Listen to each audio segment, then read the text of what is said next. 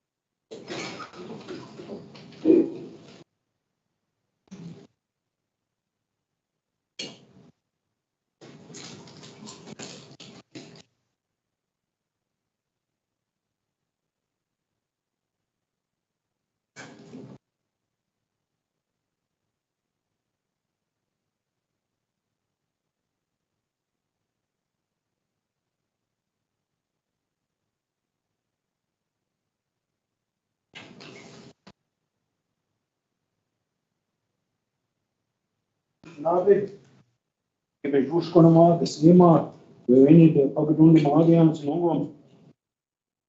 E foi,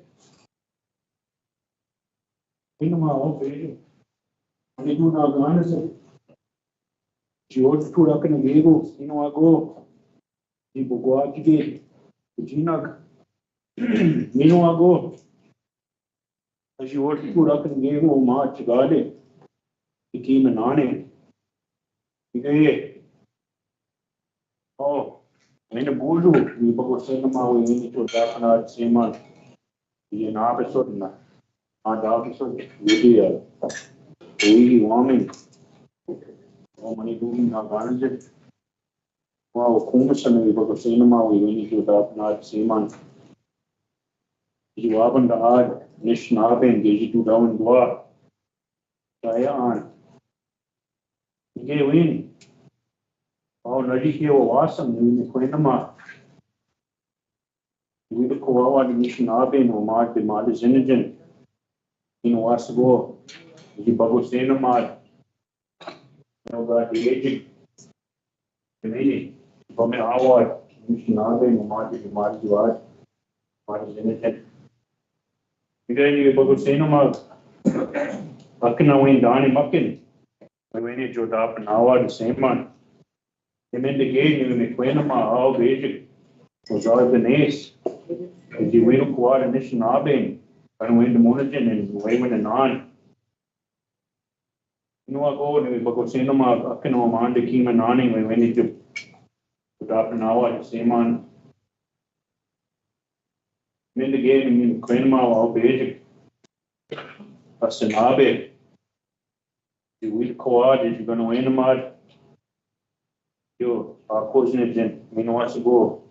Are causing we can go on it, you know, go. You will quad. You forget to put out the card, put out the guard, put it up and everyone. You go, hey, you forgot cinema, a pinna. I got age. You know, I suppose I'll get the guards on it, and one came and on him by many. Dapanawad, same Wamanan. Hey, you go cinema, oh, Mission Bijou, Rudy, the Becom, they are. When did you Dapanad, Simon? You're gonna win, Mad. Then, because you win it, and meanwhile, you're gonna win, don't give me home and a gunjing and on it. Oh, God, McQueen, Mawad, when I'm young to go up. You go cinema, we win, you're gonna win the Goyang.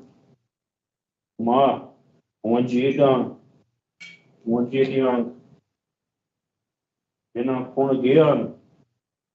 People, when you come up for mine, you keep an on. Pona Gunani. Oh, Bob, they're gonna call you in the Cardiff. No, let's go. We go cinema, we do call young. Made them on you, got many boys young. Roger Quao and Nino wants to go. Not solving angels on. Want to go? We go cinema, we win it. We do call young. No, got to win them on, we win it. Where goes to the mall young? You know what's good? Where goes to the good? Where goes to the good young? You. To do young, you. You go. You go scarji go young, you know what's good. No, what's the middle two young? Fucking no man, and it's going to go nani. Then, you want to get on, Mark Jog, you want to get way on, you go see them all basic. No, Jesus, we need to go out to do it. As a creator, Wayne Boogie and his grandmother, who took tobacco and smoked tobacco to find its way up into creator's lodge.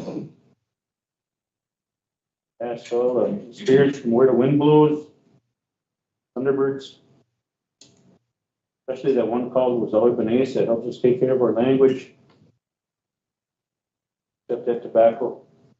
Also, the spirits here on this earth to help us, and especially that one that's called Sinabe.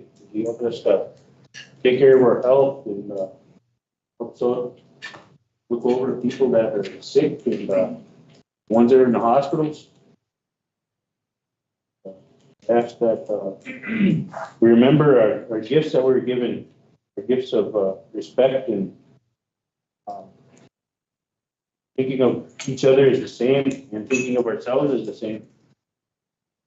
They call it humility. But also just kind of that we think about things that we're doing here that to be productive and help us solve our problems, and also to kind of make things better here. All right, you. Oh.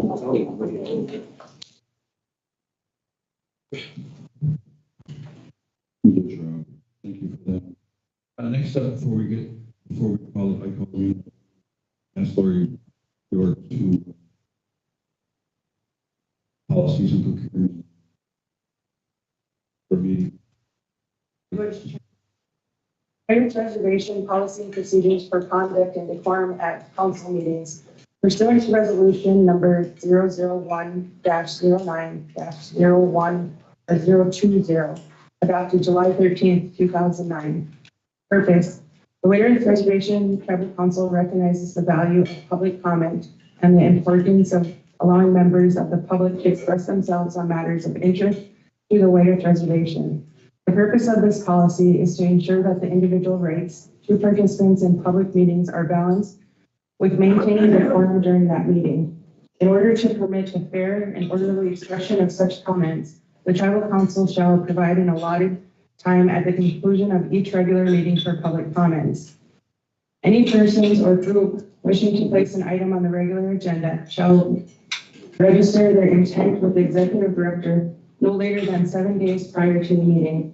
Requests shall include the name and address of the participant, group affiliation, if any, and the topic to be addressed. Such requests are subject to approval of the Waiters Reservation Chair or Secretary Treasurer. Any person or group wishing to speak during the public comment period must register their intention to participate in a public portion of the meetings prior to the approval of the agenda. 1.0 Decorum and Order. Tribal Council members. 1.1 Courtesy. Tribal Council members shall accord the utmost courtesy to each other, to the administrative staff, and to the general public appearing before the Waiters Reservation Tribal Council, and shall refrain at all times from rude, abusive, and or derogatory remarks or those that reflect upon a person's integrity, motives, or personality. 2.0 Decorum and Order. Staff. 2.1 Executive Director's Responsibilities. The Executive Director is responsible for ensuring that staff members of the Waiters Reservation, including subsidiaries and entities, observe the rules of decorum and order set forth in this policy. Any administrative staff member who is deemed out of order by the chair will be subject to disciplinary actions. 2.2 Addressing the Tribal Council. Any staff member desiring to address the Tribal Council or members of the public shall first be recognized by the chair at the appropriate place on the agenda. Administrative staff members shall accord the utmost courtesy to the Tribal Council, other administrative staff members, and the public. 2.3 Respective time limits. When scheduled on the agenda, a specific time allotted will be allocated. Administrative staff are responsible to respect the time allocation. 2.4 Confidential or sensitive matters. Under no circumstances are administrative staff allowed to discuss personnel issues in an open Tribal Council meeting. Administrative staff are required to request a closed meeting for personnel matters or issues that could be considered personal or sensitive. 3.0 Decorum and Order. Members of the public. 3.1 Addressing the Tribal Council. Any members of the public desiring to address the Tribal Council shall first be recognized by the chair at the appropriate place on the agenda. All remarks shall be addressed to the council as a whole and not to any individual council member. Speakers should make their comments concise and to the point and present any data or evidence that they wish the Tribal Council to consider.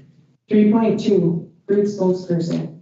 If a group of people are present for the same subject, a spokesperson should be designated to address the Tribal Council on behalf of the group. When representing a group, the spokesperson must announce their representation accordingly. 3.2 Respective time limits. Public comment when addressing Tribal Council shall be generally limited to 3 minutes per speaker. Depending on the extent of the agenda and the number of persons desiring to speak on an issue, the chair may, at the beginning of the meeting, set a different time limit for each speaker. 3.3 Confidential or sensitive matters. Under no circumstances are members of the public allowed to discuss personnel issues in an open Tribal Council meeting. Administrative staff are required to request a closed meeting for personal matters or issues that could be considered personal or sensitive. 4.0 Distractions prohibited. 4.1 Signs or placards. No signs or placards mounted on sticks, posts, poles, or similar structures shall be allowed in Tribal Council meeting rooms.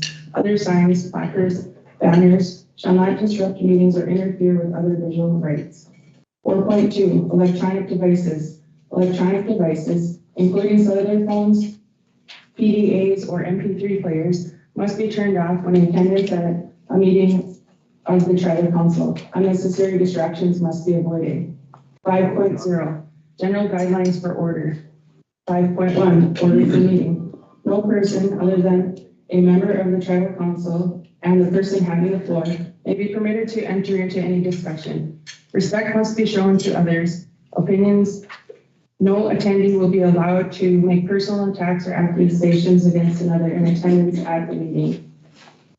Unauthorized remarks from the audience, clapping, stamping of feet, whistles, yells, and similar demonstrations shall not be permitted by the chair.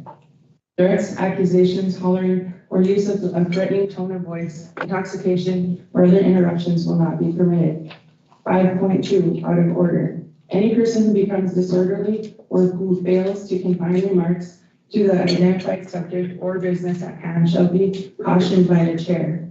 Any person failing to comply as cautioned may be barred from making any additional comments during the meeting unless permission to continue or again address the tribal council is granted by the chair. 5.3, removal. Any individual who refuses to come to order at the direction of the chair shall be removed from the tribal council meeting and may be barred from further attendance before the tribal council. The chair may request the assistance of law enforcement in the removal of a disorderly person when that person's conduct interferes with the orderly progress of the meeting. 5.4, prosecution. Aggravated cases shall be prosecuted on appropriate complaints signed by the chair. 5.5, guidelines. A, public participation shall be permitted as indicated on the agenda and at the discretion of the chair. B, anyone having a legitimate interest in actions of the tribal council may participate in the public portion of the meeting. C, participants must be recognized by the chair and will request to preface their comments by an announcement of their name and group affiliation if applicable. D, each statement, comment, or address made by a participant shall be limited to 3 minutes of duration unless extended by the chair. E, no participant may speak more than once on the same topic. F, to ensure that all interest parties have an opportunity to speak, please be brief. G, the tribal council shall not respond to comments made during the public participation periods unless it is necessary to ask a clarifying question, correct a factual error, or provide specific factual information, answer to a direct question. H, the chair may interrupt, warn, or terminate a participation statement when the statement is too lengthy, personally directed, abusive, obscene, or irrelevant. 6.0, enforcement of decorum. 6.1, meeting room cleared. In cases such as when a meeting is willfully interrupted by a group or groups of persons so as to render the orderly conduct of such meeting unfeasible and order cannot be restored by the removal of individuals as provided for in this policy, the chair may order the meeting room cleared and continue in session. Only matters appearing on the agenda may be considered in such session. 6.2, readmit. Nothing in this section shall prohibit the tribal council from establishing a procedure for readmitting an individual or individuals not responsible for willfully disrupting the orderly conduct of the meeting. Thank you, Chairman. Thank you, Lori. I appreciate that. Okay. Thank you. Are members able to have a comment on that, Chairman? Well, there's comment period at the end of this.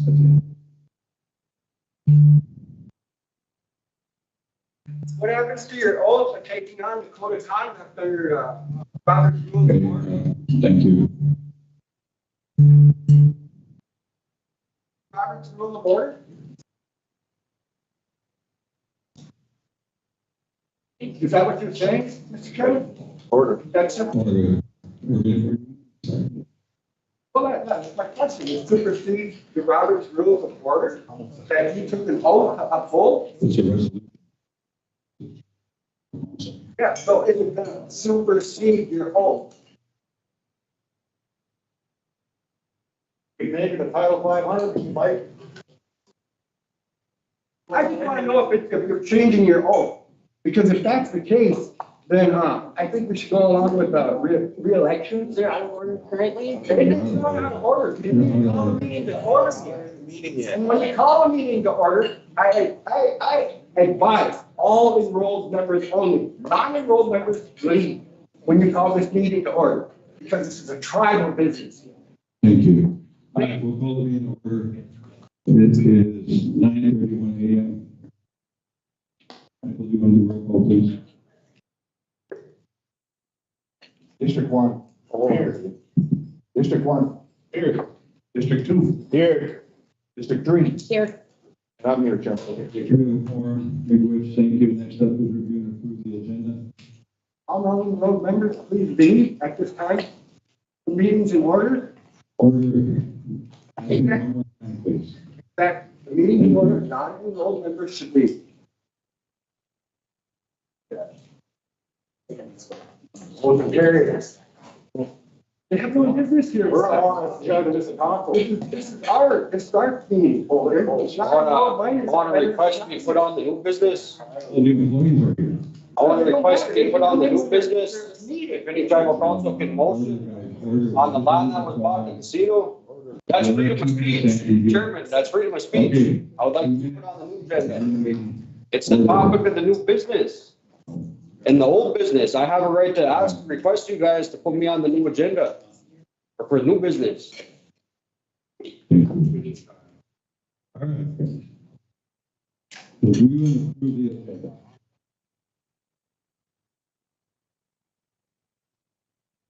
Motion to approve the agenda? I think Dennis Jackson, I would like to be on the agenda too. It's freedom of speech, Mike. It's on the topic we're talking We have 2 about. minutes at the. Article 13, Mike, right the members, what's wrong with you? Constitution still in place. Microphone. I would like to be put on the agenda as well. Got 3 members we put on the agenda here. I got this motion to put us on. Doesn't anybody else have questions about the land purchase or anything that wasn't brought to the people to get any consent? Any information? All right, Anybody else want to The speak? chairman said you guys are gonna get, some time at the end, but it doesn't indicate that on the agenda. So where on the agenda, Mr. Chairman, are we gonna have public comment? Where is that on the agenda? Especially on this resolution. Changing their phone. That's number. Yeah. Yeah, number 9 is on there. So is that just 2 minutes for everybody or 2 minutes for each individual person? Can we get clarification on that? Thank you. If you let the quorum where we're at, and we point it out, Mr. Chairman, you're the one running this meeting. Hey, have you read Robert's Rules of Order? If you read the Constitution, more like that. Because there is a code of conduct to conduct business. You know that, right? Moving forward. I understand that, but Thank you. you know that, right? Mr. Chairman? So he's Yeah. asking when are you going to be presented on the agenda? 3.0 to form and order members of the public, 3.2, it's under that section as respective timelines. Thank you. You're welcome. Well, we've never done that, so I think, like, I wanna know how we're gonna do that and how we're gonna initiate that, because we've never done that. You're changing the form of meeting, a form of meeting. So, Mr. Chairman, if I may? Yes, please. So we did hear the public and the request for public comments, so we added the public comments to the agenda. So then it gives a time and space for folks to voice their concerns and issues. And then we also referred back to the decorum policy where it says respective time of others. Which, Okay, this is just a really new process, and the agenda didn't come out until after end of day yesterday. So the tribal council hasn't even got 24 hours to review everything that's been put in front of us today. And I think that's really unprofessional, and I don't know how you guys expect us to conduct this quarterly meeting when we didn't have adequate enough time to even go through all of this, and we have all these meeting minutes we have to go through. I went through them a little bit, I already found more discrepancies in here and some illegal stuff going on in the meeting minutes. So it's just like, what's going on here? Exactly, you're changing the whole policy of form of government on whim. You've already took it all under that Robert's Rules of Order of Conduct of Business for this. Thank you. Whose responsibility is it to make the agenda and to get this out in a timely manner? Mine. Why wasn't But it done? you know when our meeting was. You could have added your stuff. I didn't get no email from you. Thank you. All right, motion to approve the agenda. I'll make a motion. Motion by Laura Lee, second by Mike LaRock, all in favor? No. Motion carries. Eugene was a no. Thank you. All right, next up on the agenda is review and approve the meeting minutes for 3/27/25, table of minutes for 12/27/25, 1/31/25, and also 2/28/25. Mr. Chairman, I have issues with meeting minutes December 27, 2024. It says here that the tribal council, while in executive session, asks all staff to step out of meeting for this discussion, including the recorder. So that means there was no recorder in the executive session meeting. And then at this time, you guys are talking about that hole in the day pipe. It says pipe, all staff are asked to step out of the meeting for this discussion, including the recorder. That is on page 6 of 6, meeting minutes 12/27/24. Mr. Chairman, that's a violation of the Constitution.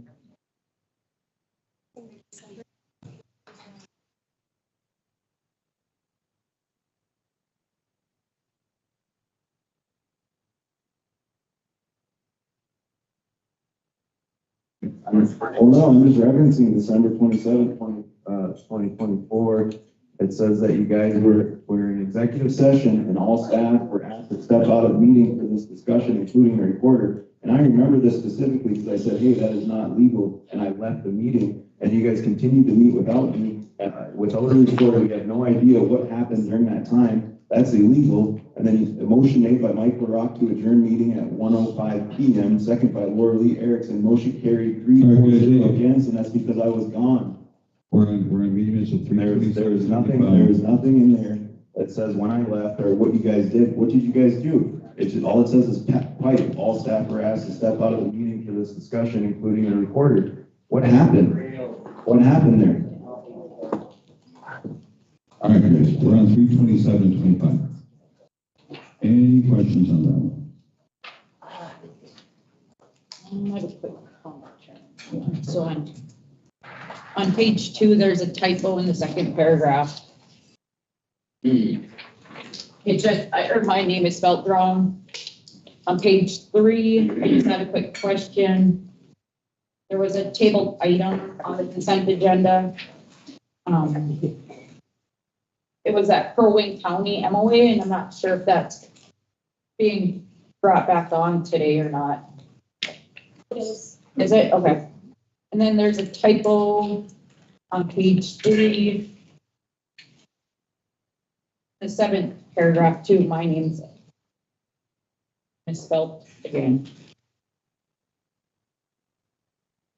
I guess my question would be too is when we do the consent agenda, when we table items, do we reference that in the meeting notes? Or, I mean, we approved it as was, but.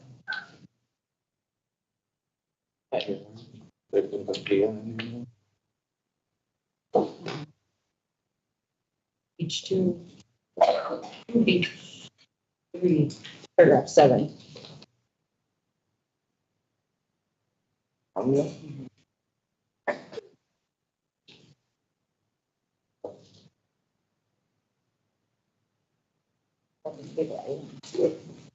Table item. Yeah. On the consent agenda. Yeah. Make a motion, something. Yeah, I mean.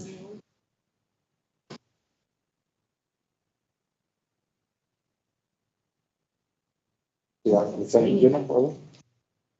Paragraph 1, 2, 3, 4, 5. Yeah, it says consent agenda, signatory request and ratification. Yeah. Should reflect that it's. It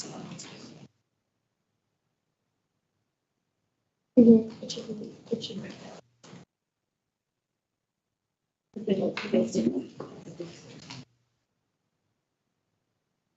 You guys discuss it. Yeah. I mean, if you want it to be clarified, it should be, but otherwise if it says. That's all. Okay. Any other questions? Any other questions for 3:27:25?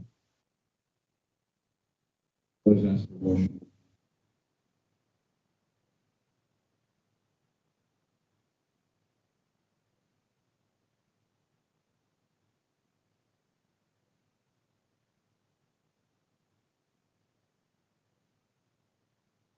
Motion by Laura.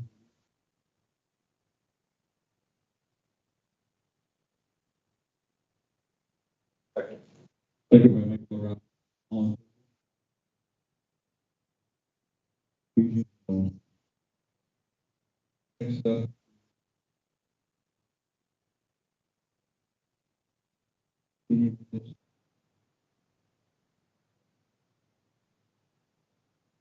December 27th.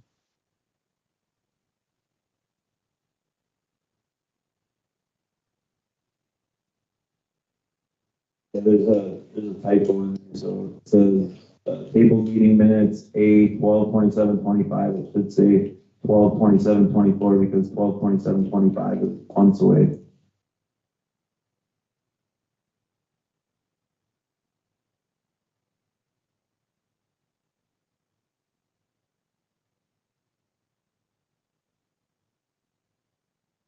think we should table them. I think that's the agenda. I think if the agenda was put out, with at least 24-hour notice, we wouldn't have these issues.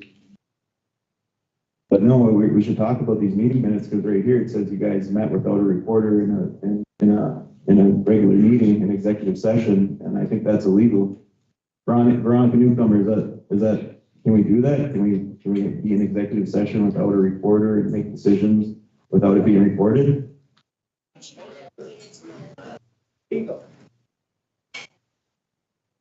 It should be delegated to have the meeting minutes taken when the minute taker is removed from the minutes or from the meeting. But if it's something that happened in executive session, it's not properly before this matter, because things that happen in executive session cannot be discussed in regular session.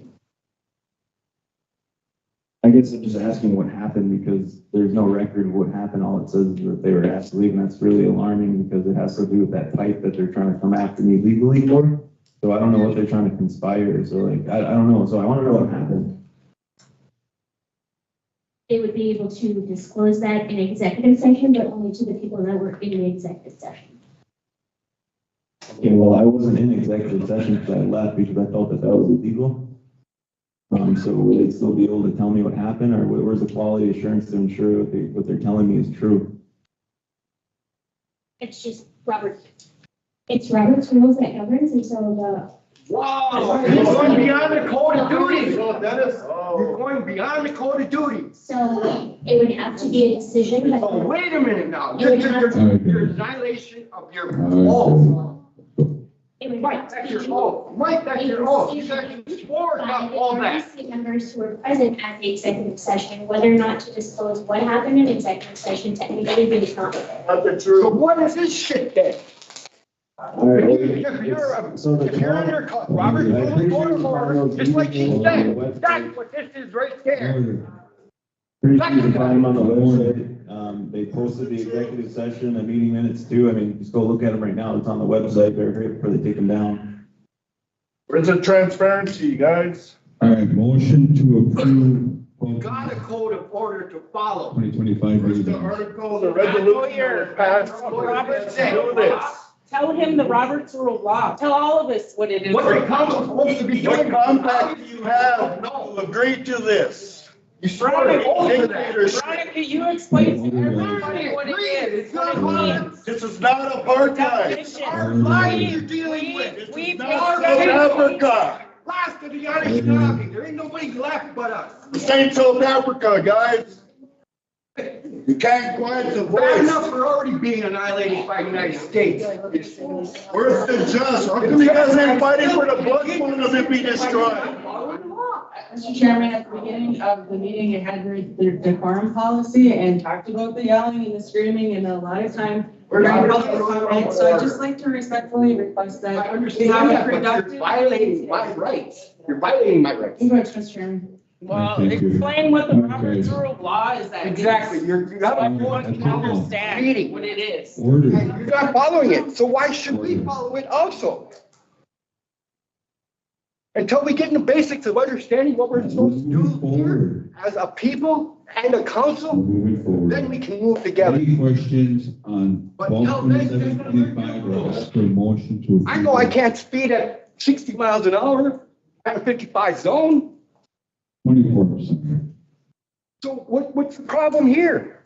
You know you can't do that if you're just turning it off. Sorry. You guys shouldn't get paid. I don't understand. How come the law doesn't allow us to rise in the ceded territory, but you guys sit The here point is, act that like you're these violating. laws don't Alright. pertain to us? You're just violating You're not fighting code of for our conduct laws. that you weren't over top of. 7:24. Motion by Laura Lee to table the 12/27/24 meeting minutes. Motion to not pay you guys any more paychecks. How about that? Second by Michael Rock. All in favor? Where's this just? No.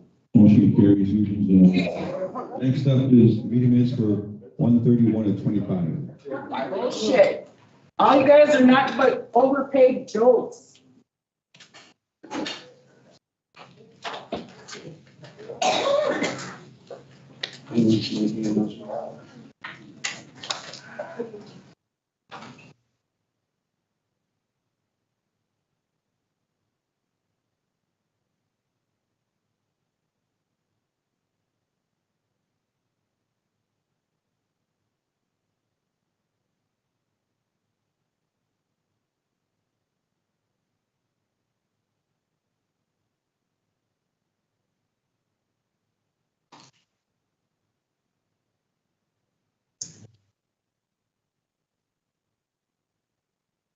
These ones, they were.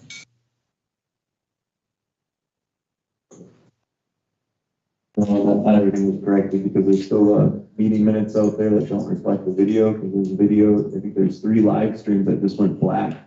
And, nobody knows what really happened in those meeting minutes, and I think I brought it up at their last meeting, and it's not in these minutes, of the one that I was talking about. So I don't know, these meeting minutes are all messed up. I'm pretty sure this is the Secretary Treasurer's responsibility to keep these handy. We're going back and we just tabled, meeting minutes from last year again. So how much more time, how much more time do you need to get this fixed, Secretary Treasurer? Because I feel like you're in dereliction of duty, and Mr. Chairman, I feel like you are too, because you're not holding him accountable. You're not holding him accountable. You guys are in dereliction of duty. Look it up. Veronica, she's telling you guys what that means. And she's the big fiduciary here. Big, changes. That's I like what I Article 13. Right now. All in favor? That's all. Or do you have questions about Representative Summers on these ones? Representative Erickson, this all got, you know, this all was given to us after end of day yesterday, and this is a lot to, to look over in this time, and this has been an ongoing issue at every one of our meetings, that we don't get the agenda 24 hours ahead of time. We don't get any chance to review any of this. We're just on a whim, just looking at it, and you guys are just forcing us to approve this stuff, and I don't feel comfortable with it. Mr. Chairman? Yes. At the last meeting, when we tabled these, the recorders took down all the information that each council member had, the issues they had with the minutes, and they've corrected them. So if Representative Summer has more corrections, then he should make a motion to table them again to get it corrected, because we've done our due diligence by what he said at the last meeting that he wanted corrected, and the 2 recorders over there can attest to both of that. What he wanted corrected has been corrected, Mr. Chairman. We wish. Obviously, it hasn't been corrected because why is it taking until the quarterly meeting to do this? And why don't we just, these issues come up a long time ago, Secretary Brock. Why don't you check your emails? I emailed you again about the data request for the fiscal year budgets for everything, and I still haven't received those. All right, thank you. Okay, so with 131 of 25, are we going to motion this with the changes?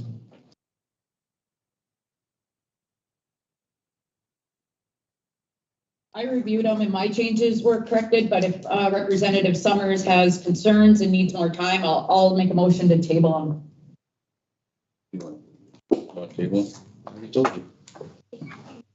So are you gonna motion to? Yeah, I motion to table them, so he has time to review them for 131.25.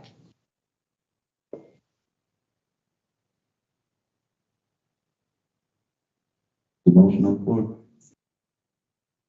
Motion. Motion by Lurley to table. Is there a second?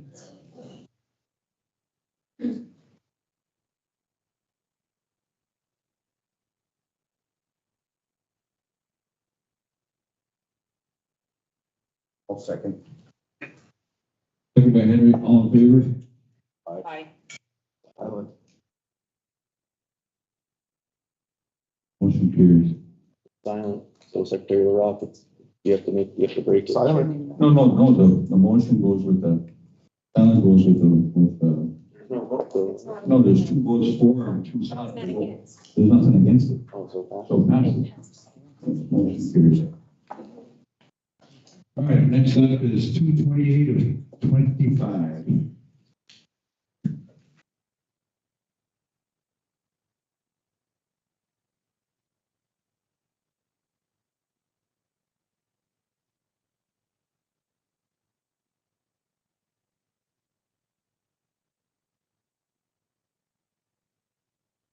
So I had sent an email about this one. My concerns were there in the executive session meetings.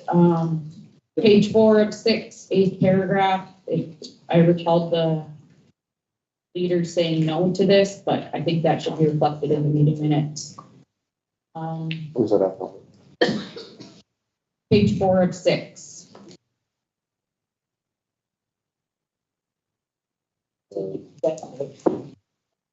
What I recall is that we said no to that. Can you tell us what what sentence or whatever.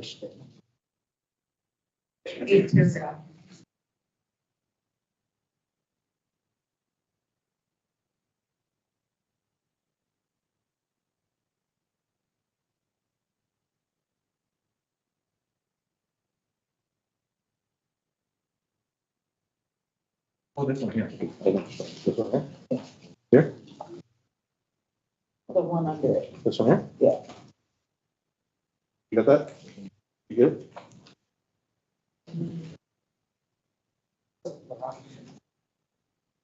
Eugene, can you read it?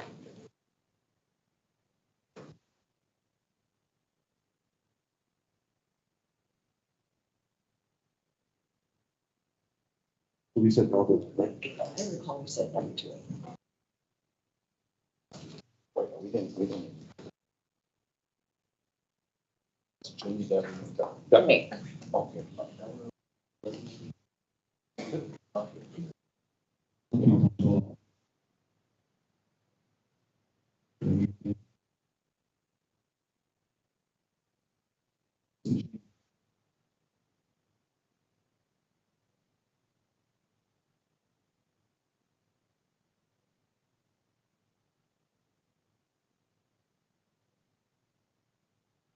Second that.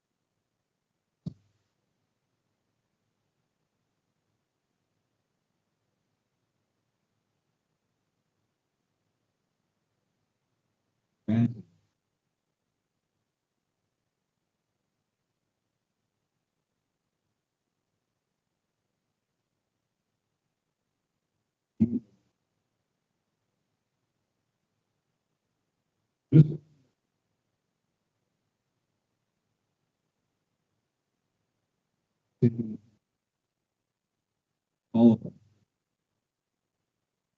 You know, the fact is,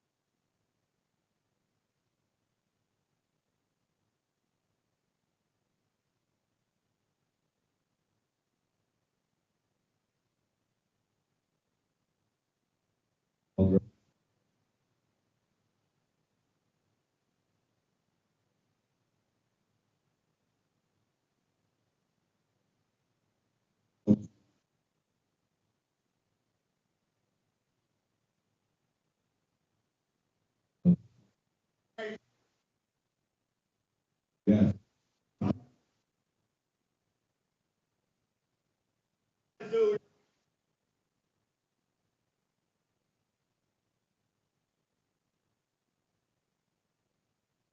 Thank you. Here, can we get an open pit mine in here? But people-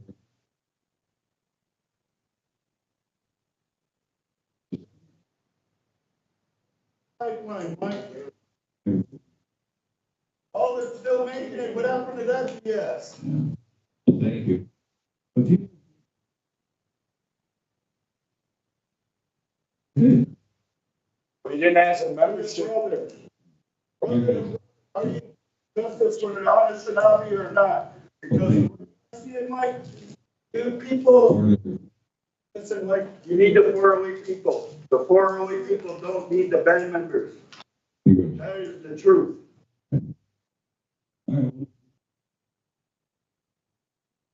I got one thing. This is very important to everyone here. This is very important, okay? No. This is, hey, I want to talk real quick. Mr. Chairman, please, you're gonna give me comment. All right?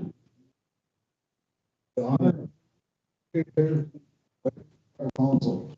This is my second quarter report ending March 31st, 2025. Fiscal year.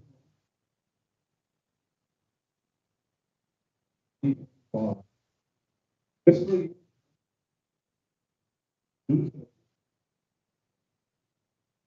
General fund budget in place. This budget. By the 20. The approved.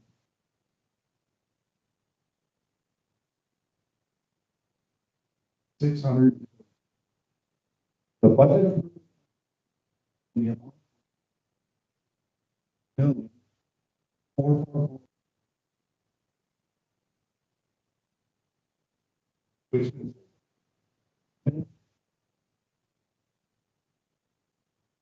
Casino. Other. Six.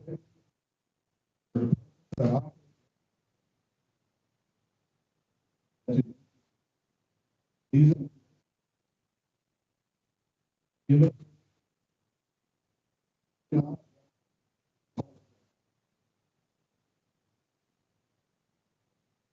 $100.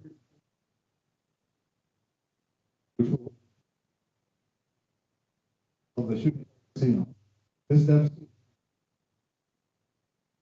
General fund, this. Budget. And. 57.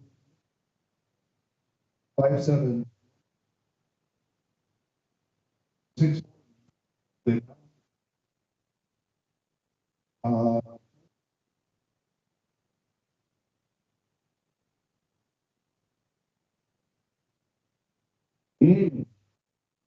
Consolidated.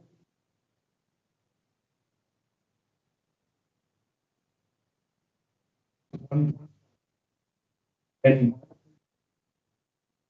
was 7. Consolidated. Consolidated.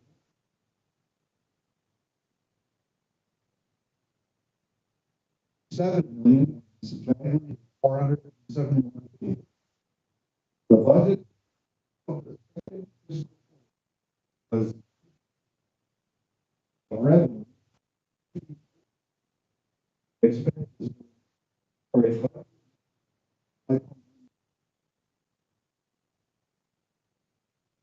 year.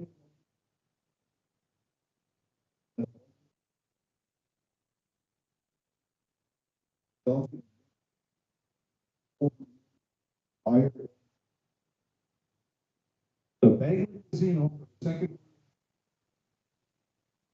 for 7 million revenue.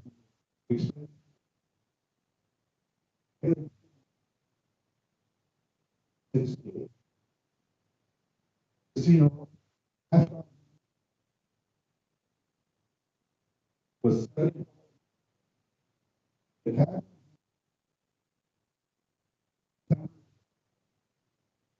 7.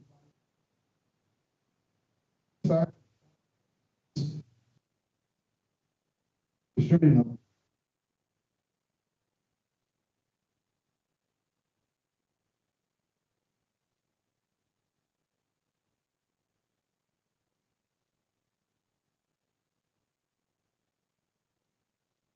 Our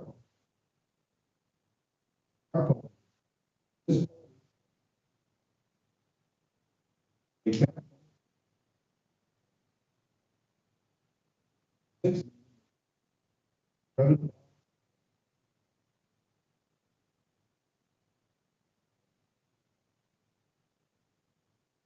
seven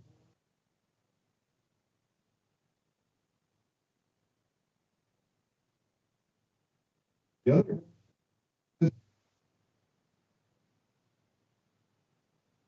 fund is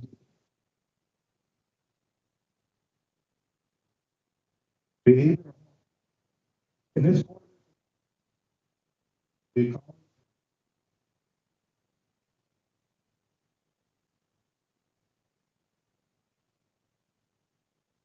but then in 2007 you the dollar this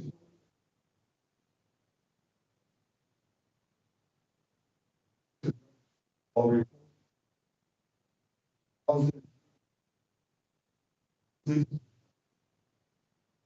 367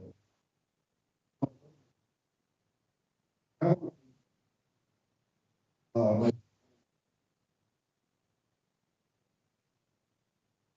a lot and a lot something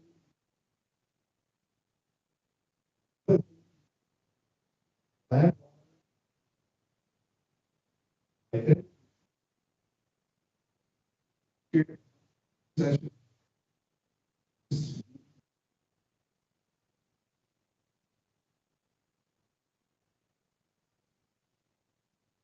determine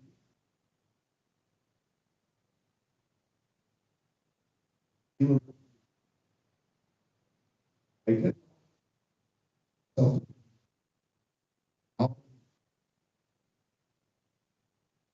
that's why the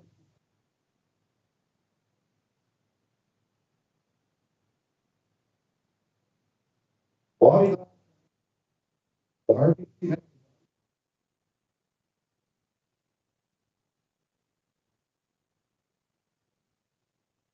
is only being below something something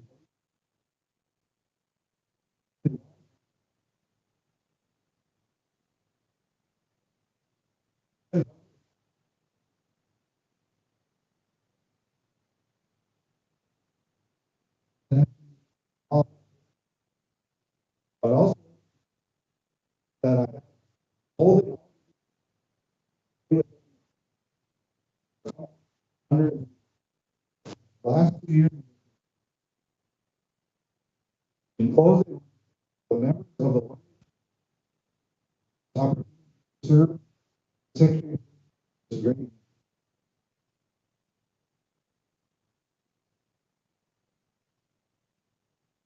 People, Uncle, Secretary, 9-1, English. Remember, copy of that, please. Yeah, I'd like a copy Get as a well. copy. Assistants can get us a copy.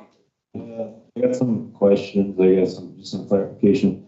It says, the general fund, we spent, so general fund money, so there's $18,998,000. There's. That's 18,000, that's not 18 million. Oh, it's not 18 million?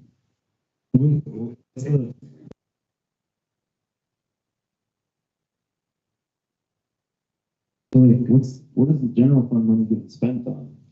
They just say the government expenses, what's the government spending our money on? I feel like a majority of the government operations are grant funded, so like, where's the general fund money getting, are we getting reimbursed, or, you know what I mean? What is the general fund money getting?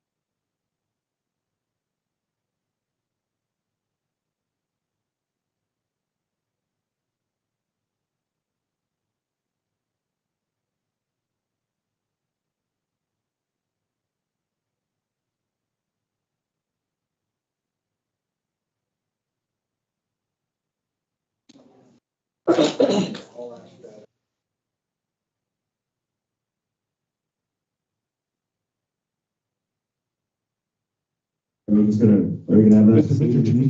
Mr. Chairman, Yes. I put it in my articles before and I'll say it again.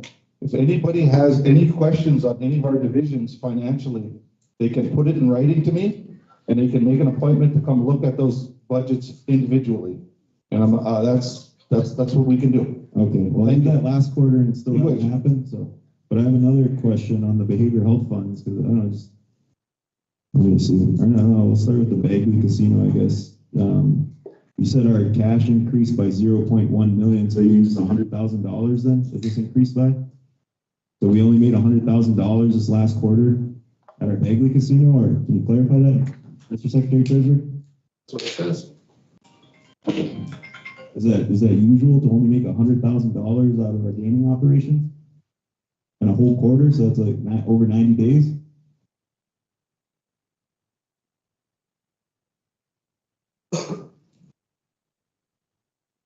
Because if so, that's not very good. What's the difference? What are we doing different than we did last year? Because I feel like last year we did a lot better. It wasn't just $100,000. I thought it said $1 million, but it says 0.1 million, so it's only $100,000, and that's gaming. So like, that's one of our main industries is gaming. So you're telling me we only made $100,000.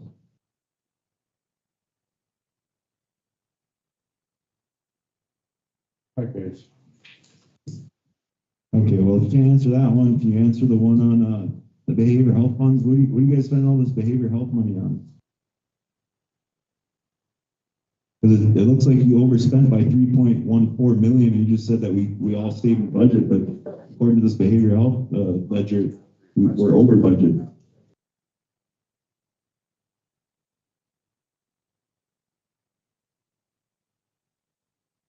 Executive Director Lori York is in charge of all our programs, so I would defer to her to answer that question. Well, that's your job under I-65, you know what I mean? That's your You job. keep telling me what my job is, but I want to know what your actually job is. So my job is to make sure everything in my district is accounted for, and like what I'm doing, I'm asking you questions, I'm asking for information, you're not giving it to me, so I am doing my job. You're not doing your job. All right.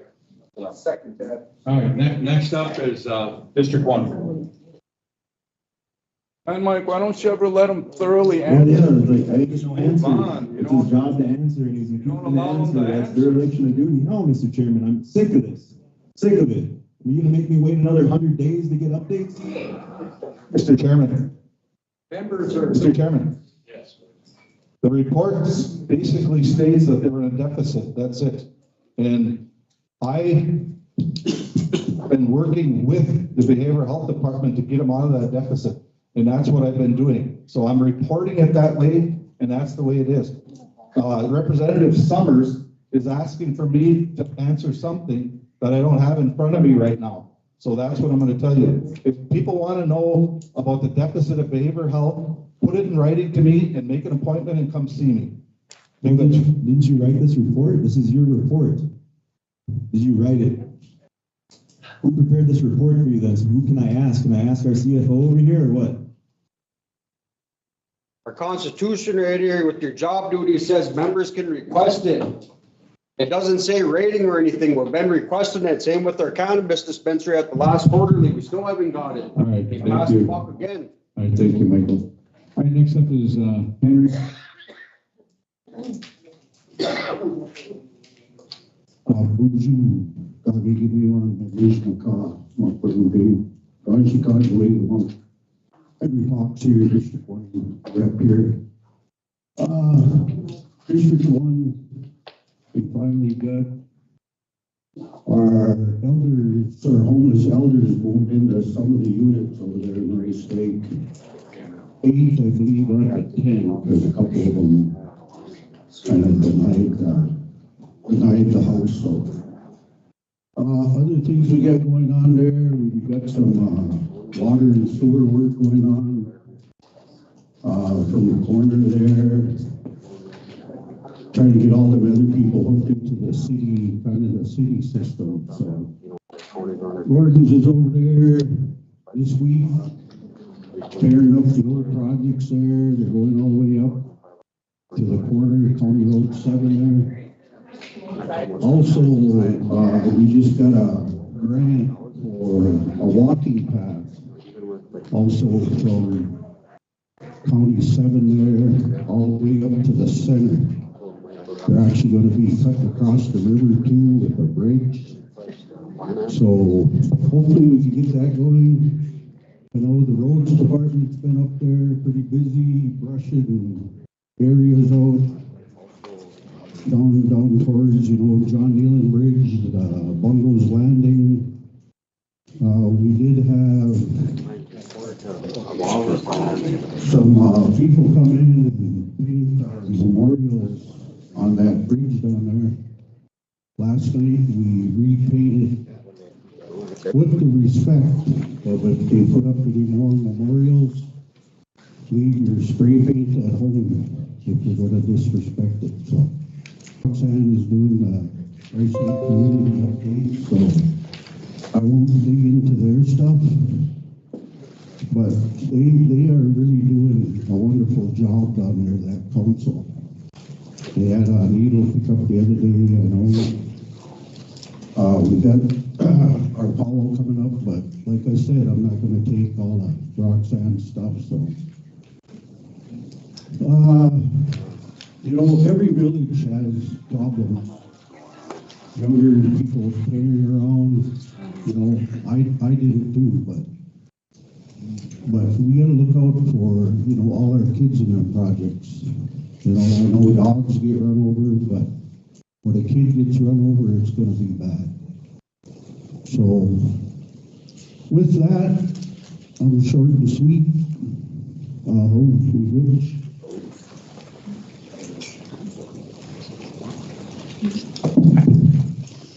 Thank you, Henry, for that report. Next up is District 2, Eugene. Bonjour, Anishinaabe, Ogimagi, Japanese, Indigenous, Wabaji, Shingadengo, Bagdani, Kagadu, This last quarter, we did a lot of stuff legislatively. With the new administration coming in, there was a lot of concerns coming in, a lot of community, it's kind of crazy. But we went to DC and we met with a lot of our lobbyists, a lot of our senators and everybody that represent us. We were able to meet with Tina Smith and Amy Klobuchar. There were some things that were happening with the administration that were kind of, what do they call it, dismantling some of the programs like the Department of Interior and stuff. So we had to go over there and meet with these senators and congressmen to talk about how that impacted our nation and how we can maybe get some direct funding or how we can alleviate that. So we went to Impact Week with the Midwest Alliance of Sovereign Tribes, and we spent 3 days lobbying over there. And I think we made some good progress, at the national level. And then some stuff we're doing locally in the state was we've been working on this wild rice bill. There, last season there's been threats like airboats and stuff like that on our rice beds, and this legislation is just targeted at solving that issue because when we work with the Minnesota DNR, they don't really help us out.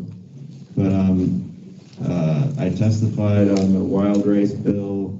I think it was well received. It's still in committee. It looks like it's still up in the air. And then I also attended the Indian Gaming Association conference this I think past month. I learned about crypto exchanging and iGaming and then sweepstakes casinos. So when I was learning about all that, I didn't really know how to apply. But when I got back, we got hit with a sweepstakes casino scam. So it was good to learn about that and learn about some of the things we can do to protect our nation from that. Let me see.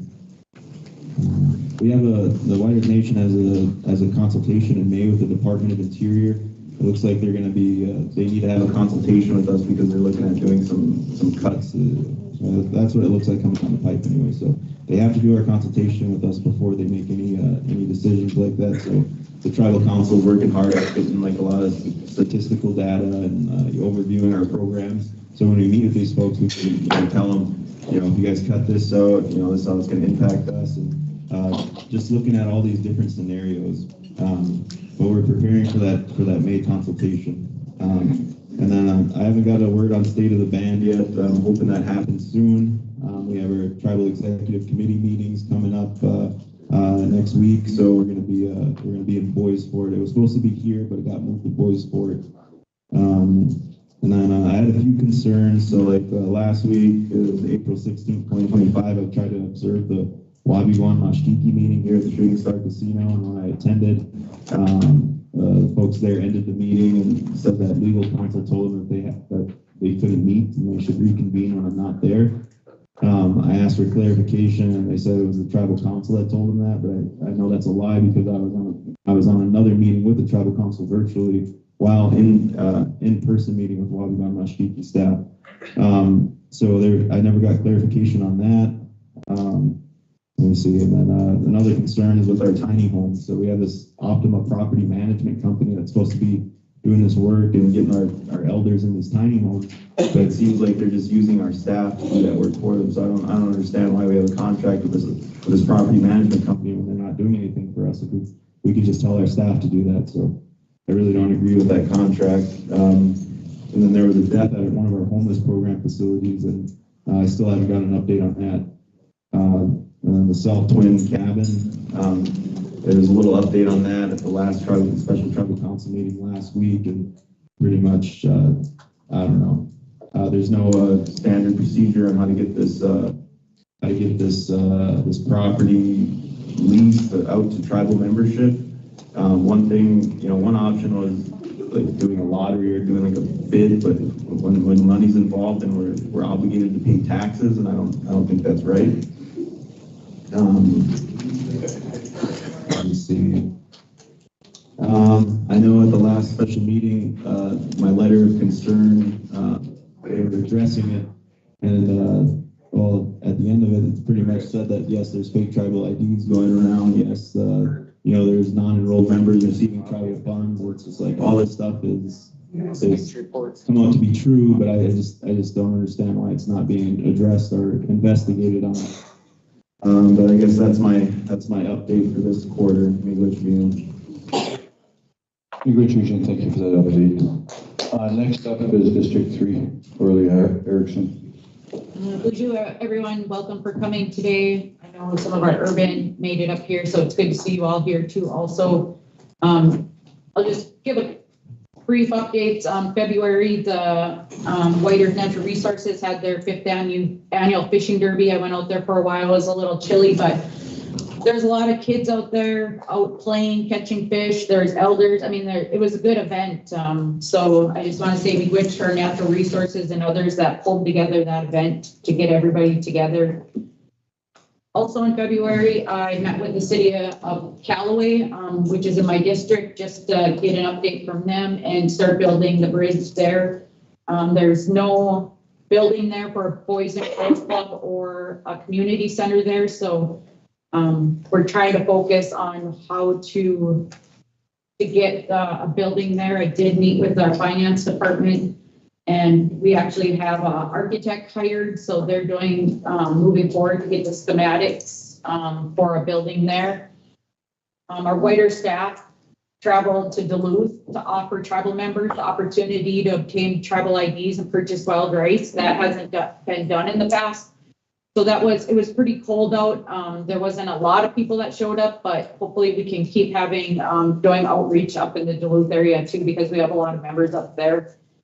At the end of February, the tribal leaders all traveled to Minneapolis to attend the MCT Chippewa Legislative Dinner. They host that every year, and it gives us the opportunity to work and meet with Minnesota legislators, different tribal members, and community leaders. And it's always a good opportunity to build the relationships down there. We talked about different funding issues and policy and issues. initiatives. So in March, the tribal leaders met with the White Earth Constitutional Reform Delegation. They had a proposal about their projects and a delegate committee charter. So the tribal leaders are reviewing that. They will be going out to each community to educate the tribal members and get more feedback about that. So that'll be good coming up. Tribal leaders continue to meet with our state and federal lobbyists. There's a lot of different moving parts right now. You know, state of Minnesota is in a deficit, so trying to make sure that it doesn't impact the tribe and we continue to advocate. You know, we went down there and we met with about probably 8 different representatives, Representative Matt Bliss, Steve Green, and we talked about different things, wild rice. We requested some funding for cultural buildings in each of the districts. Sounds like that funding is getting cut back now too. So, but we're gonna keep continuing to ask for it. The tribal leaders in March went down to Sovereignty Day at the Senate building also. They have that each day or each year.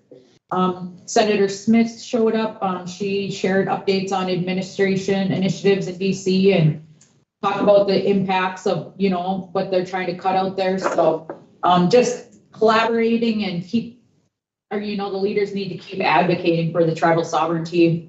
I attended the Minnesota Boys Youth of the Year event down at Alliance Field in St. Paul. A couple students from White Earth were able to attend, which was exciting. The next day, they actually got to go and meet with the legislators also. So the legislators are really good in talking to the students and, you know, the kids shared their visions and what they wanted to do and actually offered them the opportunity to go work at the Capitol. You have to be a certain age to go down there, but some of a couple of the kids that were, you know, that sparked their interest. So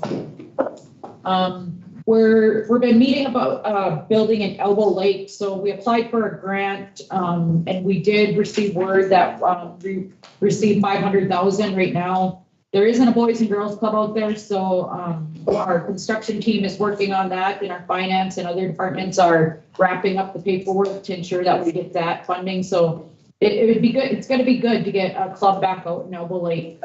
You know, it hasn't been out there for a while. That old building was the pipes broke, so there's a lot of mold, and we talked about just gutting it out, but I had concerns about that. So the plan is just to demo that building.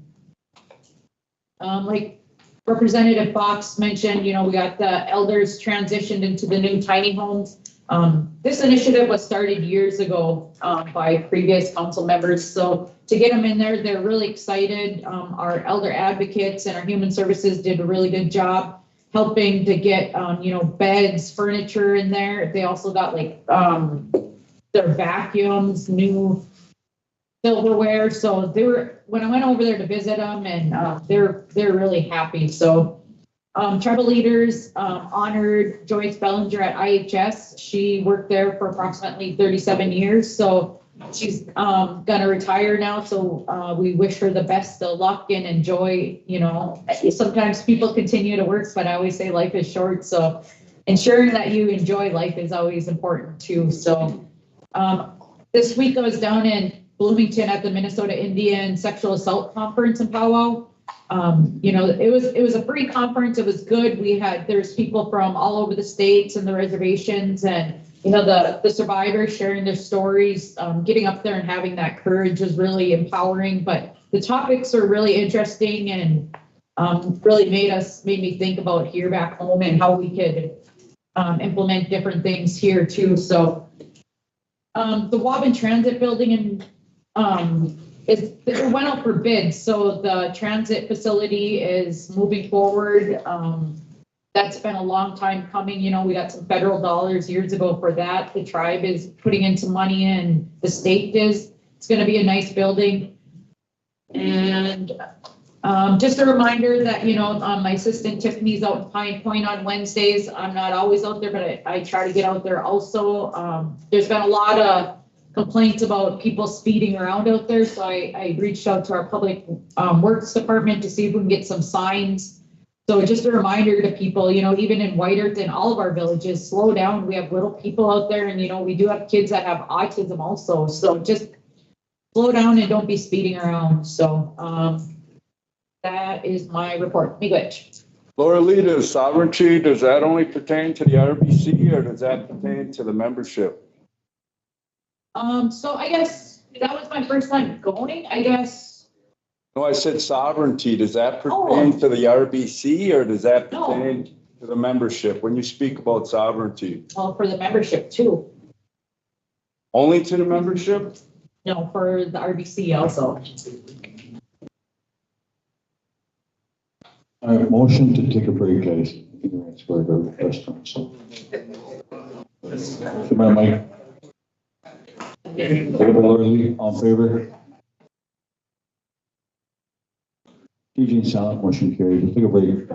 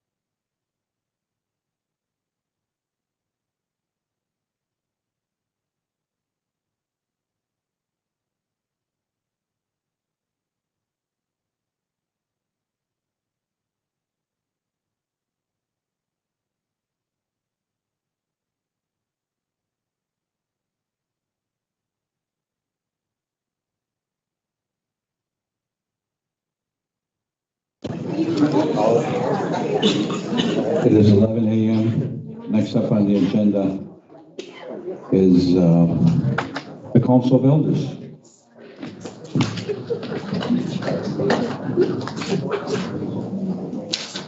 Eugene. There you go, Timothy.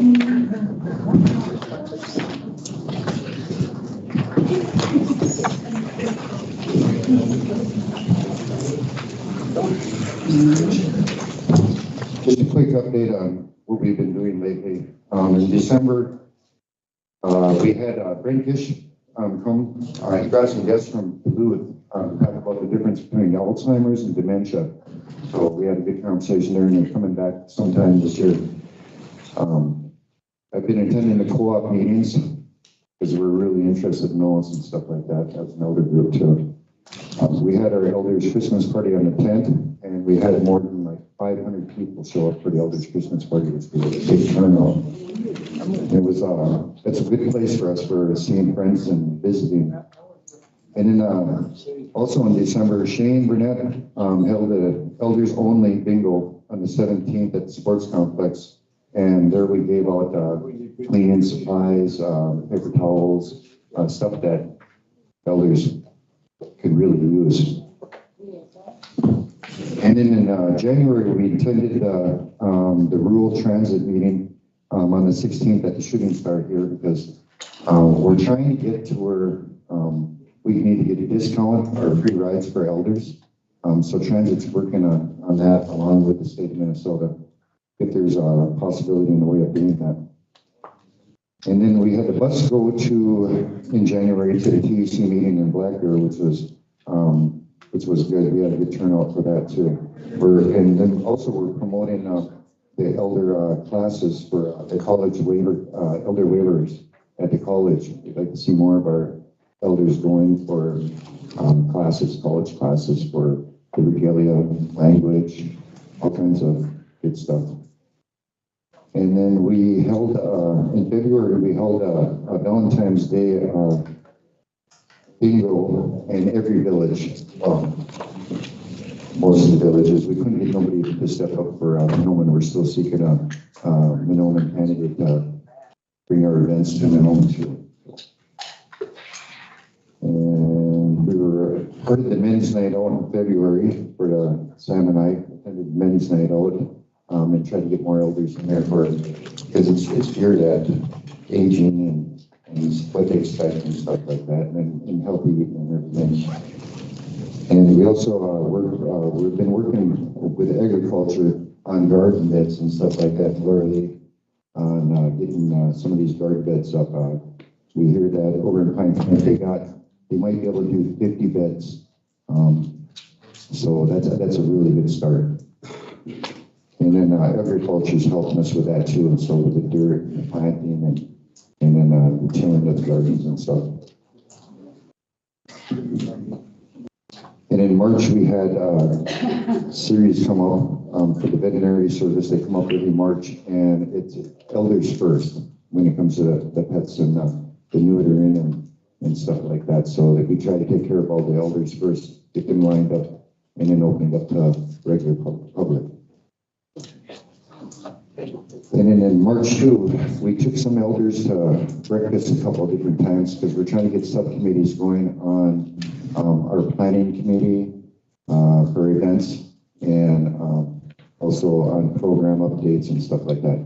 We have a commission, an elders commission, and lately at our elders meetings and stuff like that, there's been a lot of complaints that's coming to the elders council meeting, and that's really not the place for it. It's the commission. The commission takes care of program complaints, are basically any kind of complaints that are going on and stuff. So we're trying to refocus and reach everybody at our meetings that we want to plan events, we want program updates, and we also want education and stuff like that. So that's what we're all about. We're all about the having fun part.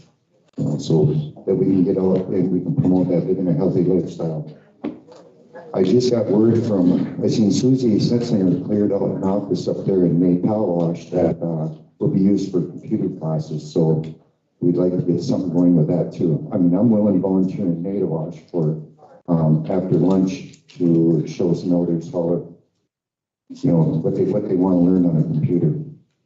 And then if we can get it, you know, they're talking about getting that in every village, so that's a good thing too. Because we need more training in that. Our last meeting, or our first meeting of the year, which was held in Waiter, we had CPR, that pen training, deep advisor, and then we had massage therapy showing us how to, you know, relax and be able to relax and stuff like that. And that's what we're geared about. That's where we like our meetings to go, and we see in the future, just we're getting these helpful hints from home health, which works great with us, and well, just about every department works really good with us, you know, as the programs and stuff. So that's our focus point for this year, is just to promoting within a healthy lifestyle. Not come into our meeting and blood pressures raise and stuff, because we're too old for that stuff. And that's about all I got so far.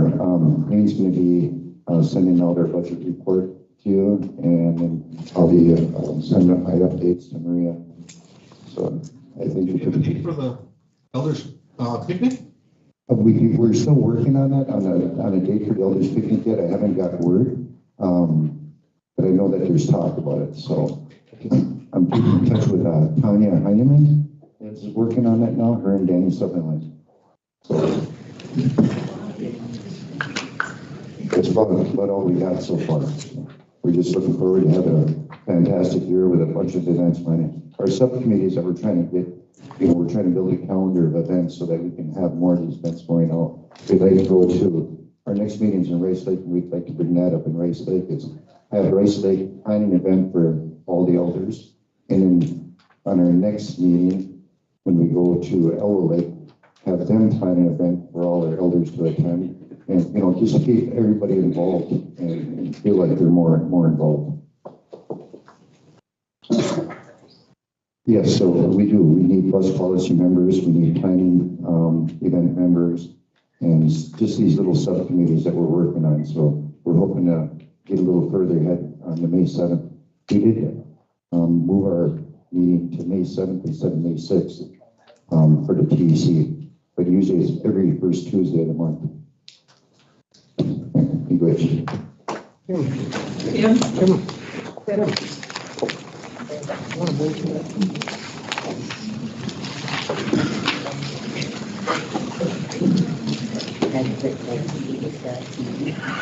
This is commission. This would be a commission thing. Sorry. English. I had a question on that.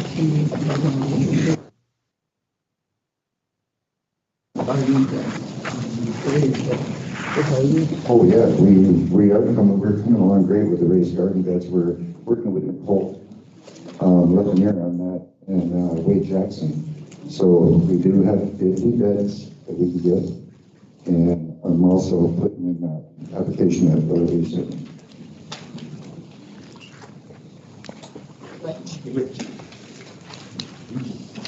Thank you, Rich, Tim, and thank you, the Elders Council. Next up is the Elders Commission.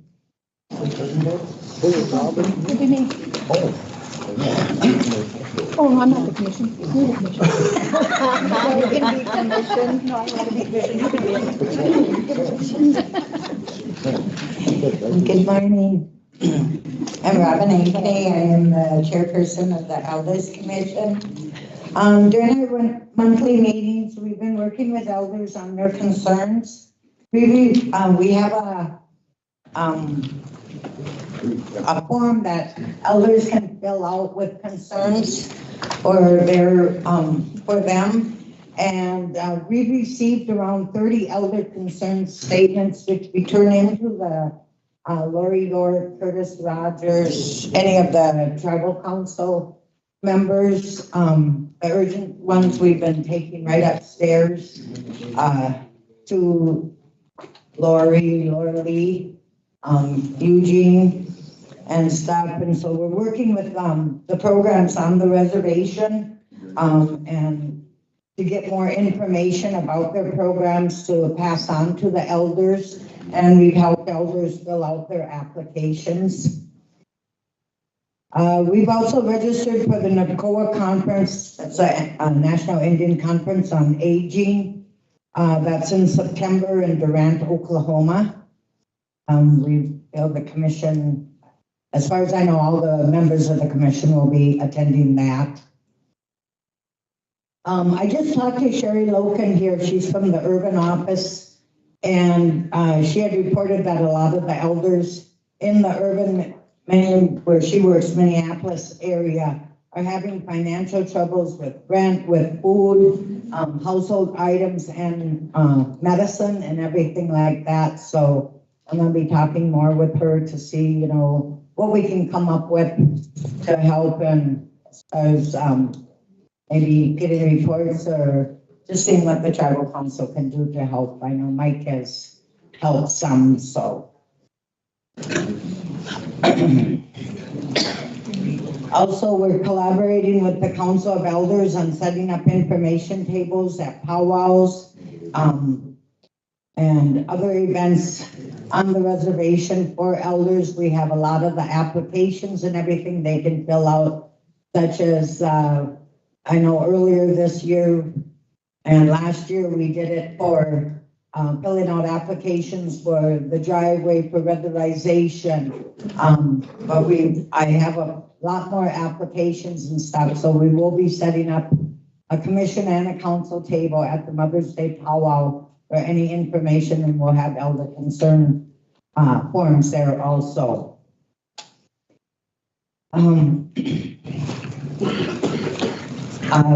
We have, a few of us have attended some of the special meetings of the RBC Tribal Council, as well as the TEC meetings, and we're planning to attend the one up in Boise Fort next month.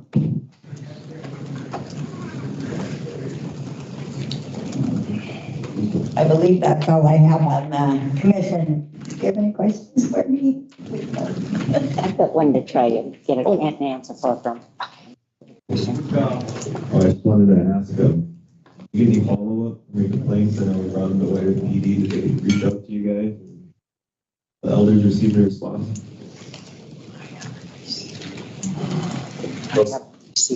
So those complaints went over to the board. I think the ones, if you're referring to the ones that the county did, and the tiny homes, those went over to the board to follow up and address them.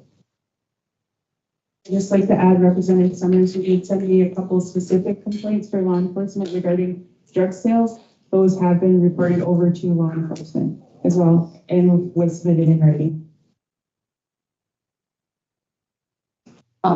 Missy Fairbanks, Commission. This has just came to me about the White Earth Division of Public Works Driveway Service Agreement. There's a list of copy tribal ID card, tribal trust land lease description, private land or current year property tax, disabled, awards letter, veteran status. Do these people need each one of these on there? That's what they're asking. Who's that letter from? This would be under for the driveway service agreement. Who's it from? It's just White Earth Reservation. It's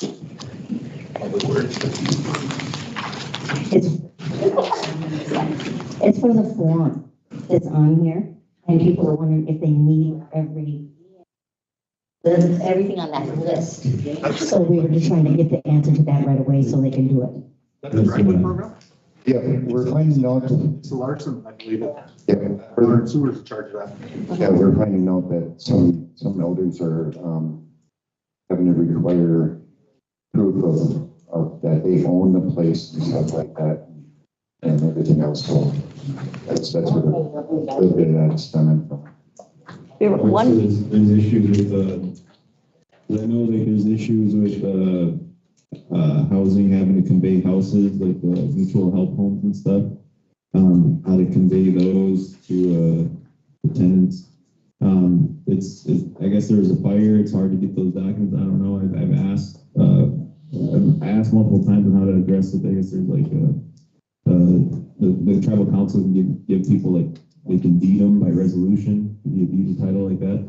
But I know there's issues out there with, elders that don't have the deeds to their home, they own their home, they don't have the proof, so then they can't apply for state funding. And then now it looks like they're not gonna be able to apply for tribal funding either, because they don't have that documentation. Is that the barriers you guys are looking at? Because it's been going on for a long time, so what are we gonna do? Are we gonna waive that for our elders, or just have them come up and see what the land office has for them? Because they don't have titles to their homes, but they have a lease, a land lease. Mr. Chairman? Go ahead. I've been working with legal. I've had several elders that, some had built their houses and didn't have a deed for it. I've been working with legal on trying to remedy that, because with the half funding and the HIP funding for homeowner repair stuff and all that, some of the regulations that you do have to have a deed that shows you own the house. So in a lot of these mutual aid houses, all these other houses that have been conveyed to them, there's for some reason they didn't get a deed for the house. So I'm working with legal right now on how to remedy that. So, and I know Mary Gagno's program was also working and getting support for the elders, how to be able to get that fixed too. So we are working on it. And Mike, it does include mobile homes and stuff too, right? A lot of people get mobile homes and they come with no title. Yeah, I'm not too sure where this funding is coming from, but if it's general funding, can we waive the what do you call it? No, not the fee. I'm just saying, can we waive the requirement to have a title, maybe just a land lease, maybe not even a home title? You know what I mean? Because if they're leasing the land, then obviously the home is theirs. You know what I mean? They don't have title to it, but we're leasing it to them. So if they have a land lease and they have a structure on there, can these elders apply for this funding without a title? Depending on the funding, I think, or you should look into it. I'm sorry, what was the question on? Waiving the policy on them. So the issue that we're having is that there's elders that cannot get documentation of ownership of their house, but they do have a land lease through the land office. So can we waive the requirement for those individuals that fall under that they don't have a title, but they do have a land lease and they've been there forever and they've been living in that house for, forever? So can we waive that? Because this has been an ongoing issue, and these elders, they can't apply for state funding, they can't apply for federal funding, they can apply for general fund funding, but there's a requirement that they need the title to their home, and they don't have that, and it's not their fault that they don't have that. I'm being told that documents were lost in a fire. So can we waive that for these elders? So, thank You, you. which Representative Summers, yeah, we can review the policy, we can look into it, and then I can bring forward recommendations at the next meeting. Which, Yeah, I think when I worked in legal, I know there was a bunch of mutual help homes, there were tiny homes, or like the single elder homes, but we had worked with housing and issued a bunch of bill of sales. I don't know if legal has any of them, but it sounds like there's ongoing issues, so yeah, just working through it sounds like. I wanted to mention too, also, I did attend the Wisdom Steps meeting with Tito Silk, and that conference is going to be in June here at the Shooting Star Casino too, just so everyone knows. Which. Chairman, if I may, I also wanted to let folks know in the Minneapolis Urban Office and Minneapolis Urban Relatives, on May 16th, there will be an open house at Clifton Place. I think that'd be a great opportunity for you all to go over there and learn about the programs in the urban area. And then Robin, if you could meet with me, I will work with you on helping the elders with the concerns that they have with household and rent and all sorts of things like that. We'll see what other programs that we can identify. And some of those programs are joint programs for all tribes to go and access. So it might not be our specific Waders Nation program, but there is funding in the urban areas that help all tribes. So I will help connect everyone together to access those resources. Miigwech. Thank you, Elders Commission. I appreciate that. Next up, we have program updates, and, you know, we got an email and message from, the housing director, Michael, that he won't be attending today, he's on travel or something, but I gave the report to, Ms. Lori York to read there, so be good.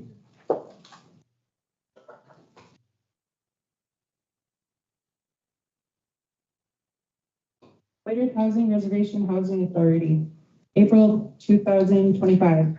Bonjour. Below are the updates from White Housing Authority has been working on. Housing program updates. White Housing Authority is working on getting a website built. Tenants will have access to certification applications and all the latest news WEHA is working on.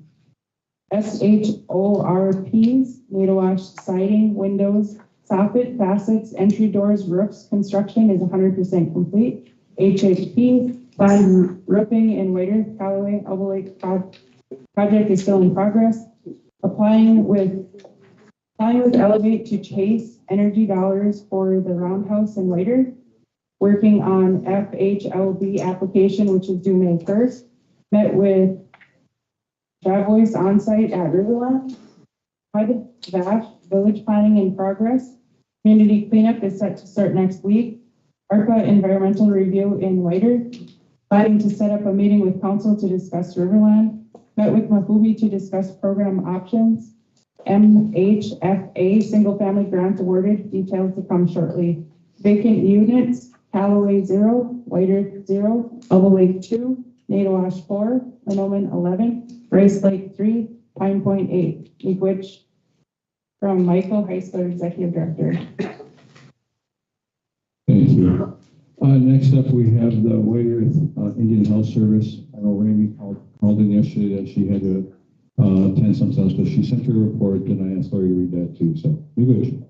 Tribal report, FY 2025 quarterly Excuse area me, reports. hold on. Are we supposed to accept the White Earth housing report? We didn't, there was no opportunity to give comments or anything on that, so I had some questions on it. I apologize. I know there's some comments. Anyone have any questions on the housing report, Eugene? Yeah, Executive Director York, was there anything in there about, because I know at the last quarterly meeting, there was a big issue regarding tribal council people and if they're considered public servants, because we ran into issues where there's individuals that live in our housing houses that are way over income, and it doesn't. They said that they needed clarification from HUD whether tribal council people are considered public servants and are able to stay in their housing units, like for example the police officers. So even though they make over $100,000 a year, since they're public servants, they can actually live in our housing units. So is there anything in there on that? So Representative Summers, I had read the report as is, and I don't have any additional information for you at this time, but I did take note and I can send it back to the Executive Director, Michael Heisler, for housing. Okay. Well, I just want to know why, our IHS director and our housing director aren't here to address the people. They were given notice April 14th of this meeting. It looks like Mr. Heisler has a report here, a pretty thorough report. But why aren't these people here? Is it because they didn't get adequate notice, or what is it? Because I feel like this is very unacceptable for them not to be here, or not even to send another one of their staff to come here.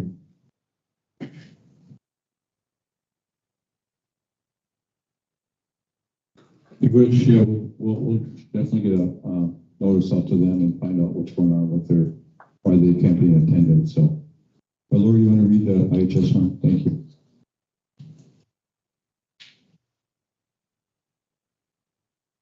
FY 2025 quarterly area reports, quarter 2, major accomplishments. Below are the major accomplishments from January 1st to March 31st, 2025. AAAHC accreditation, 98.37%. Hired a clinical director, Dr. Michael Sundberg. Hired DNP at Wabanokwe. Here. Hired clinical laboratory specialist at Wabanokwe, Alyssa Wagner. hired a clinical laboratory scientist at Whiter. Hired an optometrist, Dr. Michael Schumacher. Hired a full-time nurse in Whiter, Samuel Fleming. Hired a full-time health technician at Whiter, Kelly Zellman. Completed the Whiter expansion and renovation project with continued follow-up construction meetings to address needed fixes, imperfections, etc. Goal 1, be a leading healthcare organization. Goal 1, objective 1.1, produce workplace learning through practice, host pharmacy residents, physicians, host optometry students, host PNP student from St. Kate's for pediatrics, partnered with U of M to bring medical students to our facilities. Goal 2 of objective 1.2, enhance the total system safety strategy to build on workplace safety, establishing a stronger safety culture within the Whiter Service Unit, move safety and security meetings to monthly rather than quarterly, partnered with Tribal Police Department to begin planning for the live shooter training. Local Police Department, Fire Department, and Emergency Management began planning to GPS IHS buildings. Goal 2, ensure access to comprehensive, culturally respectful healthcare services. Goal 2, objective 2.1, recruit and retain highly skilled workforce. Continued collaboration with U of M hosting students. Advanced skill sets with training current employees. Building succession plans in each department. Beautiful artwork by our talented local native artists is displayed in display cases throughout Wabanusquai Health Center. With the expansion of Whiter Clinic nearing completion, IHS also restarted the art committee and has begun displaying our beautiful artwork at the Whiter Health Facility again. Goal 2, objective 2.2, is to promote employee engagement and IHS mission alignment, increase transparency to all employees, improving onboarding process for all new employees, team building exercises in general, all staff meetings. Goal 2, objective 2.3, increase access to healthcare services, restructuring of dental department and schedules, continue to have same-day provider hired as full-time employee, onboarding optometrists and contract optometrists. Drive-through pharmacy is open at both Whiter and Nadawash health facilities. Once hiring freeze is lifted, we'll complete the hiring process of a transportation driver for the Nadawash Wabanusquai Clinic. Once the hiring freeze is lifted, we'll hire a patient navigator for both the Whiter and Nadawash clinics. Weight management services available for patients via telehealth. Pediatrics Weight Management Clinic currently has 53 patients in panel. Dental provides care for 98% of same-day patients. Goal 3, optimize operations through effective stewardships. Goal 3, objective 3.1, increasing communication to our patients and vendors, planning of grand opening for the Whiter Service Unit, weekly shout-outs via email to staff that have gone above and beyond, monthly gratitude gift box to staff members where peers can write a note to the individual to boost up morale and show gratitude for the hard work. Goal 3, objective 3.2, expand and improve environmental public health and facility infrastructure. WESU is enhancing environmental resiliency, environmental conservation, and improving resource sustainability. Recycling plastics, paper and cans, electric car charging ports, going paper-free, planning for a community garden, vegetables, fruit, has started to promote healthy eating habits and environmental importance. Completed is Whiter Health expansion and renovation projects with continued follow-up construction meetings to address needed fixes, imperfections, etc. Goal 3, objective 3.3, advanced data-driven evidence-based decision-making, modernize information technology and information systems to support data-driven decisions. EACS upgrade, market research and process and approval requesting process. ELT, approval of purchase of 3D printer equipment for dental to produce crowns and dentures in both Whiter and dental. The advancement of 3-dimension printing in dentistry offers a more efficient, cost-effective, and innovative approach to dental treatments, paving the way for complex, customized solutions and traditions methods cannot achieve. process initiated for Megaview upgrade. Goal 4, promote proactive intergovernmental and external relationships. Goal 4, objective 4.1, foster external partnerships. WESU meets monthly with Essential Health, primary private sector referral facility to discuss issues, improvements, and process and/or policy changes. Bemidji Area Office, PRCO, is working directly and daily with WESU, PRC Department. WESU meets quarterly with White elders to address stakeholder concerns and work on the process improvements. Network with our area service office, Red Lake, Cass Lake, to build relationships, troubleshoot, address process improvements, share resources and training, etc. Goal 4, objective 4.2, respect self-determination. WESU meets bi-monthly with tribal partners and tribal health divisions. CEOs continue to meet regularly with tribal council and attend tribal council meetings. CEOs continue to attend all 638 meetings with tribal partners and the Bemidji area office. That would conclude the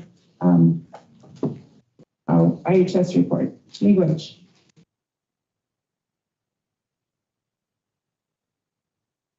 Meetings for that executive director. Chairman had to step out. So I guess we really can't have questions either.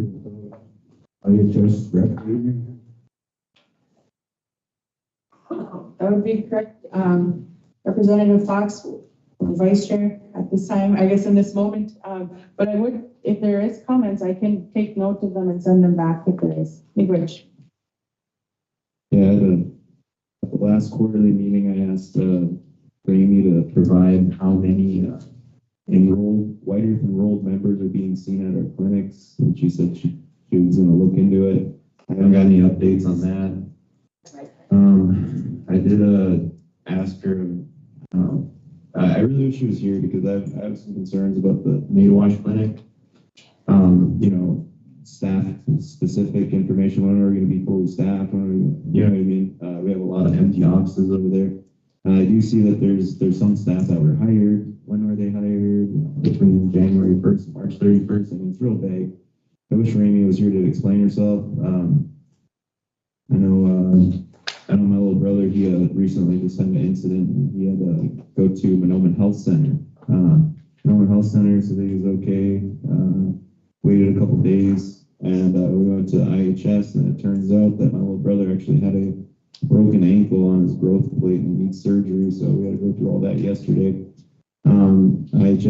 IHS staff got us referral to Sanford, but then when I was getting ready to go take him over there, IHS called me and said that I would be responsible for paying for his entire surgery. And I was just like, I don't know how that works. I asked Amy clarification. She said I had to fill out, apply for insurance and get denied and do all that whole song and dance while my little brother, you know, needs a surgery.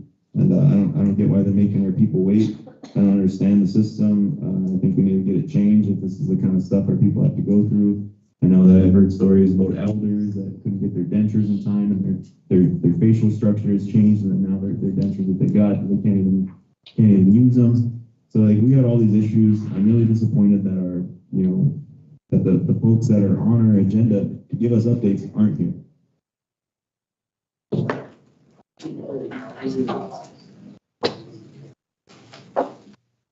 I have a question.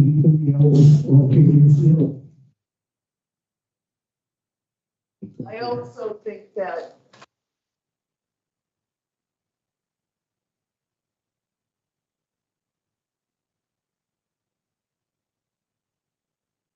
when IHS is not here to answer our questions, it's, you know, it doesn't do much for getting back to our people. But their concerns are, there's so many things that we hear from elders not getting adequate care. Many times people have gone in there with abscesses, for example, and dental, and are not seen. We had to get one person in particular corrected on that. Another elder had to go elsewhere to get even get seen for dentures, top dentures that broke on him. That shouldn't be happening. When we ask where's, what kind of what can we do for this person? And they'll say, well, we can't get you in for a month or 43 days, which extends to about 6 months down there. The appointments aren't available. And our enrolled members are not being seen. We're put on a waiting list. There's other concerns. The morale down there is so poor. People are not being treated fairly. For hiring practices, there's supposed to be Indian preference. And that needs to be addressed because a lot of people aren't able to have access to computers or whatever to make an application that it has to go up to the Bemidji area office. Contract health services.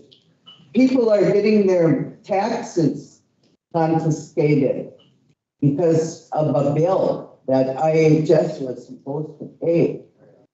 When they're referred out by the clinic, they are supposed to have their bills paid.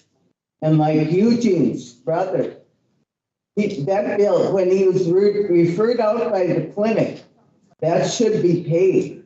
And they shouldn't be not getting their surgeries because they can't afford it. That's our clinic down there. It's always been. Way back in, I think, 74, when they used to have enrolled members seen first, and then if there was available appointments, others could be seen. And I think that's the way it should be. I addressed this with Mike before, a little bit earlier. I'm concerned about our clinic and about our people. Our health is becoming so poor that you have to do something. Our tribal council is supposed to be overseeing the clinic as it is now. What's going to happen when we go 638? Will the same thing happen? I have a lot more questions for the CEO, and I feel bad that she's not here to answer. I think there's others that also have questions. So I think both housing and IHS should be at all these quarterly meetings. Thank you.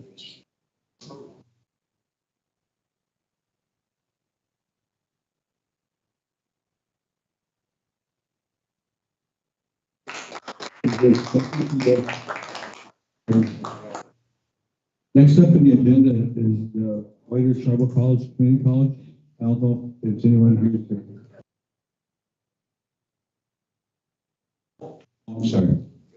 I didn't see no one. Is there a separation of powers from IHS and the RBC?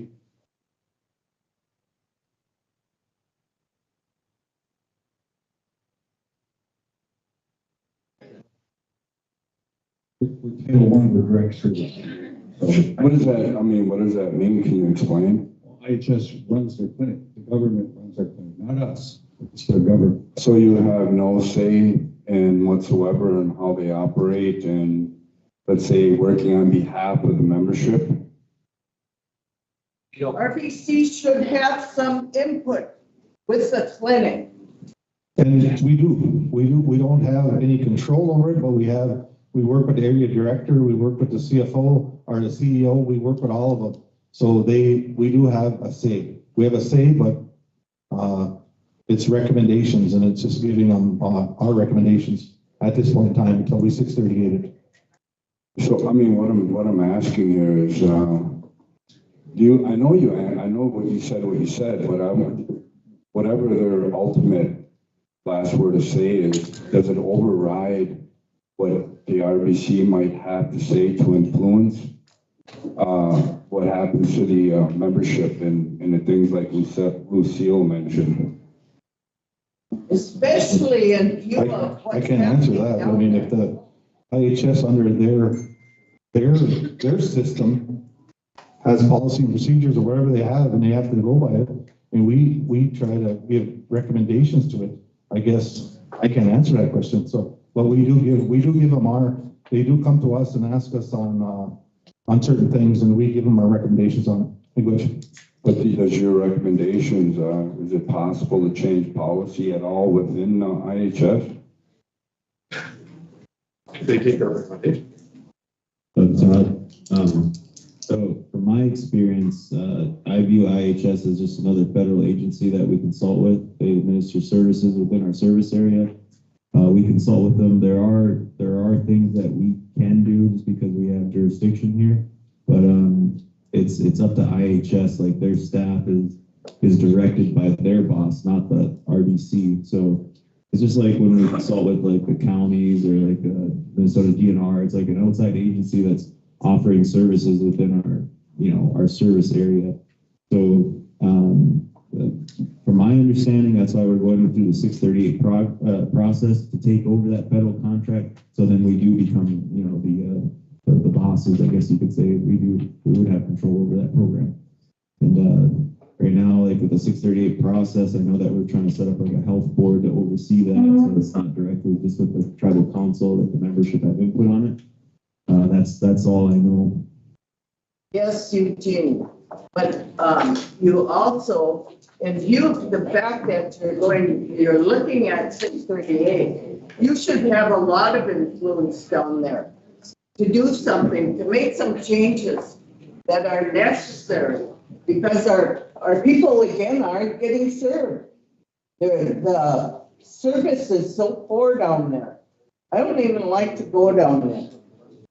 Yeah, so I know when we met with the IHS, I don't know who was the head doctor there, he came and did a site visit over at the Nadewash Clinic, and the discussion about when like the federal cuts were coming and stuff, and I was like, well, can we prioritize tribal members, whiter tribal members to be seen at our clinics instead of like, people like, I guess, descendants and people living off-res come to our clinics, because there's a lot more IHS clinics out there that they can go to. But if the tribe is paying for all these staff, or we're thinking about paying for all the staff and the federal cuts were going to come, I said that we should prioritize tribal members living on the reservation and make sure they're seen first.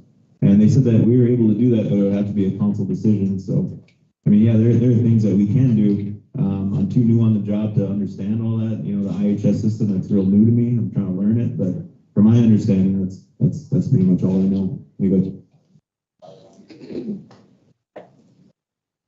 I'll say something. As an enrolled member in the Twin Cities, to cut us off for the clinic would be really bad. My husband's insurance it would have been $1,800 a month. I said, take me off. I went without insurance for 2 years.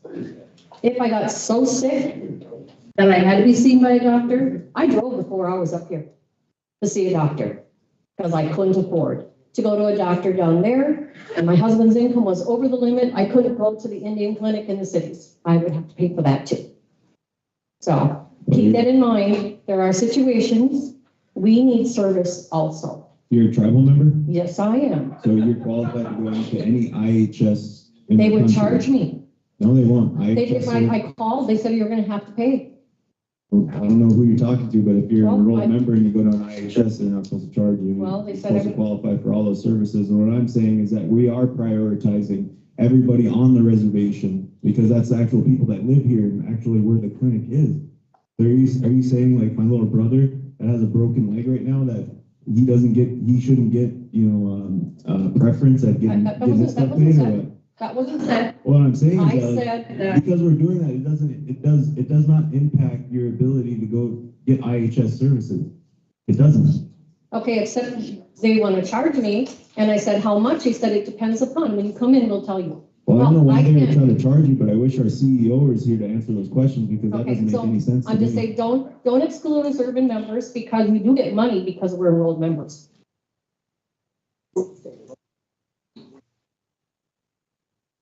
Thank you. All right, guys, we'll move on to the next one. Or Linda, want to comment? Hi, my name is Linda Bakanaga, and I work for IHS for, a few years, and I understand policy and the rules and regulations that, the federal government bestows upon us as federal employees. I don't know if your situation, where she went, but yeah, I don't know if her situation was, yeah, she can go to any IHS facility as long as she's enrolled. But if she requires services as a referral off the reservation, she would have to pay that. Because she's not in the Tuesday area, if she's not living on the reservation, she has to pay. But if she's living on the reservation, she'd be CHS eligible, and they would pay for all her off-reservation services. So there's a difference in that. And that's federal policy. That's how PRC or HIN or PRC works today. And that's just the policy. And I understand how those policies work for IHS as a retired IHS employee. Well, we have a consultation in May with the Department of Interior, so hopefully we can bring that up and just say, hey, we want direct funding for this IHS here. Because from my understanding, like IHS, Indian Health Services, if an Indian goes into those health services and needs a medical appointment, needs anything, any kind of medical service, it should be paid for because that's what the U.S. government, that's a trust responsibility to us. So like this whole system is just broken. And then the issue we have is that now like there's descendants, like the descendants of people under 25% blood quantum that are enrolled in our tribe. That's over 52% of the tribe. Like just look at the numbers. It's like there's folks accessing our clinics that are second generation descendants of enrolled members that are less than 1% that are enrolled. And it's just like, it doesn't make any sense. So that's why I'm saying we should prioritize our enrolled members living on the reservation. Mr. Chairman, I have a quick comment. So we got to understand what our IHS system, in the Midwest region, we're only funded by the federal government 37%. And we've been fighting for that for the last, how long, to get more funding for our IHS. 37%. We have to make up 63% in third-party billing, Medicare, and everything else. So you got to understand the whole picture here. You want to hear it from me as Secretary Treasurer? That's what I look at.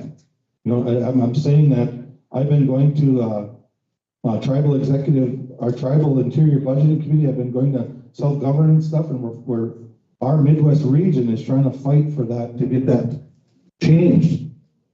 But I believe it's federal legislation that needs to change that.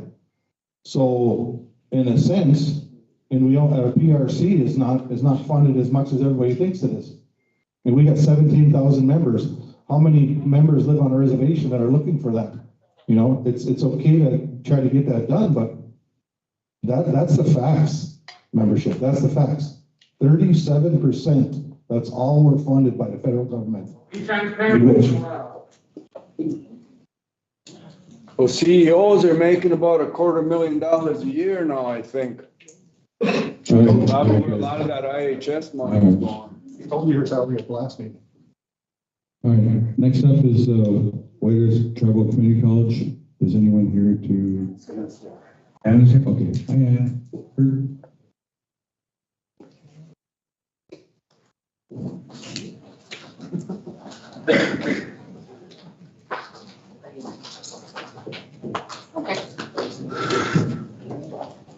Bonjour. How are you guys? I just got here, so perfect timing.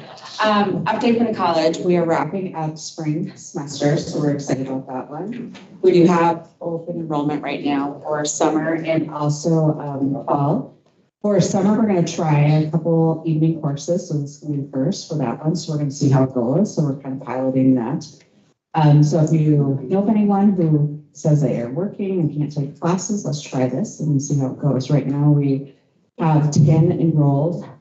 They are the arts courses in one course, and the other one I think has 3 when I last checked it. So I'm excited about that one. Lots of activities. We have 17 projects, facility projects happening right now. So it's a lot that we're watching and moving on. The big one is the phase 4 addition. So we have over 18,000 square feet added on, and that should be completed here this fall, winter of 2025. We also have the chemistry lab that is coming in. We should have a punch list at the end of May. So we're excited about that one. We're monitoring the political arena because NSF, that's where that funding is coming from, is under fire right now. So as you probably just saw that yesterday and today. So we are watching that intensely and closely because we need to finish paying this to get this construction completed here with that one. We also are watching the USDA, the Title III funding. That is another one that we keep hearing that it's okay, don't worry about it, but we are a little nervous because that's typically, we have the application out by now and have completed it and submitted it.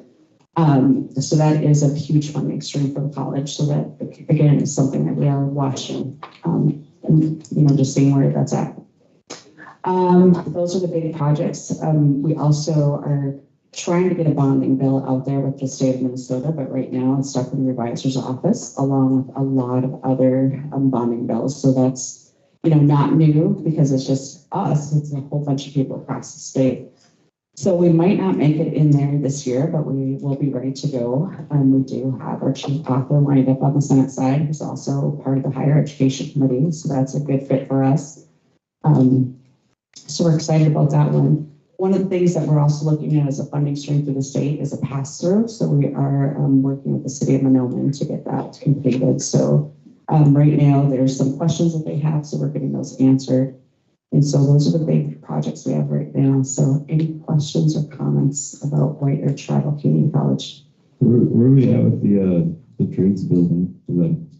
It came across the tribal council's desk that said that there was an update that said that we got it, and then now I'm being told that we didn't, or I don't know. What's the update on the trades building?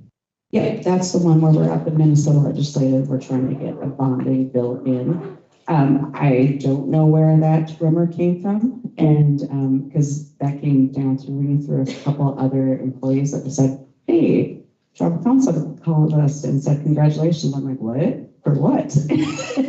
And they said for the trades building. So I got actually a little excited. So I thought maybe you guys had a secret meeting and passed it and funded it for us. So I was really excited.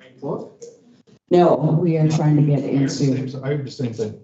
Yeah, and so no, there's nothing, and so it's stuck in the revisor's office. It has to be left for a bonding bill. Secretary LaRock, where did you hear that we were fully funded for it? Then I want to know where that came from because I'm getting misinformation about stuff in my own district. Like I need to know about that.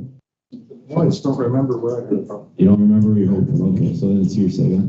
So in our last, I think it was our last RBC meeting, the RBC passed a resolution supporting the college to move forward with the trades building. It was in our packet, so we voted on it.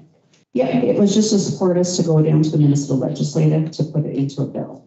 Right. So that's where that's at. And like I said, it's stuck in the revisor's office, so it hasn't moved. The only other thing I could think of is at the same time that happened, we did have radio report go out with Minnesota Public Radio. So I'm not sure if you listened to that one, but depending on where you came in on it, it could have been misconstrued that we got the funding if you didn't listen to the very beginning of it. So, because I was trying to pick my brain along with some others, like how could this have gotten out there? So that's the only thing I can think of. So, but yeah.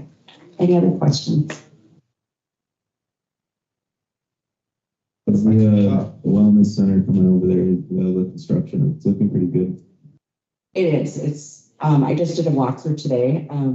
Even from last week, it has changed so much right now. The wellness is actually the main workout area is fully sheetrock, and then they also, did some taping in there. The studio rooms and also the changing rooms, they have not been, but it's moving along really nicely over there. So if you guys ever want to come over, I will walk you through.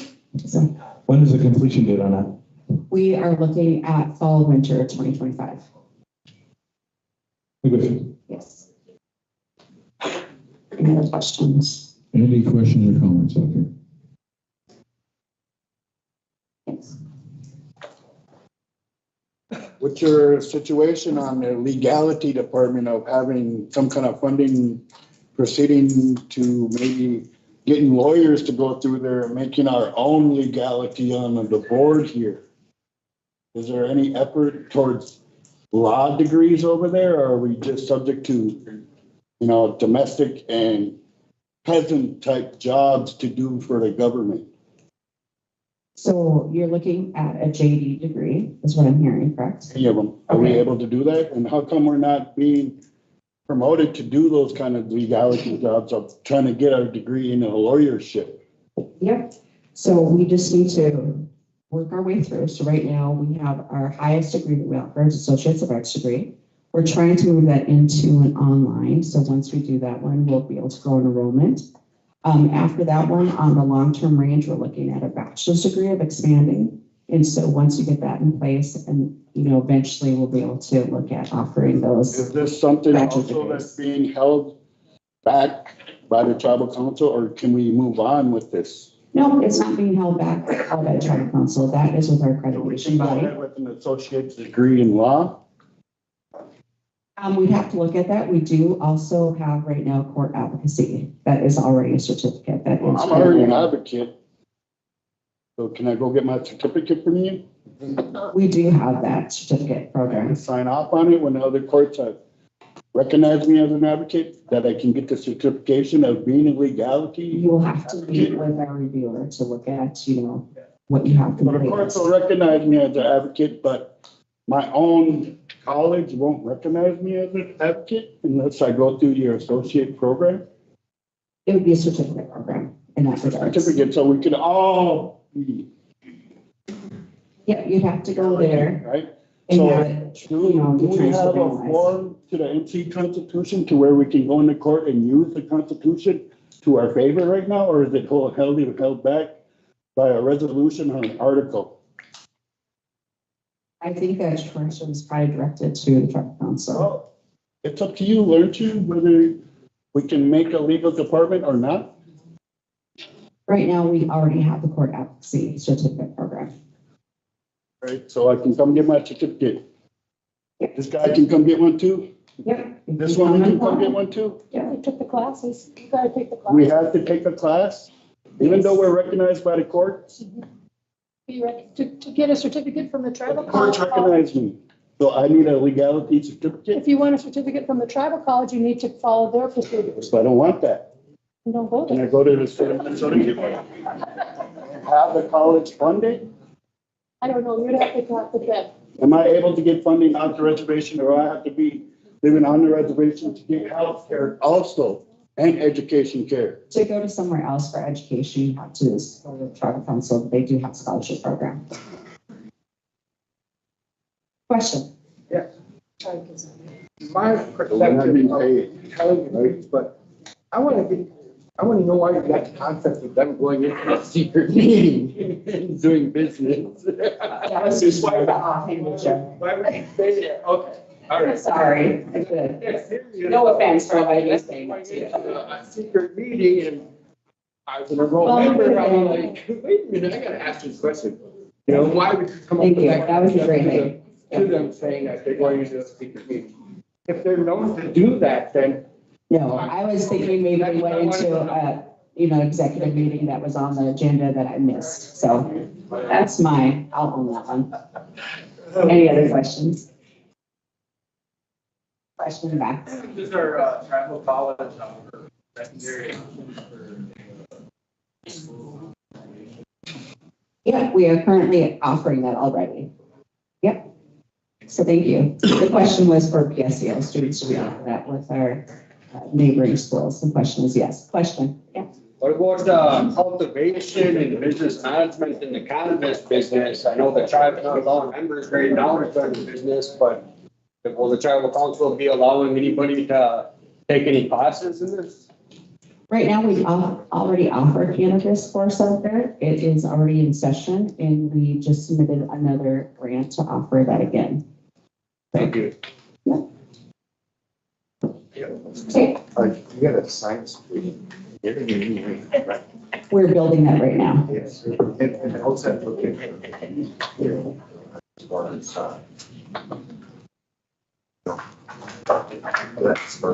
Okay.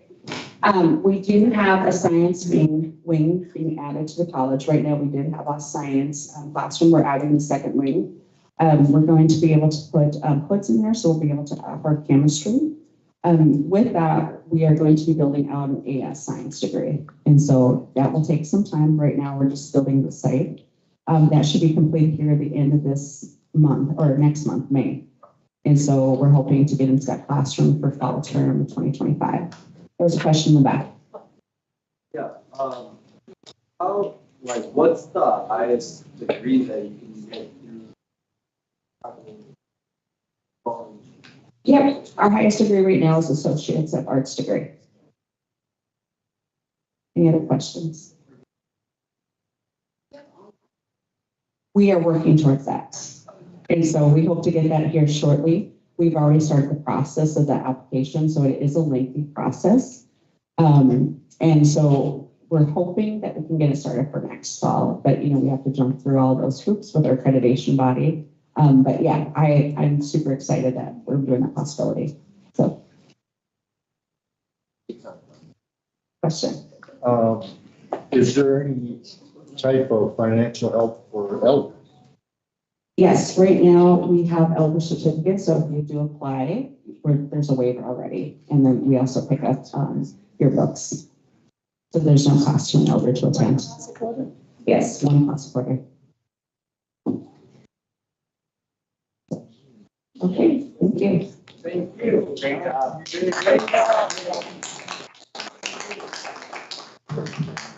Superintendent, thank you for your report. All right, next up, we have the community council updates. First up, we have Callaway. Okay. Elbow Lake.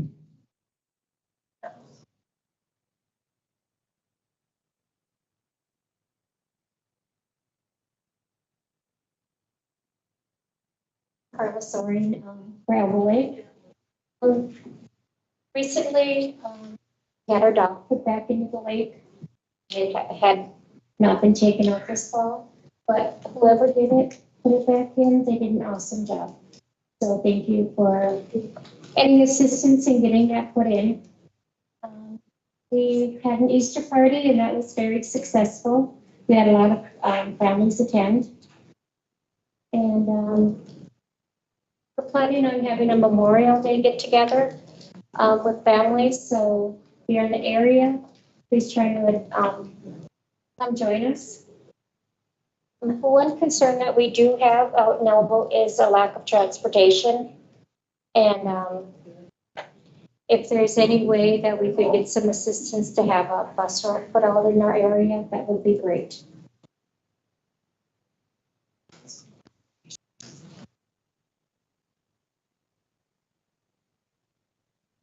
I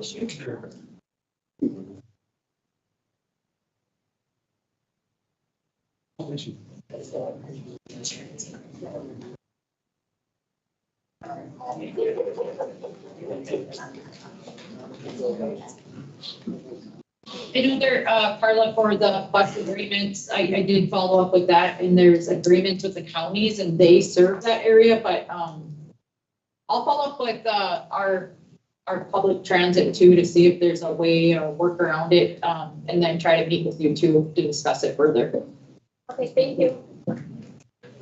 Thank you for that report. Next up is Iron Range.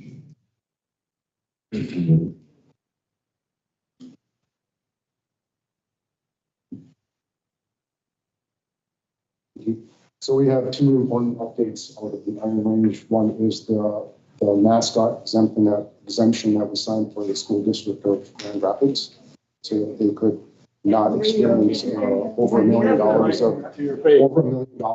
of renovations that it would cost them to take out that mascot that they think that they have there, but the school district already did that 30 years ago, and now they're under attack again. And education money is in short supply right now. So we did come together, we did agree that there could be an exemption there if there wasn't a violation of the mascot law. And the other one is with a community center in Marble, where we have, I think, about 80 acres there.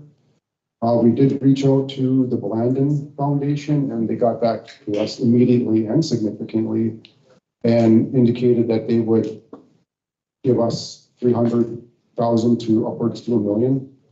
And we realized that the community center is going to cost more than that because some of the ideas we have for like a clinic there, dispensary, maybe a small casino, because it is right on 169 as you go up towards up into the Iron Range. It's about 10 miles north of Grand Rapids. And Chairman Stetzinger is requesting additional funding. And then when we get back together again this week, we're going to talk about reaching out for other grants and other funding too, because we do have a lot of momentum on it right now. I need you to elaborate a little bit on that mascot. So yeah, they have a mascot law in effect right now. I think there's a bill up there. We're going to try to amend it because I think that we've already done everything with the mascot law already. And I think certain school districts are being targeted now and they don't need that. And if you look at the mascot law or the mascot symbol in Grand Rapids, it's just an eagle with an orange and black and white coloring. And the allegation is that it's a call out to a Sioux tribal leader named Thunderhawk. And there aren't even any Sioux up here really. We're all a giveaway. So we have a clearly an issue with that. So we got together at our tribal council and we wrote up a letter of exemption for them, sent it to the school district, and we CC'd Secretary LaRock.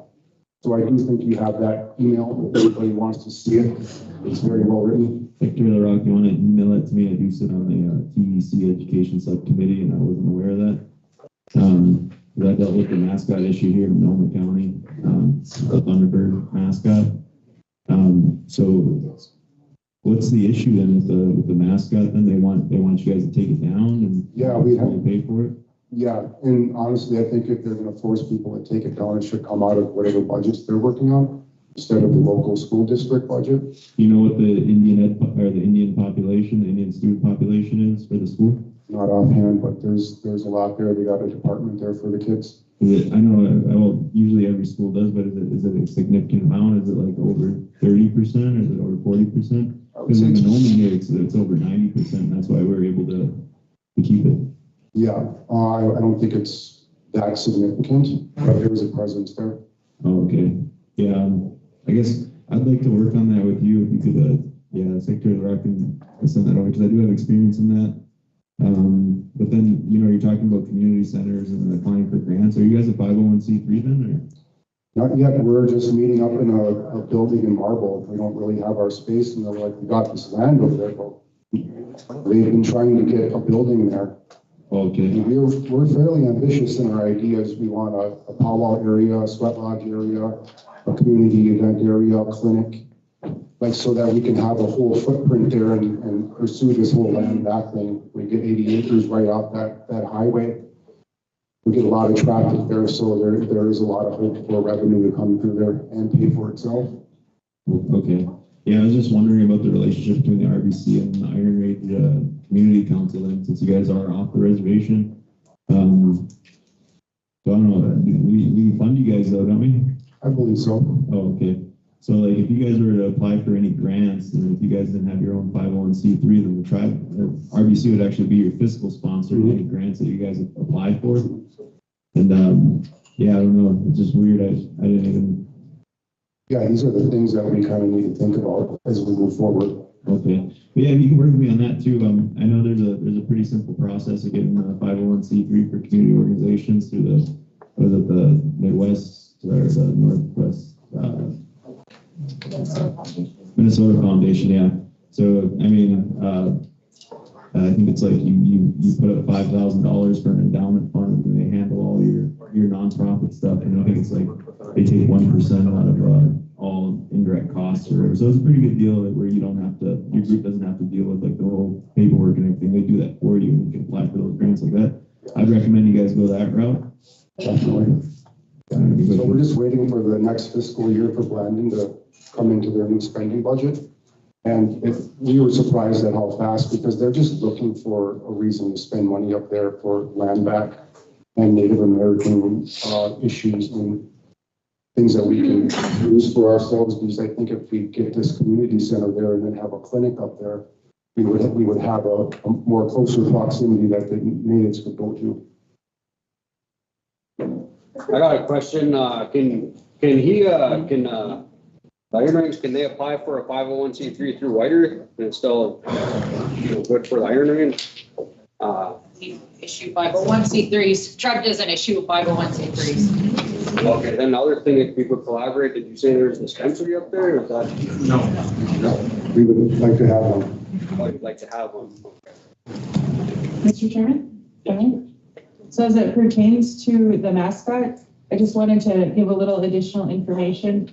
So on April 4th, 2025, I received information from our education director. The Tribal Nations Education Committee, TNEC, met with Senator Kunish and her staff the day before on Zoom. The two topics she wanted to discuss was Senate File 1404 mascots, change how exemptions can be received and reimbursed to districts for expenses, and then Senate File 2285 to carry forward 50% of the unused American Indian education aid to schools who don't spend it during the current academic year.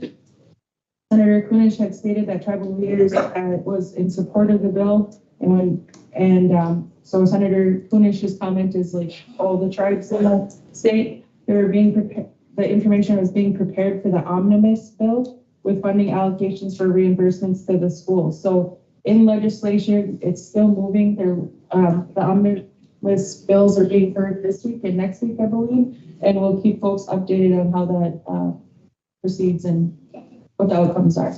Through the website?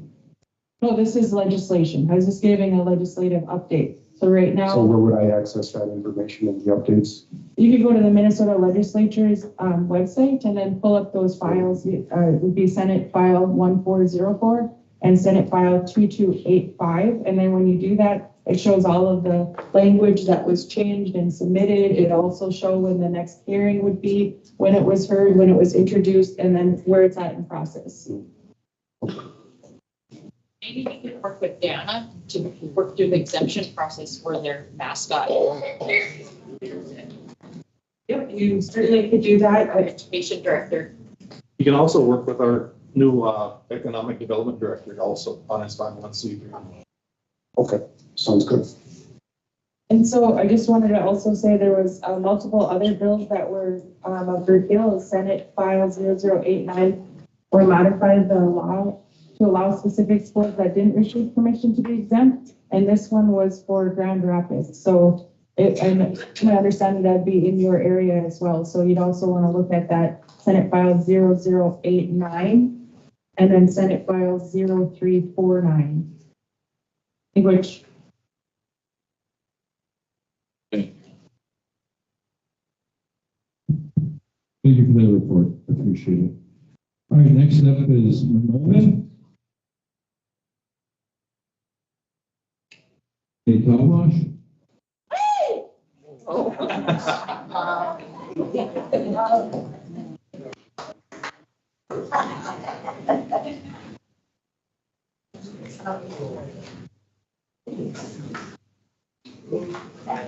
I'm sorry, my letter is 4 pages. I will not move it. I'm so sorry. Bonjour, Sherry Snetzinger. In honor of Chairman Terry Tibbetts Day on April 4th, Nadawash Community Council hosted our NCC regular election. We welcomed 4 new members to our council, and at our April 10th regular meeting, new and old signed our new NCC oath of office and reorganized positions of officers in accordance with our current bylaws. Our current council includes Brian Clark, Chair, Rock Kieser Jr., Vice Chair, Fran Brown, Treasurer, myself, Sherry Snetzinger, Secretary, Melissa Brown, and Dustin Kieser are members at large. in our 2025 Nadawash Waboos Egg Hunt and Grill Out ended as a huge success. We served over or close to 200 youth and their families. We welcomed minis from not only Nadawash, but also Pine Point, Roy Lake, Rice Lake, Red Lake, Mahnomen, Waban, and Strawberry. Our Nadawash future leaders stepped up in a huge way. On Thursday evening, many of our NCCS 6th grade class took up our request for volunteers to stuff eggs with candies, bracelets, and toys. Throughout our day and event, we had at least 20 youngsters step up as volunteers. They were hiding eggs, handing out toys, basketballs, and cleaning up. We had numerous adult volunteers as well from Red Lake, Strawberry, Mahnomen, and Nadawash helping with grilling, shooting hoops, hiding eggs, directing hunters, handing out elders' baskets, and cleanup. Our village and volunteers really hosted an amazing egg hunt. Big wish to everyone who attended, and we can't wait to welcome you back to our next gathering.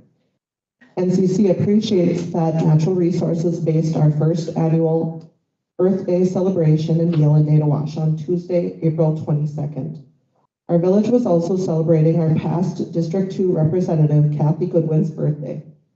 Kathy was one of our strongest supporters of community engagement and volunteering for our people. In honor of Kathy's dedication to all of our community councils and volunteers, NCC would like to request a room in the event center be set aside next quarterly for community councils to meet, strategize, and possibly collaborate on upcoming trainings and events for our people. Although Nadawash does not or does still have a rat infestation happening, we have been collaborating with members of our communities, natural resources, sanitation, housing, and tribal public health towards multiple preventative solutions. Thank you, Housing, Secretary LaRock, Tribal Public Health, Natural Resources, and Housing in assisting with getting the 20-yard bins and the dump trailer out to us on a regular basis. Members have welcomed the opportunity to begin spring cleanup early. Forestry has started with their controlled burns in the community, which will cut down on shrub and brush for habitation. They're also volunteering to help in the community for people that need to get their brush cut down. Land is assessing abandoned sites. Housing is offering pest control assistance to tenants who call in. Sanitation is going to allow for free community access to the Waban site from now till mid-September. Members and community councils need to just get those items into Waban. NCC will be offering rat traps to community members soon. NCC hopes that our preventative steps will also help to deter our local makwas. Last year, they regularly traveled through our village, visited our Nadawash childcare, and dined at Giwanakamin and community trash bins. Can you assist us in providing better sealed trash bins for our wider programs? NCC would like to work with Natural Resources and our Culture Department to better serve our community in this adventure. NCC would like to request that any tribal programming, hosting activities and events within our community reach out in advance to partner or at least provide event information to be shared with our youth, elders, and families. We do not want any of our members to miss out on any opportunities that would better their health, housing stability, access to cultural activities, public safety connections, youth leadership, and civic engagement opportunities.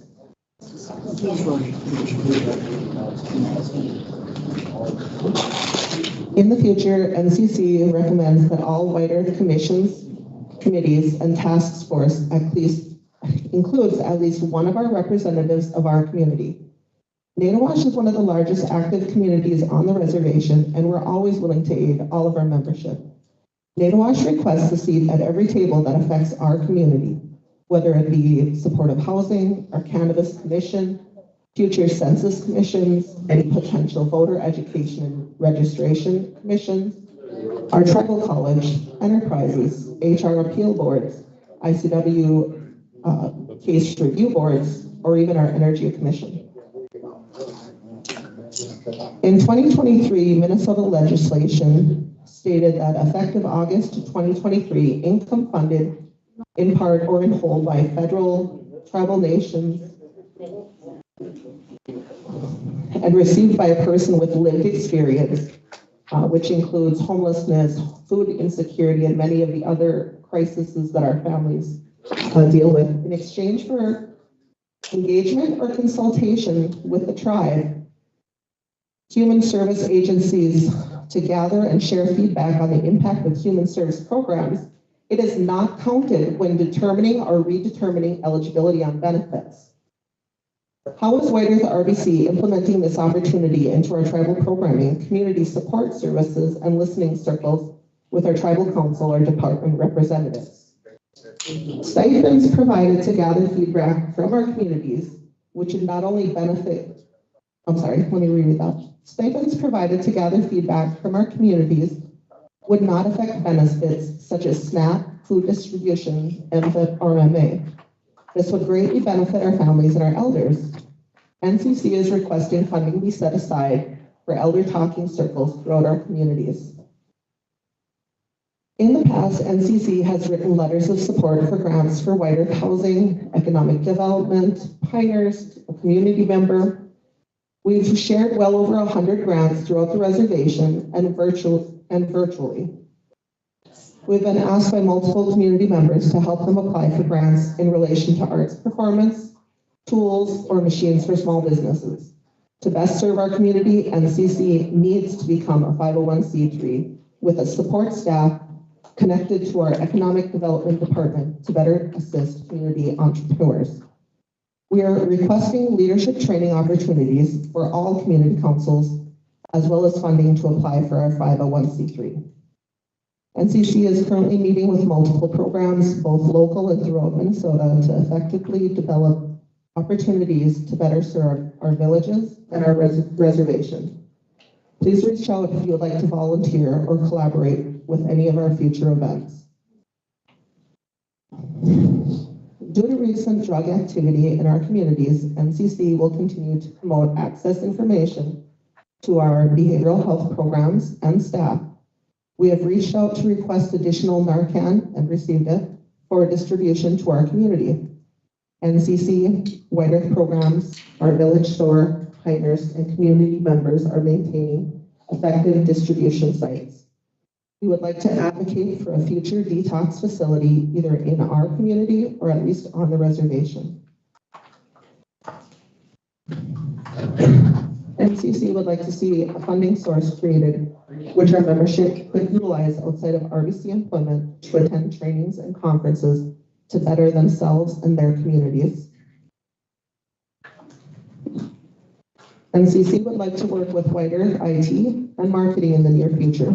We would like to implement QR codes for community feedback and surveys. We suggest that tribal leadership provide access for all membership to our White Earth RBC Everyone email as a subscription option, much like federal and state government programs. A White Earth newsletter subscription for our members could also act to inform and engage our membership in opportunities to better their lifestyles. NCC would politely like to request that our White Earth Education Department review our current graduation incentive of $200 for 2026. We would suggest an increase of at least $500 to better reflect our tribe's respect and honor we give to those who complete and pursue graduation. NCC would like to remind those working with our elders to always take the time to alert elders to the opportunities available to them when they call or question if a certain resource is available. NCC would like to work with White Earth programs and donation committees to ensure all of our youngsters each have the opportunity to attend camps throughout the year. We are currently partnering with NCCS, our charter school, and White Earth 4-H to provide leadership and civic engagement opportunities for our youth. We would like to encourage our elementary students, our high schoolers, our post-secondary youth, young adults, college attendees, and interested in staff to both enroll in the American Indian Science and Engineering Society and to attend their national conference, which will be held in Minneapolis, October 2nd through the 4th, 2025. Miigwech for respecting our community's feedback and our requests. We encourage everyone to volunteer in their communities, in our communities, and to please feel free to attend any of our planning and regular monthly meetings. You can find our schedule in the Anishinaabe Today as well as the NCC Facebook page, Miigwech.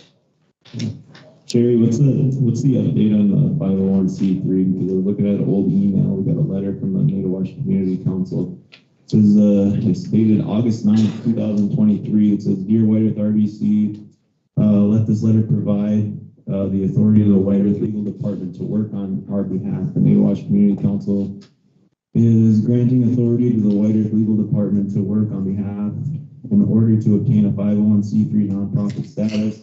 This includes working with the IRS to obtain all necessary documentation and employment identification numbers through the Natowash Community Council.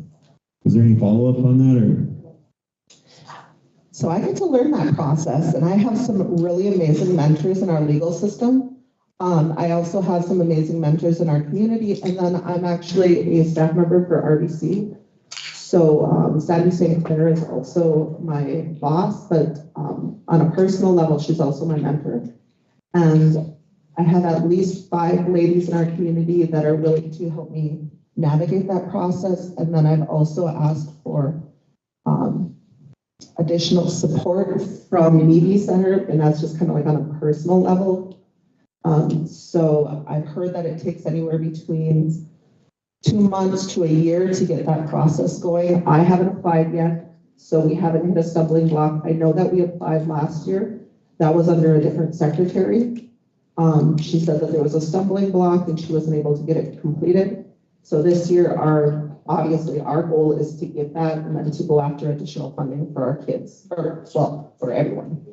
Okay. So if you are willing to provide any support, or if you know the navigation process, or even a person that you would be willing to connect me to, or our team, we will take all information, all resources you send our way. Okay. Yeah, I was just looking at our emails because I remember I sent you guys some endowment fund opportunities, just like a 501c3. You can apply for grants and everything. I think the Northwest Minnesota Foundation will take a 1%. Same thing I was talking about with the Iron Range folks.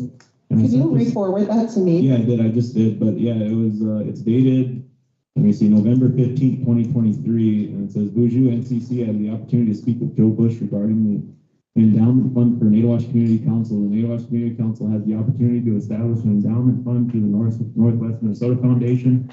The Community Council will incur no costs as the fund will commence with the necessary $10,000 minimum balance. This initiative enables the Community Council to seek grants with a 1.3% fee, indirect cost fee, and accept all tax deductible donations, providing, let me see, well, I just forwarded it to you, but I feel like it already been addressed, and I mean, the money's already in there, so there's an old endowment fund. They said that they could definitely just turn that into the Natowash Community Council Fund, and then you guys would be able to apply for grants and all that. And I thought that's the route we were going, but it seems like you've been working with Secretary LaRock. I know you sit on the Northwest Minnesota Foundation, and was that the recommendation that you're going to work with them with? But it's been a couple of years, so I don't know. I mean, Eugene, I really appreciate the fact that you were able to submit that to us today for review. I know that I've contacted you in the past through email, and I really appreciate whenever there's any chance of having any communication. Okay, yeah, I'm just asking if there's any. I'm sorry, I didn't mean to interrupt you. Okay, yeah. So I have a question for Secretary LaRock. I'm waiting for him to answer. Mr. Chairman? Yeah.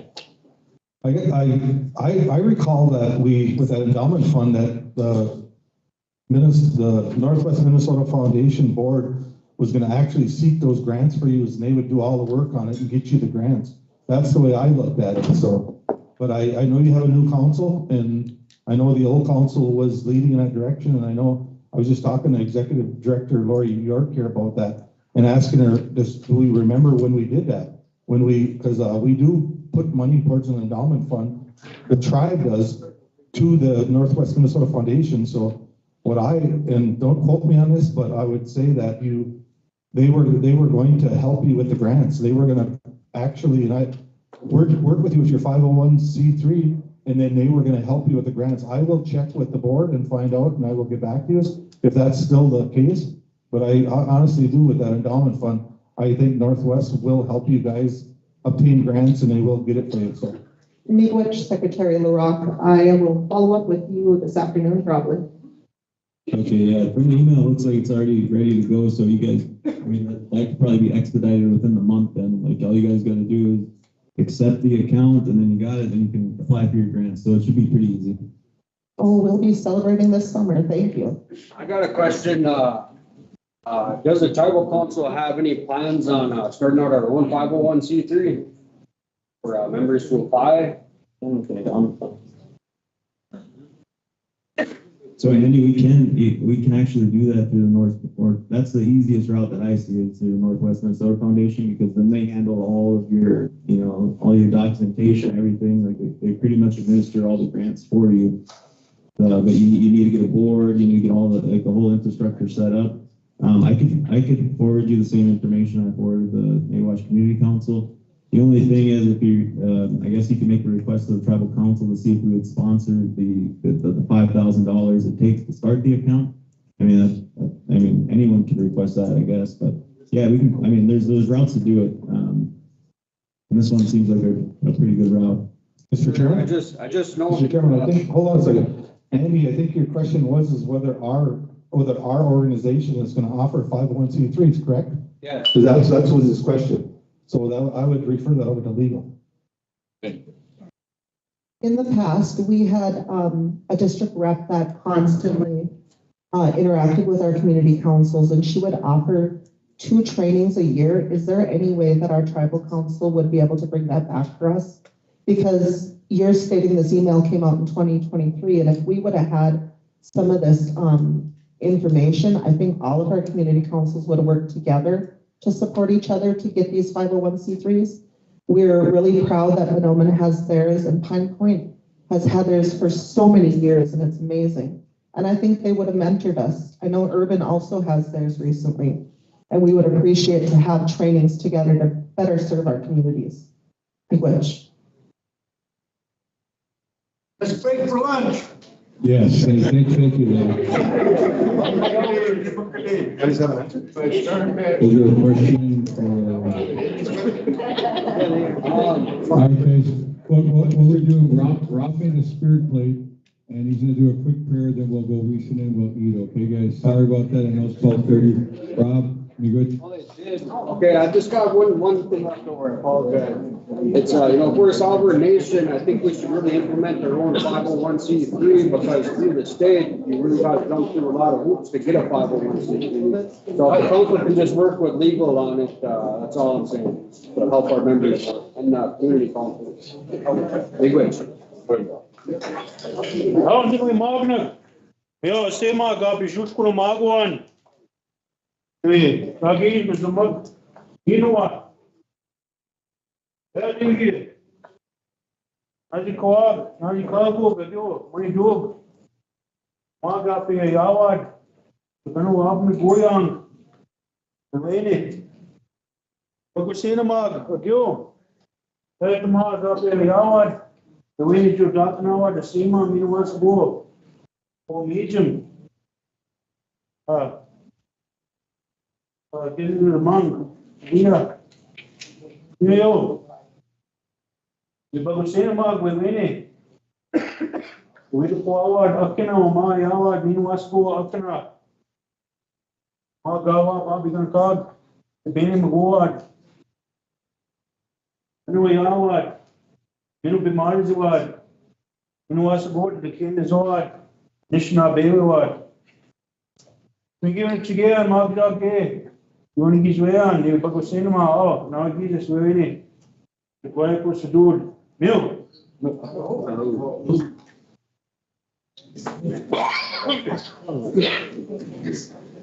happened on you? Okay, we'll go with a lunch break, motion to go to lunch. Motion by Henry, second by Laura Lee, all in favor? We're going back to 1.5 hour, guys, because we're gonna be out here by 2:30, so.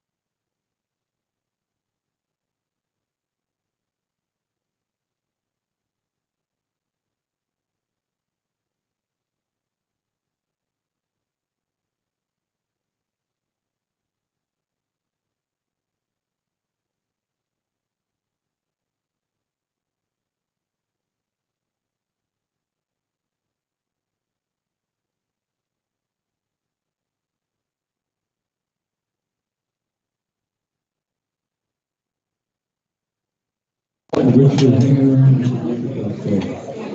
So we'll reconvene the meeting at 1:15 p.m. Next up, we're still going through the community council updates. Next up is Cass Lake. Is Cass Lake here? Pine Point. Oh, yeah.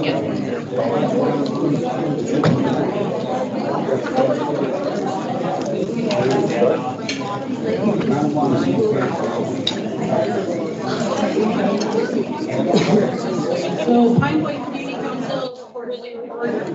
January, there was discussion about Article 2 in the bylaws concerning raising the member of the council from 7 to 10. 6 against and 1 for, motion died.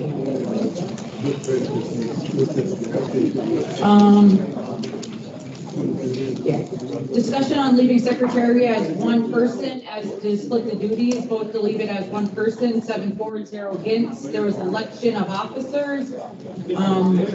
Motion by Sarah for Mike as chair, second by Edie, motion by Edie for Keith as vice chair. There was a motion by Sarah for Pat as secretary treasurer. For grants, there was a First People grant proposal for kids drama camp, which was denied. Mike Swan will look at Lake Regional Art Council for kids drama camp. Edie Smith and Winona LaDuke have an elders project. Edie reported that they held a meeting on Sunday that 21 people attended, including 19 elders. There's a $35,000 startup funds that will be given to the Pine Point Community Council to manage the grant and use their 501c3. They talked about climate projects submitted to the Minnesota Pollution Control Agency to do a survey and energy assessment in the community. They discussed having a maple surf camp. Mike informed Winona that a boiler is done for $650 and Ernie has supplies. Diana MacArthur represented from the Whiter Tribal College Extension Service. She would like to see more programs for food in Pine Point. Julie Smith Lameni talked about setting dates for next cultural camps and jingle dress workshops. There was a cultural camp held February 22nd. The jingle dress workshop was held March 10th through the 14th and run by Edie Smith. There was a fashion show also out in Pine Point. There's also a cultural camp February 22nd. They had Karen Jones did the tobacco, Nikki Dewey did feeding, Terry LaDuke worked on the teas and salves, Migani Bruner did the belts, Katie Robbins and Edie Smith did ribbon shirts, and Mike Swan did moccasins, and Dayton Jones did the drum making. Mike had stated that there was housing that has $10,000 a year funds each year. They also got $4,000 from donation committee and $3,000 from youth and elders fund. The Christmas party went well. Around 170 people attended. They received toys from the RBC, Walking Shield, and Marines Toys for Tots. There was food from Pine Point School, and then Christmas lights used an online poll for the best lights, and there was an ugly sweater contest.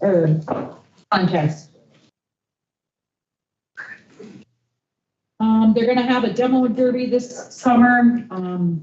Discussion on past demo derbies and costs.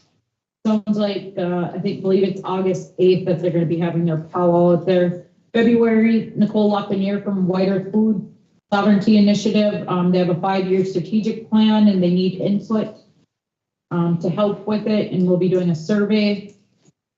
They want information of different produce that people would like to see grown.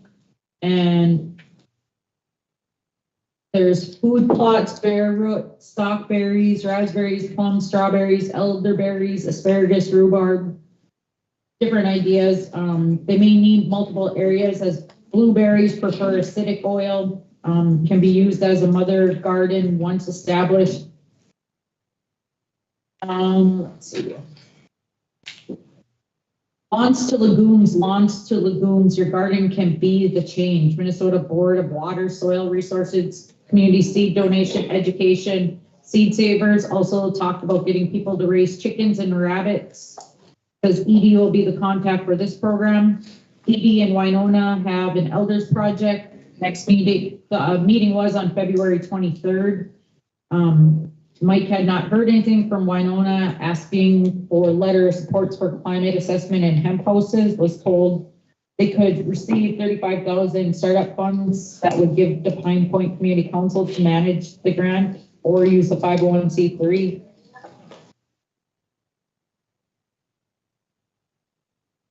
They were also talking about proposals from the roads. They'd like to see proposed sidewalks.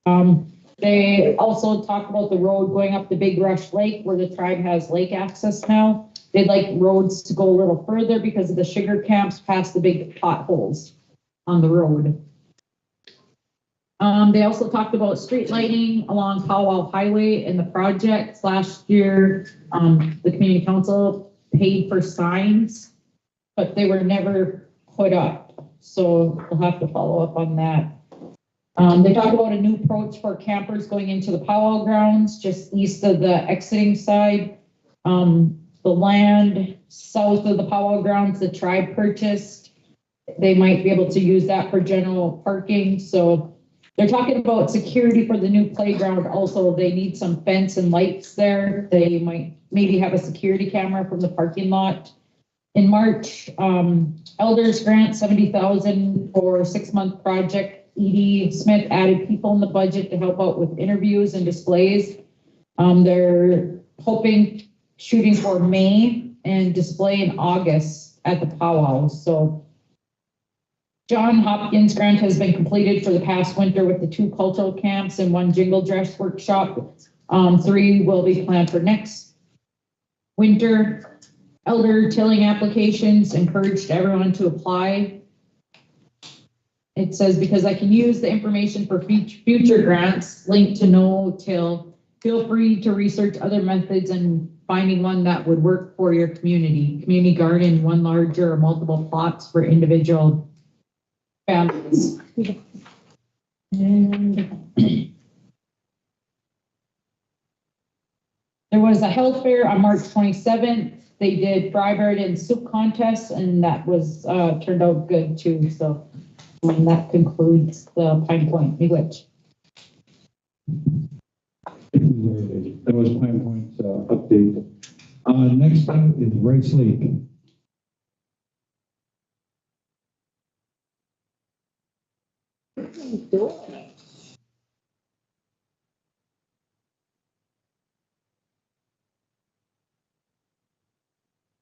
Robin Ankney and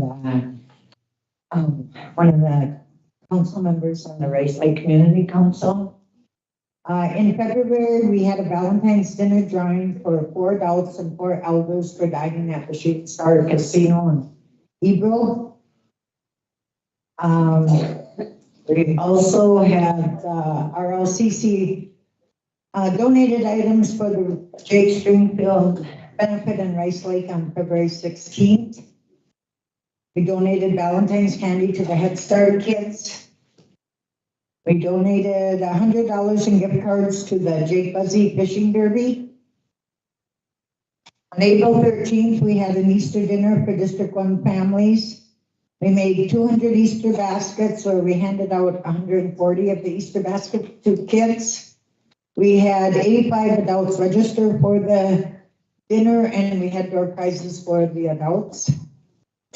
April 23rd, we had a needle and ditch cleanup in Rice Lake. We've also had several birthday parties at the community center in Rice Lake, where the council and CSO helped set up and tear down the bouncy houses that we use for the parties. We're planning to move the old playground equipment that was in Rice Lake to Pine Bend, where we're looking for help to move it because the equipment is quite large and it just doesn't fit on just a regular car trailer. And we also, when they removed it from the ground, the big concrete that was set in is still on the legs, and we're having trouble knocking that off there, and it's very heavy. We ordered 100 cedar trees that we're going to be putting around the community center and at the powwow grounds. So we're waiting for them to come in. We've also been discussing the old church in Pine Bend that we have asked to be demoed. And we're looking for churches or places that could use the pews in the church that are salvageable. We're planning our Memorial Day walk and powwow, which will be May 25th and 26th.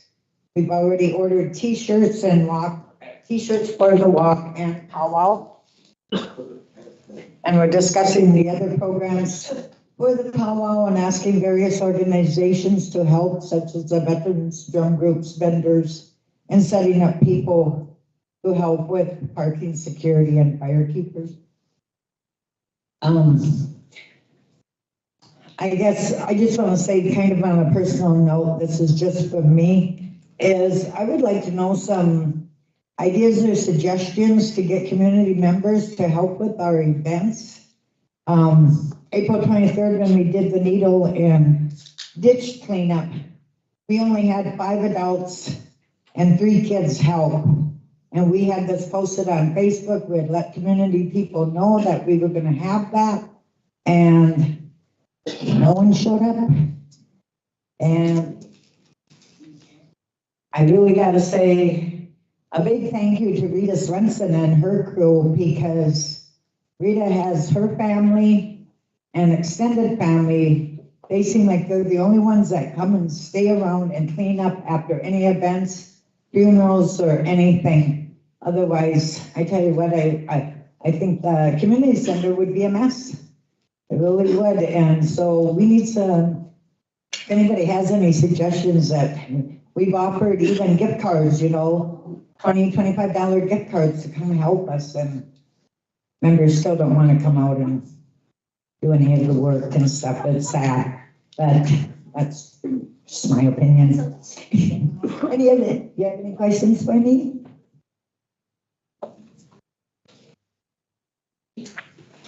Rich Robin, thank you for that report for wife's sake. Next up is Robin.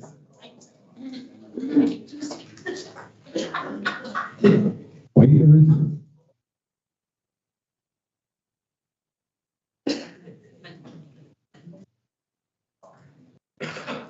Okay, last one is the Urban, White Earth Urban.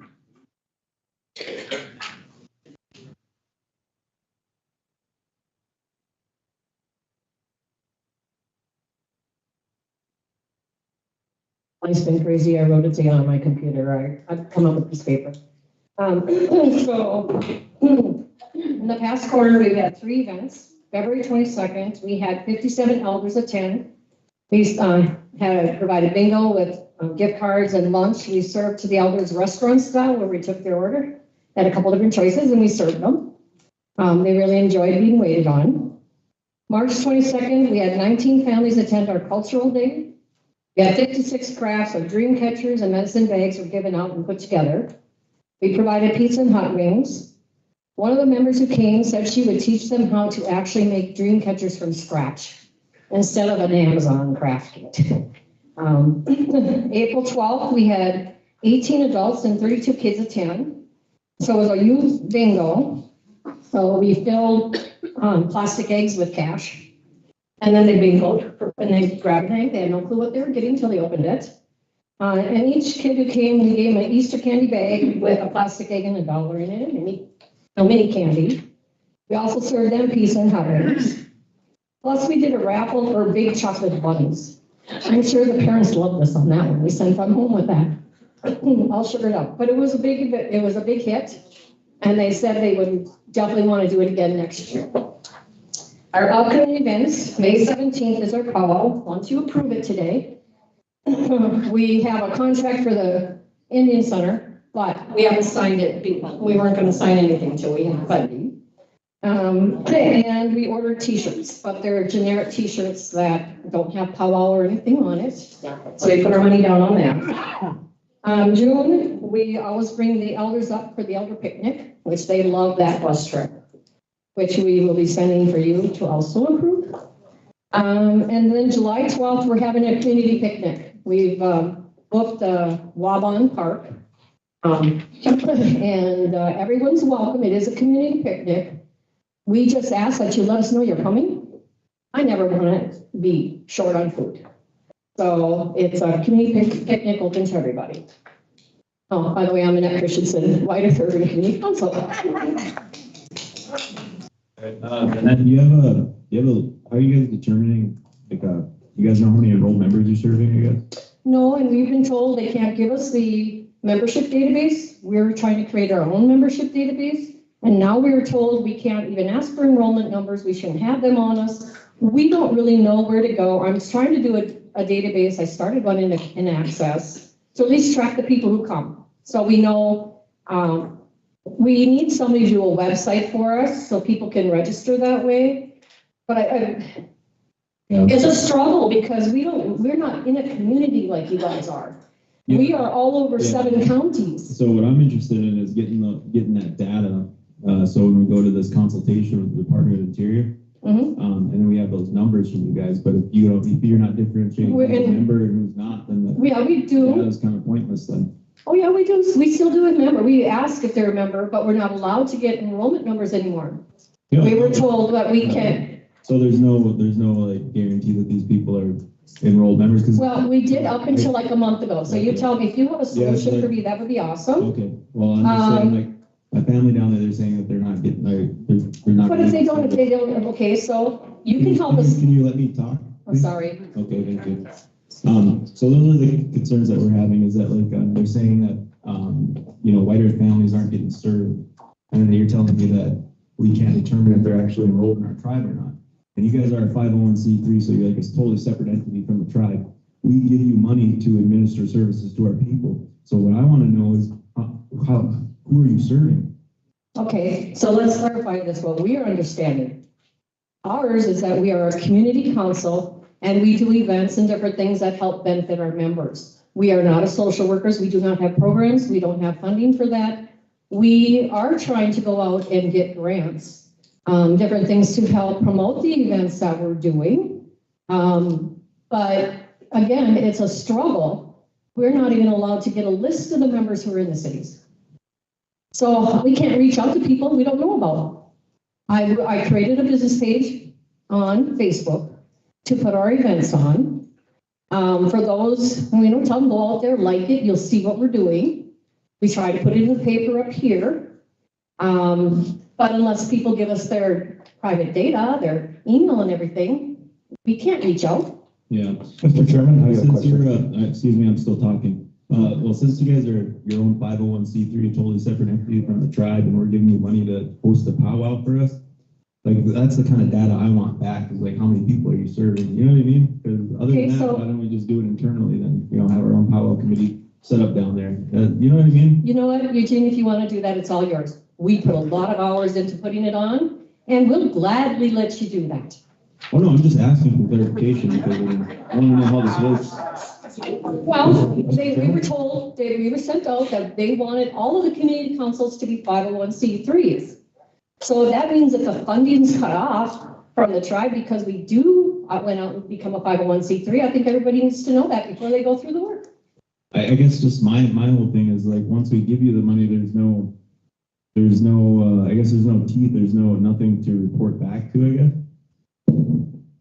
You guys hold the power to let us know who is and who isn't.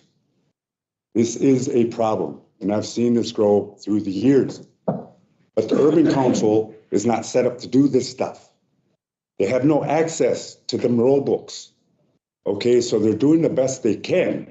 And I would like to see it tightened up so it serves our members. But you guys have to act. You have to help us. Okay, we can't do this on our own. You guys have to make that decision. Okay, the fraud is alive down there. The fraud. We are called indigenous, or otherwise the American Indian movement overshadows Ojibwe, Dakota. You guys have to step up in this. People are taking advantage of us. They're getting funding monies, research grants, just because they say they're Indian. When are you going to step up? and get this, start stem, we can't stop it all, but we can stem it a bit. You know? Don't put it on her or the people in the urban area. They're doing the best they can. But you guys got the information. You got the power. Use it. Help us. You want to say White Earth Nation? A nation protects its citizens. It does not turn them away. Okay. There are a great many of us that are disillusioned with White Earth. It's been this way for years, but we've made positive impacts down there. Families, generations. We don't give up who we are because we don't live here. I was born here, but I was raised there. Doesn't matter where I was born. I'm still going to be Ojibwe. My dad is from Leech Lake. What are you going to take from me? You know? You guys really need to step this up. We got a group called Jews of Color coming in. We've got Black people calling themselves the Niji tribe. And this is real. This is real stuff. When they talk about those pretendians and wannabes, they're everywhere.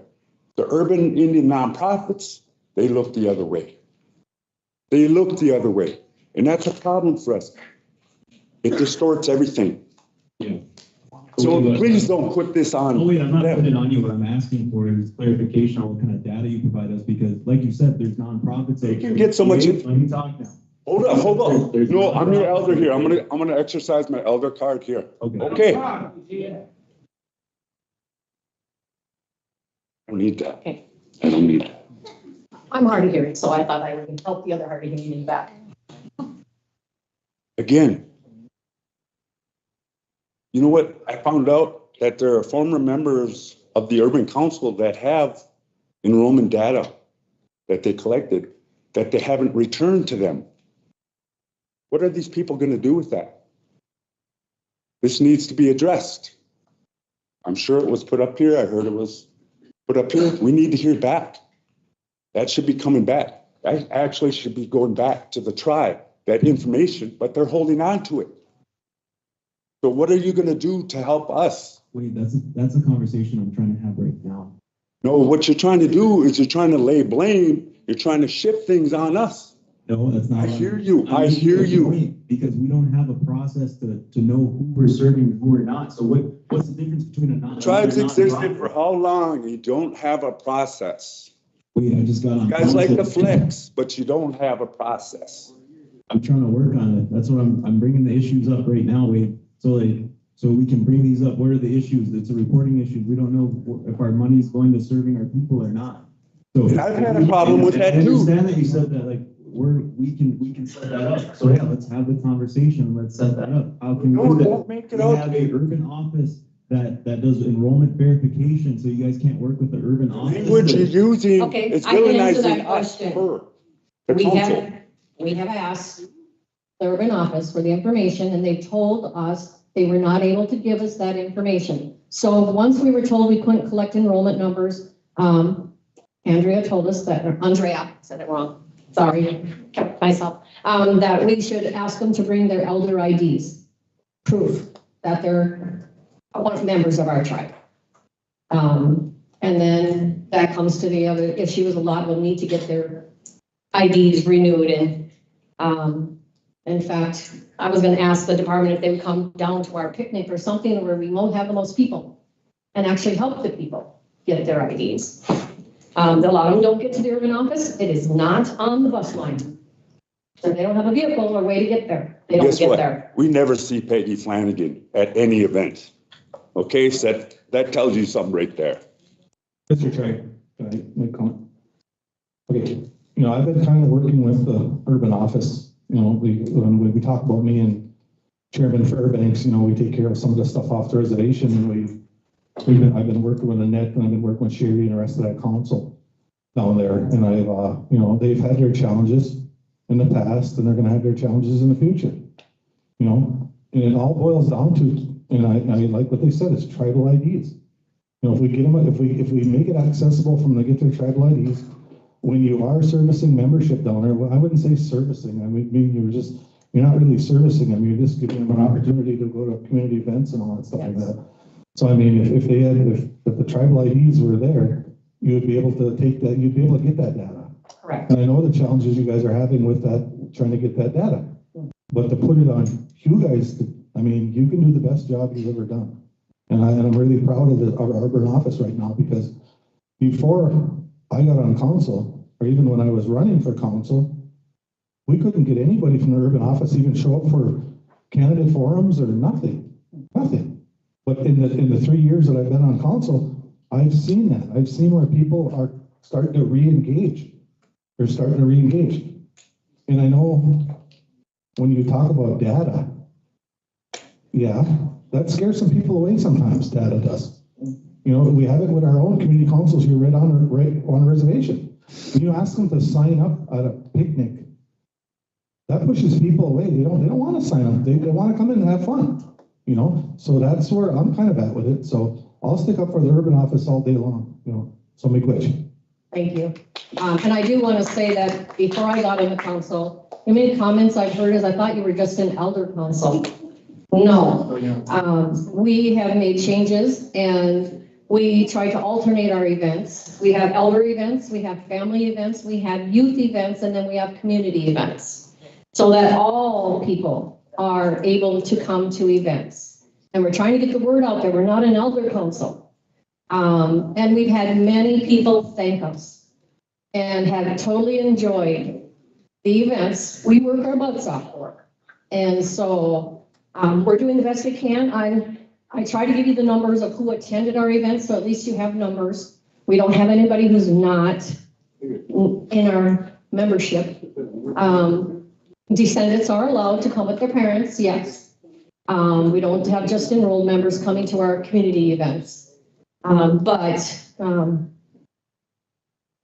flustered. That's out of my head. Now I'm showing my elder. No, I do have reports though. I set up QuickBooks to track all of our expenses. I'm the one who helped them get their 501c in place. And I've done the 990s, which I have another one coming up here due. And I will give you my paper copy today, and I will email the whole council. We have nothing to hide. You can see where we're spending our money. And if you have questions, you're more than welcome to make an appointment with me, either call me with questions, but if you want to see the actual physical books, you can come sit with me and look at all my receipts. But if you want copies, it's going to cost you $5 a copy. Yeah. What is your bylaws about that? Because I know like each community council have different bylaws. Like some of the community councils on reservation, because you know, the district rep oversees it, and then if they go in and ask for financial information, they have to provide that. So like, since you guys are not an entity of the tribe, you're a 501c3 or nonprofit.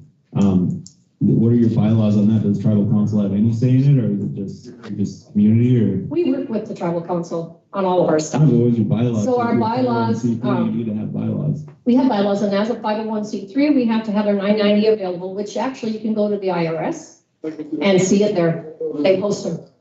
No, I'm just asking, what's the bylaws? Like, is there anything in there that says tribal council, since we're giving you money, can we go there and look at where the money's going? Is there anything in the bylaws saying that? Because I know there is some bylaws. I don't know if we have it in our bylaws, but we put it out there, and even on our business page, if anybody wants to look at our books, they can come sit with me, make an appointment. They can look at everything. Okay. Except for the stuff I have to redact. Yeah, okay. Yeah, I'm just trying to get a better understanding, because it seems like another group could probably start a 501c3 and come to the tribal council and say, hey, I want to administer the urban powwow this year. You know what I mean? It's like, how does that work? I want to Did you guys have elections? on it, I guess. What's that? Did you have elections? We have elections, yeah. Okay.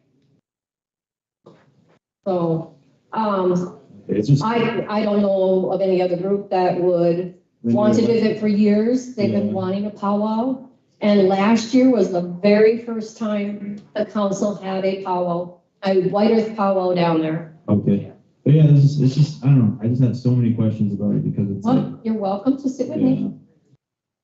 Because what's the qualifications for your 501c3 to become a board member then? You have to be enrolled? Our bylaws, you have to be They enrolled. let you do that though? It's in our bylaws that you have to be an enrolled member. Oh, okay. That's just, it seems like that wouldn't fly with like, if you're going through the state with your 501c3, like it would be, wouldn't that be We discrimination? submitted everything to the IRS and everything went fine. Okay, no, I'm just wondering how it works because I don't know. No, and you have to be in the 7-county metro area to be on the board. Okay. We have other members that we actually service more than just our 7-county. Other members show up from other counties around there. We don't turn them away. We're like, yes, you can come to our events. Yeah. Okay, I'm just trying to find out what kind of data we can get, like when we go negotiate with the state and be like, well, we have, this council over here and they serve X amount of our people in these, 7 counties or whatever you just said. And we could use that as leverage as negotiation. So that's why I want the information. It's not that I'm pressing you. It's just like, I need a better understanding of like, if we're giving money to a group, I want to know like what they're serving, we need some data back. And if we're not getting data back, like that's all I'm asking is that we need some data. I would direct you to the enrollment office. And then. They don't talk to me. I don't know if you knows that. Well, There's somebody. an issue of like fake tribal IDs going around. So. But we'll give you what we have. I can give you information, how many people attended, how many we've serviced for each of the events, and I can give you all the data you want financially. Okay, is that in your report? Your quarterly or your. My quarterly, I have a balance sheet. I have a balance sheet and then I have income and expenses for the last 3 months. So at the next time you have to present, can you provide that information, please? I'm gonna email you this and I'll email you my report. No, see, what I want is the numbers of members that you guys serve. Okay, that was in what I gave earlier, and I will email you that too. Okay, we got you. Chairman LaPoste. Yeah, and your phone. No, got questions? Yeah, your budget, we're looking at the full budget. Okay. Okay. So, do you need me or? If you have questions on it, or? That's my motion. Yeah, motion I haven't to, seen the budget yet. It's in your packet. Where's it? Do you guys have contracts for your powwow committee members? I have them all ready to go, Oh, okay. but I haven't signed anything because I wasn't gonna do it till I had funding. Okay. No, I just wanna, And if you go look at what I sent you last year, I sent all of my documentation and all of my receipts and everything from the powwow at the end. I'm using the same forms. everything is in there, probably. It's in there, they got their contract for their chair, they got their contract, they got their budget. If you need a motion, Chairman, I can make a motion. Well, we haven't even. It's in our packet. We're seeing it though, it came out less than 24 hours ago. So we're gonna approve a budget that we haven't even reviewed. You gotta. I'll stay right here, Eugene. I'll answer any question you have. I'll stay right here because if you have questions, I'll. Asking the Secretary Treasurer. So he's questioning my motion, Mr. Chairman?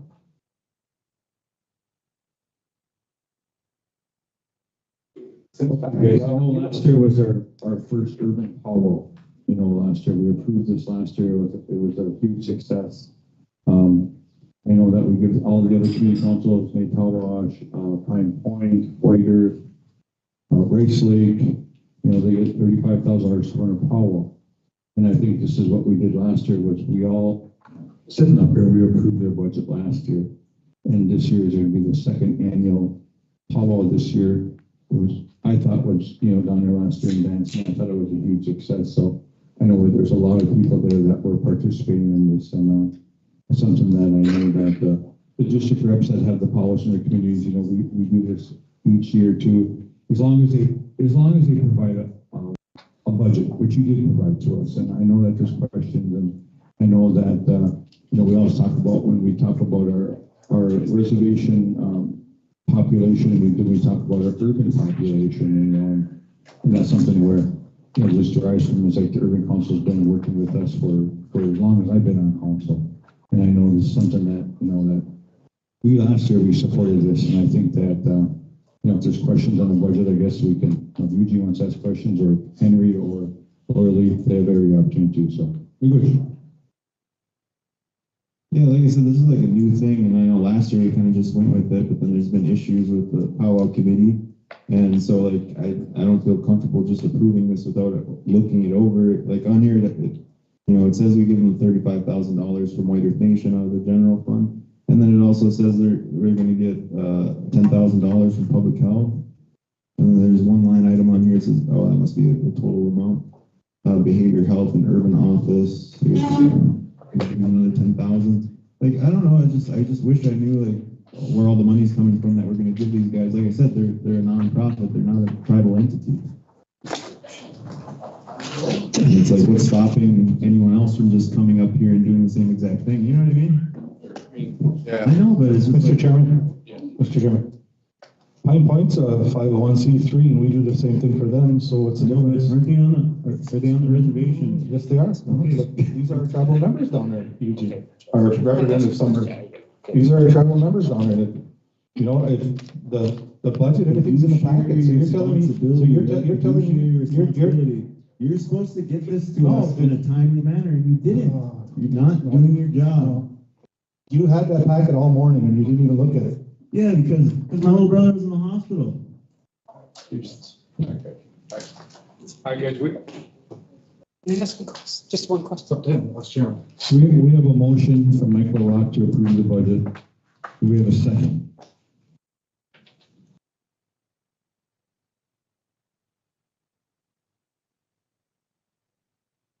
We'll wait all day.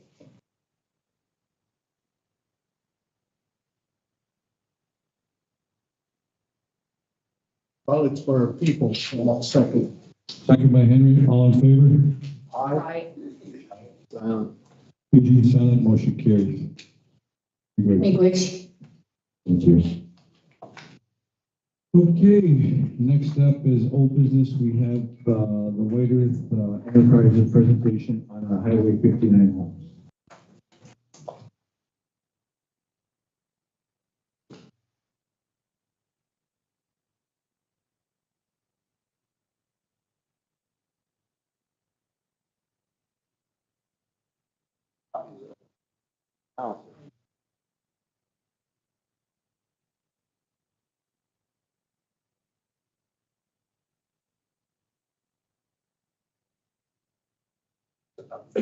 Five minutes.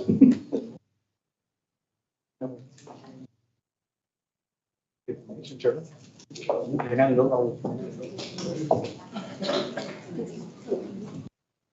Okay, the handouts are out there, so we're gonna go along with the slideshow. And if it doesn't pop up, I guess she can just read it, go through it. I guess it's email through the PowerPoint that's on the papers. Yeah, we put a lot of papers on the tables too.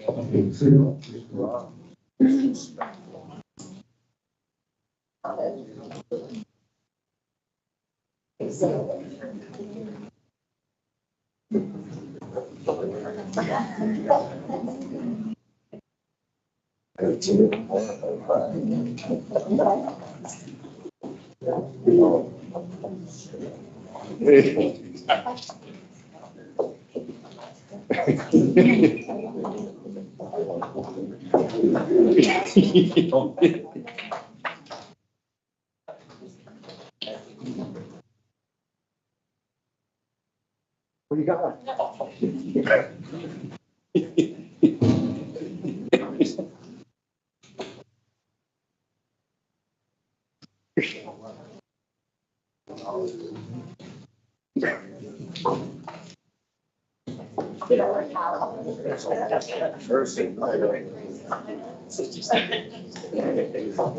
Potatoes, he had to put his 2 cents in there.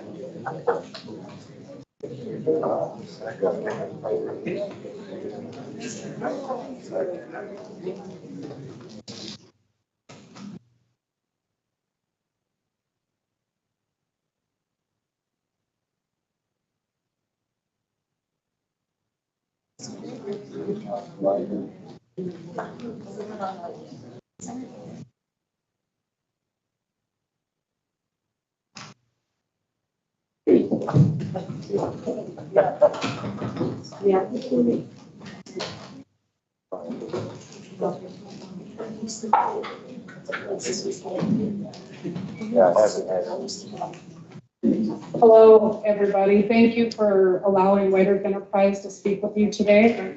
My name is Rochelle Perks, and just to tell you a little bit about myself, I grew up in Cass Lake. My mom is from White Earth Nation, and I've spent probably the last 30 years working for tribes in Washington, Oregon, and the Pacific Northwest. I've served in the capacity supporting tribal sovereignty as well as economic sovereignty. And today I want to speak with you guys about Highway 59 homes and what that can do for the tribal community. Here I have my Assistant Executive Director, Tony Bilbroom, as well as Todd Wojtaszek. He also, his wife is Leanne Wojtaszek. She's a White tribal member. Excuse me. And we would just like to share with you this PowerPoint presentation that talks about how we can serve the community with better housing. So under White Earth Enterprise, we have building supplies, builders, business products, and sanitation. So the request is to... Oh, you gotta move out of the way you're not. Sorry, guys. So we just want to go over a few slides here of what that would look like for the White Earth Nation.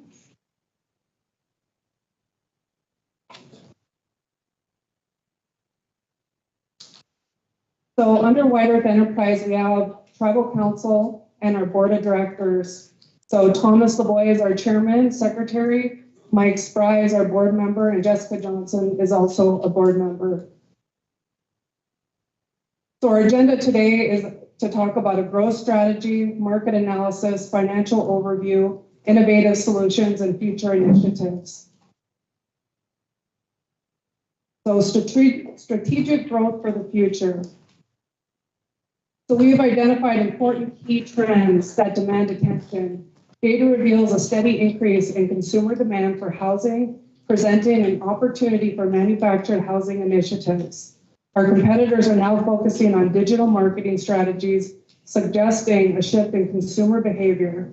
The market, how can we adapt and capitalize on the emerging market for manufactured housing? So the market analysis.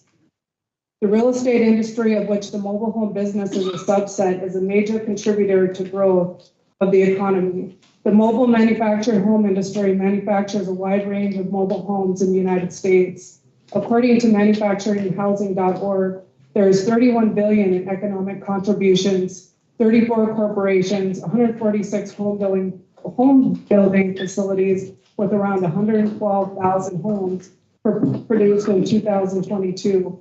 11% of new single-family homes start, 8.2 million manufactured homes, 35,000 median household income plus 34.6% appreciation over 5 years median home value increase. So the current business model could provide close to $1 million in sales in White Earth, Cass Lake, Bemidji. We will continue to make ourselves available in that area. However, marketing with the Chamber of Commerce locally, websites and networking with other tribal nations and local markets will make it more competitive. The current staff in Waubon, Minnesota will prove successful and exceed revenues in advertising. To ensure projected revenues are realized, the team will need to work with the Housing Authority to provide a constant flow of houses and continuous marketing in the areas around Cass Lake, Bemidji, Detroit Lakes, Waubon, and White Earth. The goal is to become a leading company in this area to grow and become a big contributor to the economy. The market expansion future. So market research in Q1, which we've done, we reviewed the product in Q2. Now we're here in Q3 reviewing the product launch with the community to see how you feel about having a Highway 59 homes available to median households less than $100,000 a year, keeping the housing affordable. And if the community supports this, we could make the housing available as soon as probably next year or early in the fourth quarter. So the marketing strategies that we have is to implement personalized engagement strategies, tailor campaigns to resonate with specific demographics, fostering a sense of relevance and connection, collaborate with influencers and thought leaders to amplify our brand message. In the financial overview reflects a robust and resilient fiscal performance. Key indicators show constant revenue growth attributed to market trends. Operating margins will be consistent with model delivery, operational efficiency. We're committed to financial stability, positioning White Earth Enterprise for sustained growth. So here is a 5-year growth plan. So year one, we're hoping to buy 8 homes to see how, it would work on the reservation. The tribal members would be interested in having new homes. So the profitability for year 2 is where the margins actually become a realization. Year 3, year 4, and year 5, they're increased over a period of time with 4 additional houses per year. And you can see the growth and the how it will run after year 5, where 50% of that profit goes back to the tribe. So that's the investment. So the product enhancements introduce regular updates and features to enhance product offerings, technology integrations, explore emerging technologies for potential integration into operations, collaborate partnerships, foster collaborations with other tribal nations, innovators and industry leaders to drive innovation, a green supply chain to reduce the carbon footprint. So again, that was the presentation. The board of directors, Tom LeBoy, Mike Spry, Jessica Johnson, and then management and enterprises, myself, April Lament, Tony, Bill Broom, Todd Waitishek, and Quay Duvall. So the business summary is, we're coming into the mobile manufacturing home industry to those interested in buying mobile homes at an affordable price. As a mobile manufactured home company, our target market exists across people of different classes and peoples from all special classes. However, being a tribally owned business, we will want to capture the business on the reservation and work with our tribal bands and nations as well as local markets. Families and individuals who are interested in buying a decent and well-constructed mobile home, corporate organizations who are interested in buying their own mobile homes, non-residential building, and the government of the United States of America, government contracts, 8A federal contracts. So thank you for allowing me to share this with you. Does anybody have any questions? Yes, sir. What if enterprises in an LLC was to be pillars of that? How much are they putting back into the industry? So right now we are break even. We maintain our costs to run our businesses and we also give them money to help out, right? No. Oh yeah, we donate to the community for sure. Okay. I make sure of that. Anybody comes in looking for a request, I work right with them. So we do a lot of work for the government, and anybody that wants to work with us, we absolutely will do business with them. But we are a tribally owned business, so we're your business. We're here for you. We're here to serve you. What percentage are we at? What do you mean, what percentage? There's a whole different board of directors that also, so another business. So how much percentage is White Earth Enterprise and White Earth is what?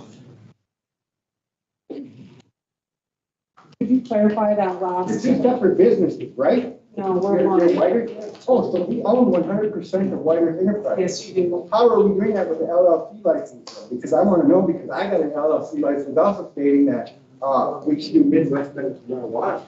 But yet I can't survive because I can't get borrowed money from the tribe to open my business to go forward, but yet White Earth Enterprise is. So cannabis is How is that? legal How is that? on the federal level. Separate entities to be able to do that.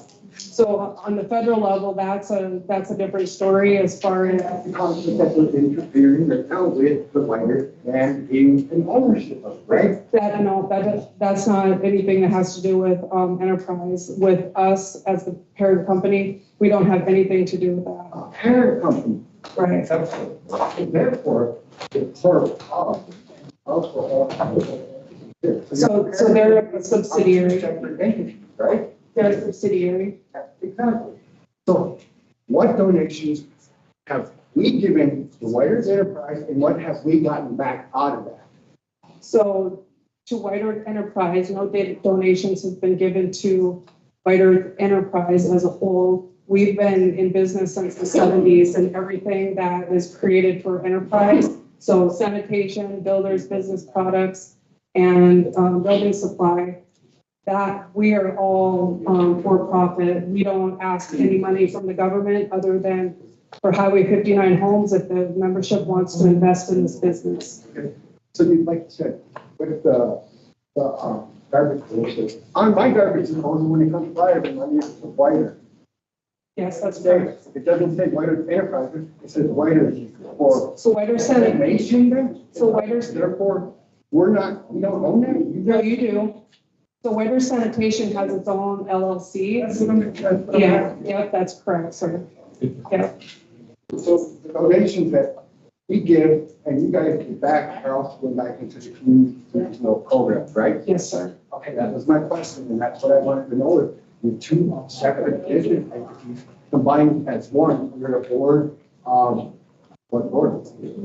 So Mississippi Pillager is our board for enterprise, and there's a separate board for Wabi. Exactly, my point. Okay, yes. Thank you, sir. Yes, ma'am? I just have a comment. So, and I was just looking this up, and it says mobile homes are generally considered a poor investment due to significant depreciation, limited appreciation potential, and challenges associated with resale and financing. Often classified as they're often classified as personal property rather than real property. And mobile homes may not qualify for traditional mortgages, financing, or options, and can be restricted with higher interest rates.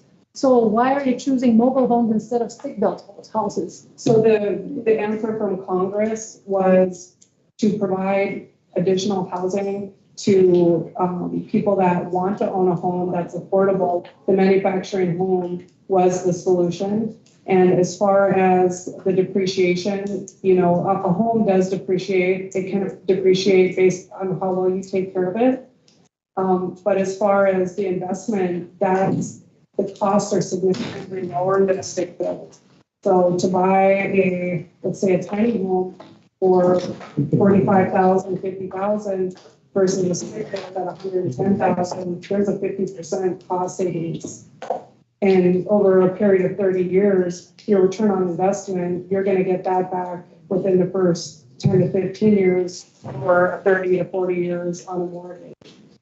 So it's a good investment. Are you guys building modular homes or trailer houses? No. Modular homes. Or modular homes? Yeah. They're gonna be pre-built, you know, we're working with the vendor, so. Me and Todd made sure that we went through and looked at a lot of the specifications that we'll need for this area. To make sure that we meet the needs for the people up here to make sure that it's affordable as well. Did that answer your question? Okay, thank you. There, I got a question. Yes, sir. How many boards is there under this Pillinger? Just one. Just one? Yeah. Okay, how does a band member go about getting the financial budget for Wabiguan? That wouldn't be a question for me. That would be a question for the CEO, Zach Wilson. So Zach Wilson, is he a band member? Is he a tribal member? I don't have the answer to that. Is it right that we go through a person that's not a band member to get our financial information? I don't have an answer for that, sir. She doesn't work, she works for enterprises under, not Wabiguan. Okay, because we was told to go, the Rock had mentioned to go through Tom LaVoy and Yes, that sir. Zach Wilson. So Tom LaVoy is a board member. He would be the one that could answer those questions. Why isn't he here? He's traveling. He'll be here on Wednesday. All right. Keep going. Keep going. So does anybody else have any other questions? We can move on to the propane opportunity.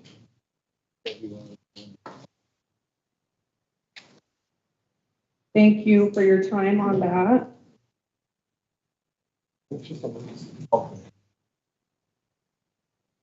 Okay, next is the propane company.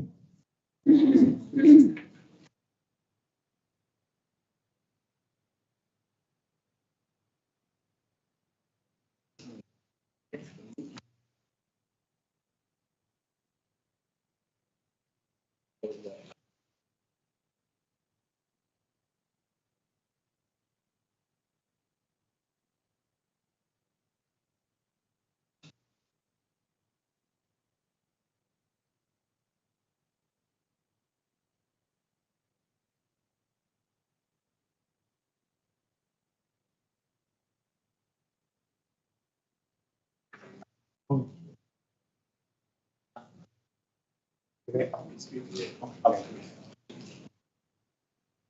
the next PowerPoint is empowering tribal economies, the propane business opportunity for the Wired Band of Minnesota Chippewa tribe.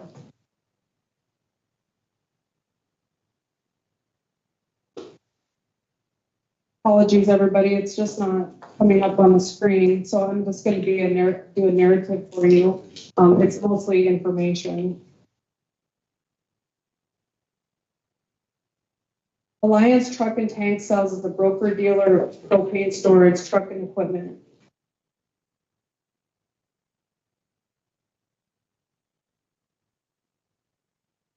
"20 years experience assisting new and existing propane companies with their equipment and service needs. I've helped other tribal communities open successful propane businesses. In addition to equipment, Alliance provides expert guidance and resources in the form of training, wholesale propane providers, parts suppliers, operation consulting, and more."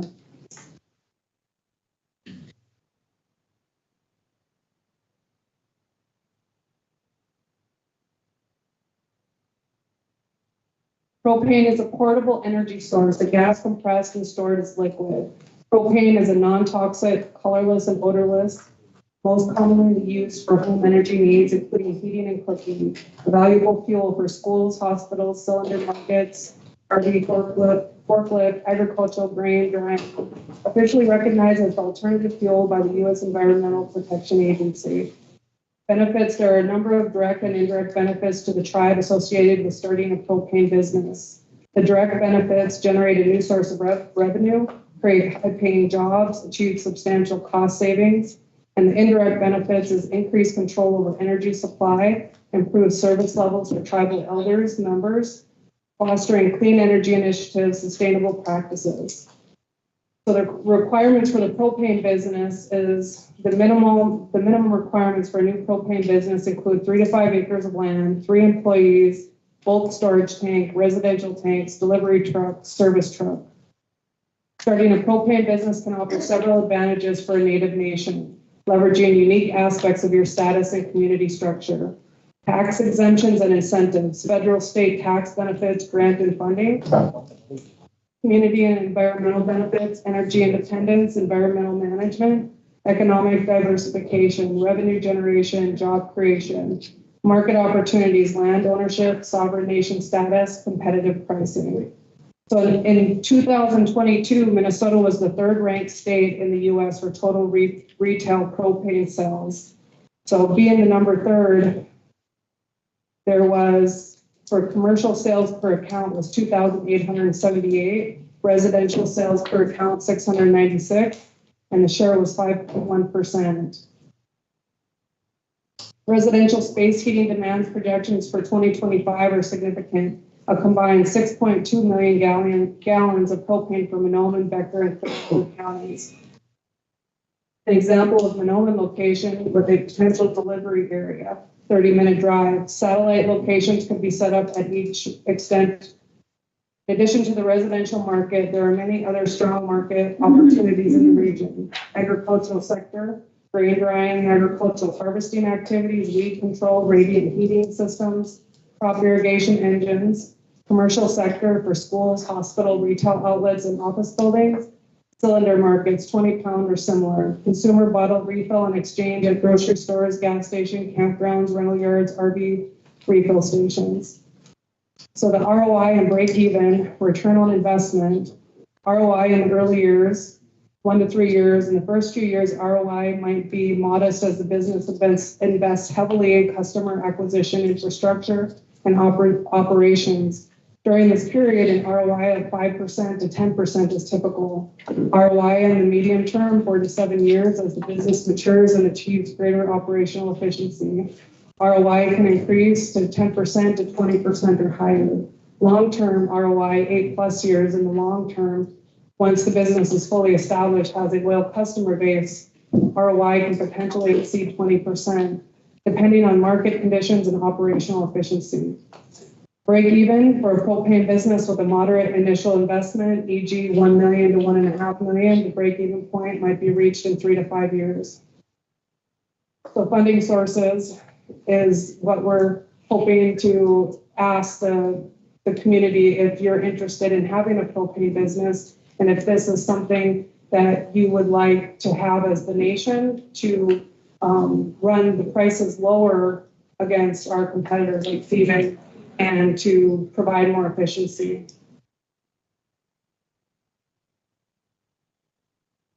And that's it. Yes, ma'am? Can you talk about that? Does that mean we're getting a tribal discount? It'll be so the cost will be lower than what the competitors are right now. How can that be when the gas station, the regular cost of gas is competitive with Cenex and all the area gas stations? And propane runs right alongside the cost of gasoline. How are you gonna do that? Are we gonna get like a membership? I'm serious. So I mean, what the question she just said, that's legit. So that's a great question. So Alliance has provided us the business model that the Arapaho and the Cheyenne Nation uses. And what they do is they band together and they buy their propane in bulk and they drive down those costs. So when it comes to the market, those costs are actually significantly lower. So there is a benefit to buy in bulk and there's a benefit to having your own business because now you're not paying the market rate, the competitive market rate that you see with Feedbig and the other propane businesses. Then they could do the same thing with gasoline, right? It depends on, you look at Washington State, Oregon tribes, they buy fuel from Washington so they don't have to pay tax. So you would just have to go out to the market and you have to, try to get the best opportunity to get the lowest cost. But White Earth is already tax exempt. Yes, that is correct. So then you're bringing up taxes, which doesn't apply to us. So we should still get that discounted price. So that's not for me to decide on the taxes, sir. That would be something that we would have to talk about if you guys agree to wanting this business. You got a question? Yes, sir. Talking about taxes, what's happening now is illegal to us. So if something like this ever come about, are we going to get a surcharge and a tax charge? I know you don't know that, but you should ask these people to counsel that because that money adds up to millions and millions of dollars. That surcharge and tax, you're paying about $35 to $40 every month that I shouldn't be paying on taxes. It's surcharge. Here's a council, ask them if there's gonna be a surcharge or a council if it ever comes about. Because like I said, we're paying something right now that's illegal. We should not be taxed on our reservation land. I can't get an answer from these people. They do not back me up when the question is asked like this. Ask anyone if we should be paying taxes or a surcharge. It's been asked many, many times. Ask them. Chairman, do you have an answer, sir? The board didn't know how many times and you guys excluded from paying taxes. Here you guys are.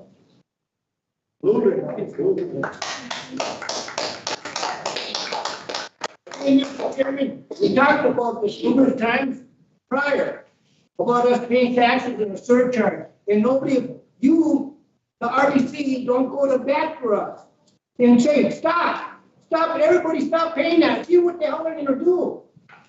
Why should each and every one of us be paying $35, $40 a month extra on a surcharge and tax? That's crazy. Your answer, some type of response. Sir, I think that if we had a propane business, that would be something that would be for the people and not with our competitors gouging the prices. The question I also ask, is it fair now? Why can't we go after this company here and say, stop? That's my question right now to you. And they've been asked many times and it doesn't go nowhere. They don't have the answer. Somebody got to have an answer on paying a tax and a surcharge. These poor people, they get their electricity shut off. Some of them are very, very poor. When they get their electric, they have to pay a $300 to bring your electricity back in. That is so unfair to our people. They're the ones that ain't making the money. Their telephone, electric lines on our tribal land. They should be paying us taxes. Right. Yeah. Right. The idea behind this whole process is that we're trying to bring a lot of stuff to our economy here for us to run so that we're not dealing with this kind of gouging, right? So this whole idea of us taking on the propane for ourselves up here is going to help stimulate our economy. And everything. What other alternatives do we have other than just the propane? Getting back to the propane here. What other business would you be interested in? Oh, yeah, that's what I'm asking. What other ones are there? I can give a brief update on what we're doing with the taxes and everything. Like this thing, it's been a big issue. I know that there's tax agreements that we got into like in the 80s and 90s.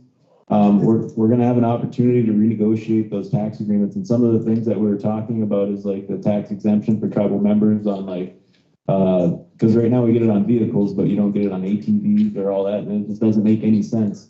So, I mean, we're doing that, but then What's the issue we're talking about right now? Is propane. We're not talking about tax issues or anything else. We're talking about the alternatives to propane right now. So, Chairman, Robert's Rules of Order states that let's stick to the issue and stay with that issue. Okay, that's your job, not mine. Oh, so. Let's do that and stick with this here, okay? That's what Robert's Rules of Orders are all about. And if your advisor can't advise you to do that, then I'd get rid of it. But as far as I'm on it, what alternatives did you look into other than propane? Because I was part of a consulting team to a green team that we looked into all kinds of different alternatives. And propane was one of the number ones where we didn't want to be stuck in. You know, I think the enterprises team here has presented propane company for our membership, and you know, of course, that you know during the springtime and what Leonard brought up is the shut-offs and the electric companies. You know, we did create a tribal utility commission that's working on this too. You know, and I think that what the proposal here with this new company that we want to start up, and what Rochelle is talking about buying in bulk, that we can give our membership a huge discount in propane. You know, these are things, I guess, that, you know, and this is the reason why we brought this to the people's attention, because we wanted to hear your feedback, and it's good to hear that today. It's great, you know, that we have interest in this. But I think what the enterprises in one of our companies is we're trying to develop a propane company that's going to be beneficial to our membership, because you know how it is, like we just talked about out there, that you know that the late fees, the surcharges, everything else that's out there that's been laid across there is something that you know that eventually is picked up by us, because we end up, the tribal council ends up picking the bill up because we end up coming to the aid of our membership. And I think these are things that we've talked about in the past, especially when it comes to these electrical companies that cut off our people. And these are things I think that what Eugene brought up is like we're in like you said, we're in a tax agreement. Our tax agreements hasn't been updated since I think 1996 or 2006, one of them. But it's been a while. And we're meeting with Commissioner Marquardt on these in the very near future, because he wants to get these tax agreements finished by 2026. But when it gets back to the propane now, when you talk about the taxation of propane, that I think we are tax exempt from buying bulk. So what you're saying is like, are we? With the taxing, it's moving into an alternative way of eating. For my great grandson and my grandson that are 4 years old in the middle of winter, run out of heat, and they get cold in the morning. So rather than just having propane, what other alternatives do we have to provide that heat for my grandchildren? But that's the same thing. That's a non-renewable. That's what I'm talking about. What else can we go into without having to pay all that? There's alternatives out there for us. Yes, and that's a great question. And I guess the next meeting we'll have to bring Nate Matthews, the executive director of our Tribal Utility Commission, to answer those questions via the alternative energies that we're like solar or wind or all the other ones that's out there. And I think those are things that we probably need to bring at our next meeting, is having to update question of taxing and everything, I understand, apologize for that, but no, my question was that there, I got it answered, carry on, thank you. If you're good, thank you. I I got a question. So the Hagen Chippewa tribe in Wisconsin, they've gone towards renewable energy. They secure funding through the state and federal government. So I actually have had a chance to go out there and I see solar panels on every single tribal house. They also have wind power out there as well, and they've secured the funding, and the total cost of living for the people has gone down. I think we should look into that reason. Thank you, sir. I believe Nate Matthews is going to be here at the next meeting to talk about renewable energy. Yes, ma'am. I just, well, I heat my house partially with propane, and I would prefer to buy my propane from the tribe. And, but looking at this map here, I hope that if you do go into this enterprise that you include all of the reservation instead of just part of it. Because I live in Callaway, I wouldn't get service from here, and neither would my home community, Pine Point. So, yeah, if you could just cover the res. Yes, ma'am. That was just a part of the initial market research that we did to see the ROI investment, but that doesn't mean that it wouldn't service you. It would serve all of the reservation. Is that the only thing you got going on is propane? Yes, sir, today. That's all I brought. I remember when that Total Spectrum company, All right, guys, we have another one to. they were supposed to put solar panels in the community, solar gardens. And it was like, what, $6-7 million, something like that? It was a lot of money. Where the hell did all that money go? The community was supposed to benefit off solar panels.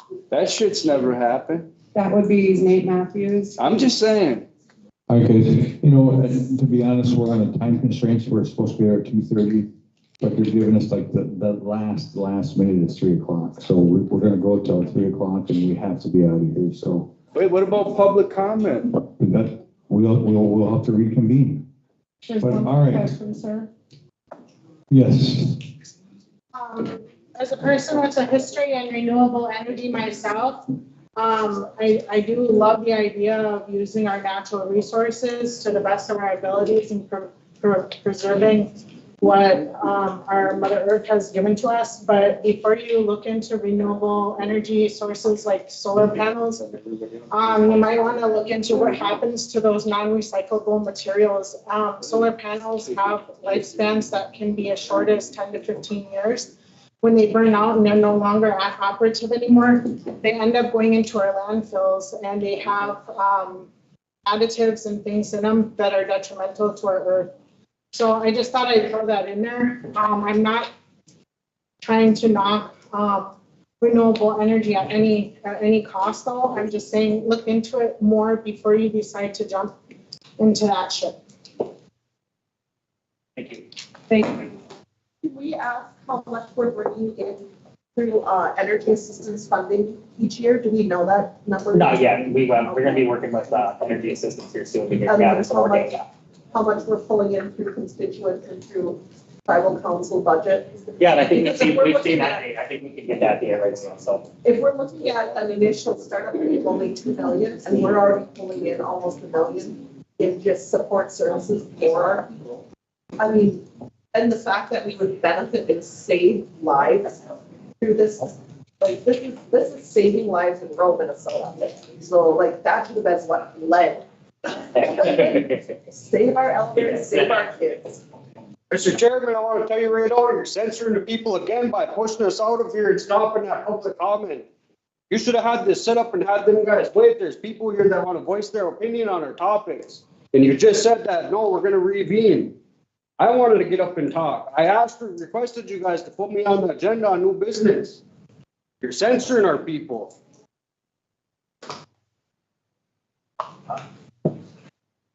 We're moving forward here, guys. I'm not saying you're not. I'm just saying. You just said. I said 2:30, but I'll get that 3 o'clock. That's what you said. Farmers get tax breaks, and they only give anywhere, depending on the market, 30 to 60 cents a gallon. Does they fall underneath that? That's something we could look into for sure. Yeah, It's a is it? initial start and the idea of it, so there's one reason. That's a huge, what I'm talking about. Okay, yeah. And do we get to contract with housing that are supportive housing? Okay. Next up on the agenda is a land assignment ordinance.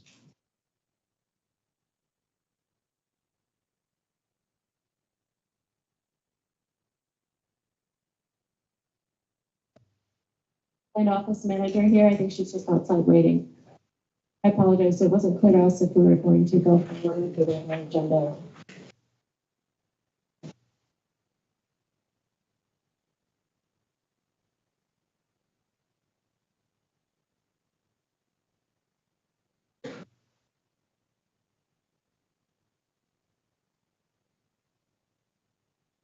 So this is the land assignment ordinance. The land office approved a policy that ran as a trial basis approved May 13th, 2021.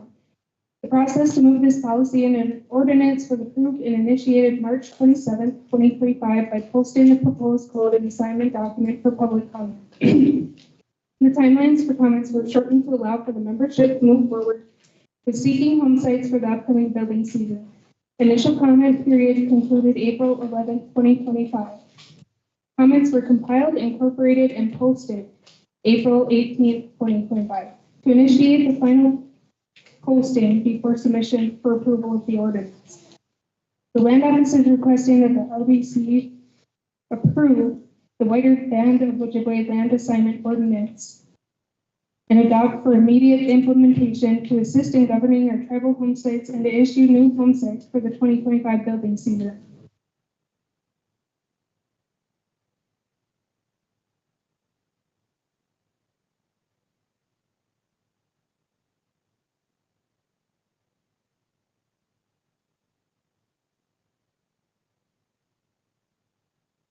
How many comments did we get? Megan?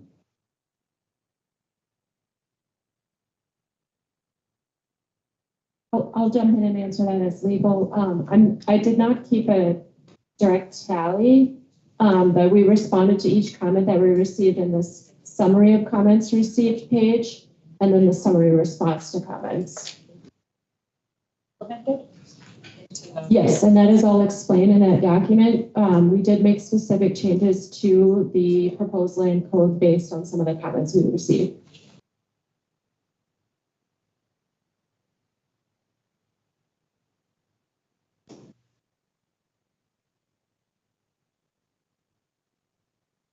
I have a question for you.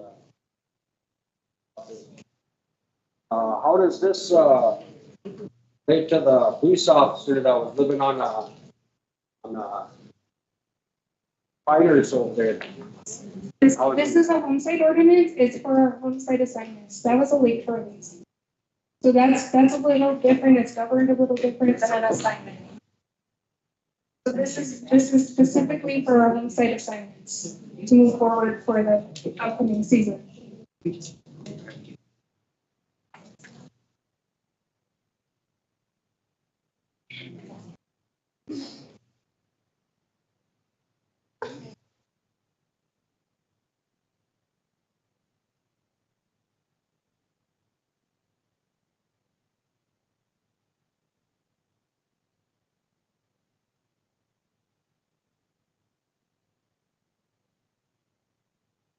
I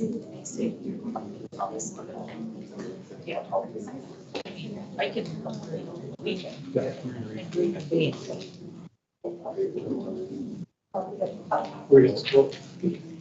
put it down in, with the motion to move it down. Well, and you'll want to make sure that your minute takers are up clear on the minutes about what is being requested at this time. What's the official request?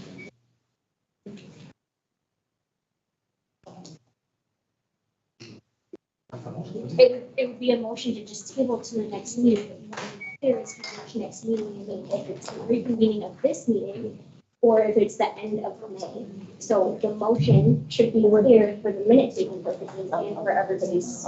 So by decision, a motion for the table until the next, Until this meeting. until this meeting reconvenes. Yes. Okay, motion by the Rock to motion to table this till the next meeting for the line. This one. I'll second. Second by Lord Lee, all in favor? Motion carries 4-0. Okay, next up is the whole pipe.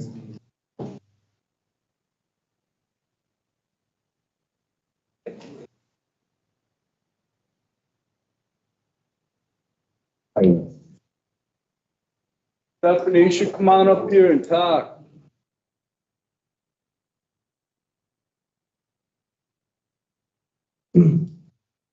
June Council, Chairman and council members, my name is Tyler Coleman, 408A.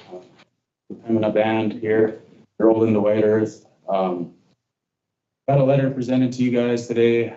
Some of the members of the community have reached out to me with some concerns. And I'll read my letter, and then if you guys have any questions or concerns, you guys can ask. So miigwech for allowing me the time to speak on an issue that carries deep meaning for many in our community. The pipe believed to have belonged to a chief Hole in the Day, one of the original leaders who helped shape and establish our nation. Recently, this pipe was acquired with the belief that it was authentic. However, questions regarding its origin have surfaced among our people. This isn't about blame or finger pointing. It's about honoring the concerns that have been raised and doing so with transparency, respect, and accountability. If this pipe is indeed genuine, it holds profound historical and spiritual significance. It should be honored not as a source of division, but as a symbol of our collective strength and our identity. In moments like these, we must lean into our traditions and handle sacred matters with the reverence they require. Pipe carriers in particular have a responsibility to act with humility and respect. Carrying a pipe is not about prestige. It is a sacred duty. The way we carry these items reflects how we carry our people. I recently had the opportunity to speak with Professor Anton Troyer from Bemidji State University. He also wrote the book, The Assassination of Hole in the Day. He shared a lot of history and wisdom on Hole in the Day with me. We were able to talk more last night. He also shared that getting the pipe authenticated, there are different methods. He mentioned the scientific method, whether or not that item could be from that era, testing the wood, the type of metal used.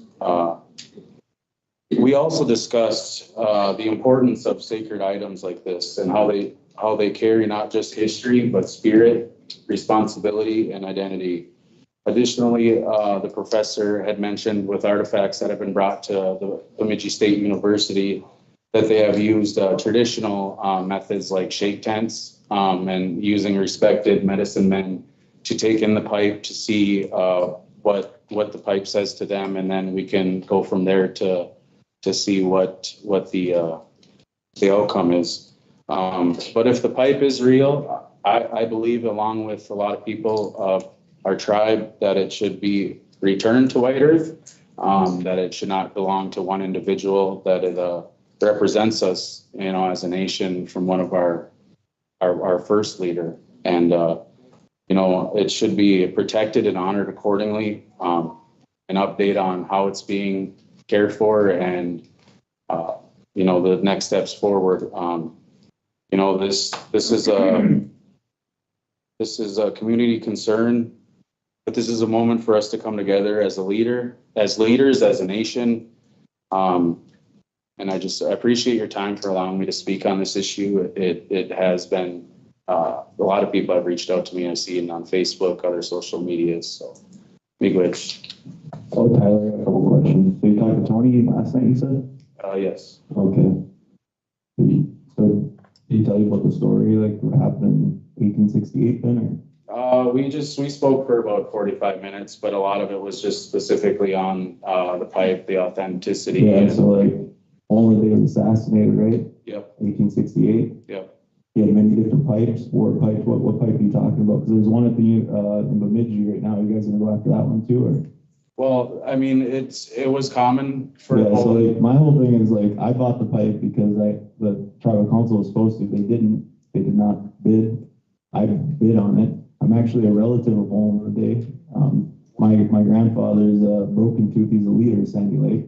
Hole in the Day, like, yeah, he was a treaty signer, but the first leader of White Earth was Wabani, and so like, I don't know.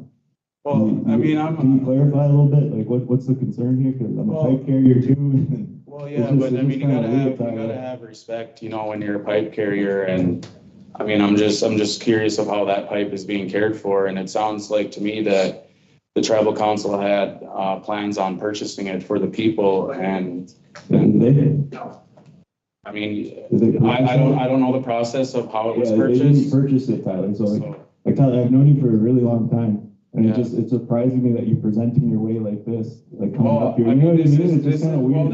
This is a concern of the community. I know, but like, we're going over the history, and I'm like, well, what's the thing? Because I'm related to the guy.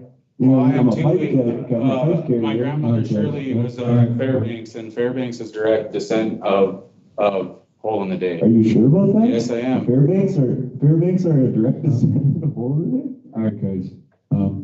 Well, I guess there's, you know, you should maybe give up your pipe if you're gonna be disrespectful. I'm not being disrespectful. I've seen it all day today that you've been.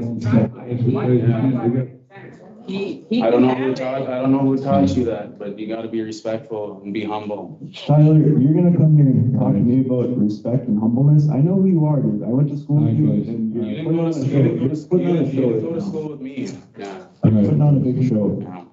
But I guess the question is, you know, with this letter of concern, then, you know, we talked about, you know, how. You guys, you said you're gonna take me to court. Take me to court. Like, yeah, just take me to court. I have a receipt. I got everything. Take me to court. The tribe should have bought the pipe when they had the chance.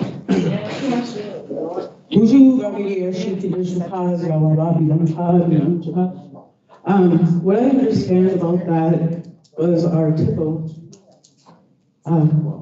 was instructed to take care of business, and she was supposed to purchase that with the guidance of tribal council.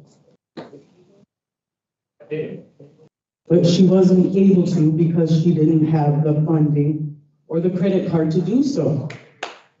And so what I understand is that Eugene Summers purchased it through him, but was in communications with our TIPO at the time. I want to say one thing. Hole in the Day was my 7th grade grandfather. He's in my genealogy. He's everything. And to me, if Eugene spent his own money to go and purchase it, he can have it. As long as it's cared for. If we're so concerned about Hole in the Day, this and that, he signed the treaty. Then why aren't you guys going by the treaty and our treaty rights? Exactly. That's what I want to know. If everyone's so concerned about it. Well, I guess the concern that we have is like we all were sitting together in a room, and when the pipe was going up for auction on September 20th of last year, that we all made Chairman, just show them the emails, because you know that's a lie. You guys were asked, we were at Need a Wash, I asked you guys, are you gonna bid on it? They didn't receive no answer. I bid on it, and it was, you know, when it comes down to it, did you guys buy it? No, you didn't. And my whole intent was to bring it back home in White Earth, but from all the lies you guys tell me, I don't even trust you with it. Right. Exactly. Right. Can't be upheld by the treaty rights that he signed. He signed the treaty for the Mississippi band members, not for the Pillager, not for the other ones. I'm not gonna go. You can't abide by that. Well, then leave him alone with it. Leave him alone with it. Go purchase the other pipes or whatever else. Find the people in the family who murdered him. Where's all our other artifacts at? Where's all the rest of them that you guys got that got turned over to you? Where are they all at? Tell me. I know where mine's at. Where are all these scrolls? Where's everything at, Chairman? Where? Tyler, you wanna go ask them, or find out where our scrolls are and where all these other artifacts are? Cause I'll tell everybody where, you know, it's safe. We're pipe carrier, it's safe.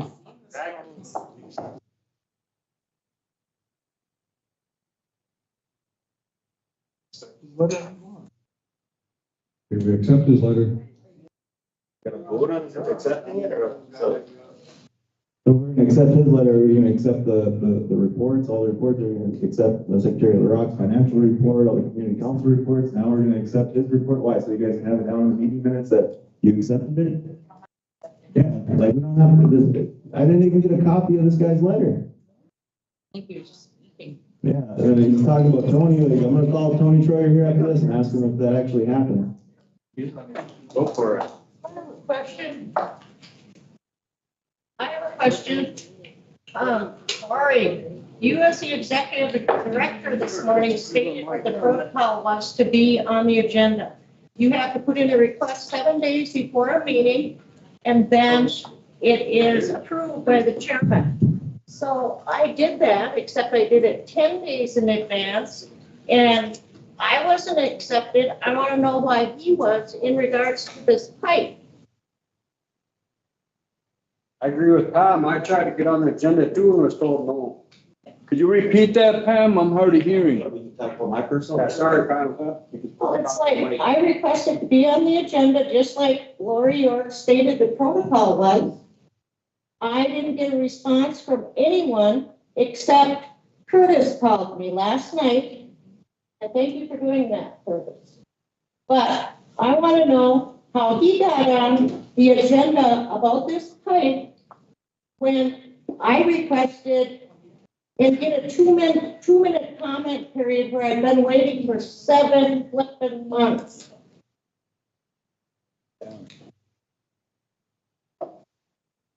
But isn't it just common courtesy and professionalism to respond to your people? The chairman and the secretary treasurer make the decision on what's going to be added to the agenda. And we can't disclose. There you go. Mr. Chairman, if I may? Yes, it's a chair. I do want to acknowledge the 4 requests that I did receive, and I did take that information and bring it to our tribal leaders' attention for consideration. And when you don't hear a response back from me is because it's still pending and waiting. And I did ask Deputy Director Rogers yesterday to reach out to folks to give them an update. The other thing that we did this time was added the public comment section to the agenda as well. So, but you are right, Pam. In the decorum policy that I read this morning, it also indicates that it would be up to the chairman and the secretary treasurer whether that's approved or not. In which I was told that 2 of the tribal council members said no for me to get onto the agenda. And I was just at the last meeting there last week by Lori and requesting to get on. You guys censored me because of my topic that I wanted to talk about. It doesn't matter. It doesn't say anything in the Constitution of freedom of speech. I can talk about anything that's pertaining to me in the tribal council businesses, including my kid. So I'd like to respond to that, Andy, and I did reach out and I did tell you that when I brought your request forward, I had a response from 2 of the elected officials referring me to the resolution of the separation of powers between them and the courts, because the original request that you had was involving the courts. And it's my understanding today that you have a new item that you wanted to bring forward, but that was my response to you. And in our tribal codes, it says that the judges are supposed to run for reservation right elections every 4 years. They never have. The tribal council appointed them. Every time, we've never had no judges on our elections. The tribal council appoints them, but in our judicial law or code, it says that they're supposed to run for 4-year terms or every 4 years for election at the reservation-wide business committee. So that's a conflict of interest. Thank you. All right, next up is. That is conflict of interest, is it not, Fairbanks? Oh, yeah. And I did get a duck removed through Whiter also from having to deal with. Mother's Day Powell is next on the agenda. Hey, I'll just take my 2 minutes. I had many things that I wanted to talk about, but you know, make it in short. What I wanted to say is. Yeah. You guys are gonna have. Just get the powwow in my district. So like we just approved the urban powwow. So there's like a 3-hour powwow, right? 1 day. So how come they get more money than the Mother's Day powwow, which is a 2-day powwow here on the reservation?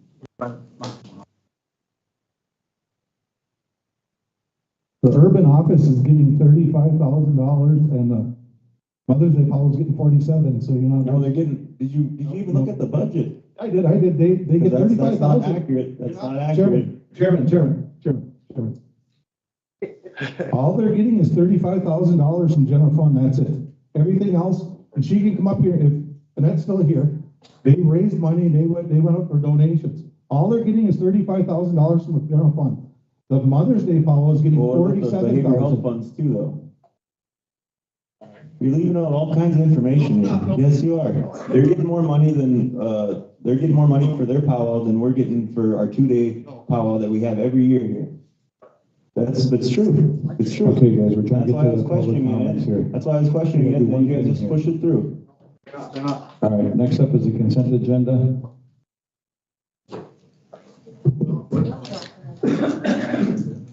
So are we gonna approve this budget? We're gonna table it? What? We're gonna table the.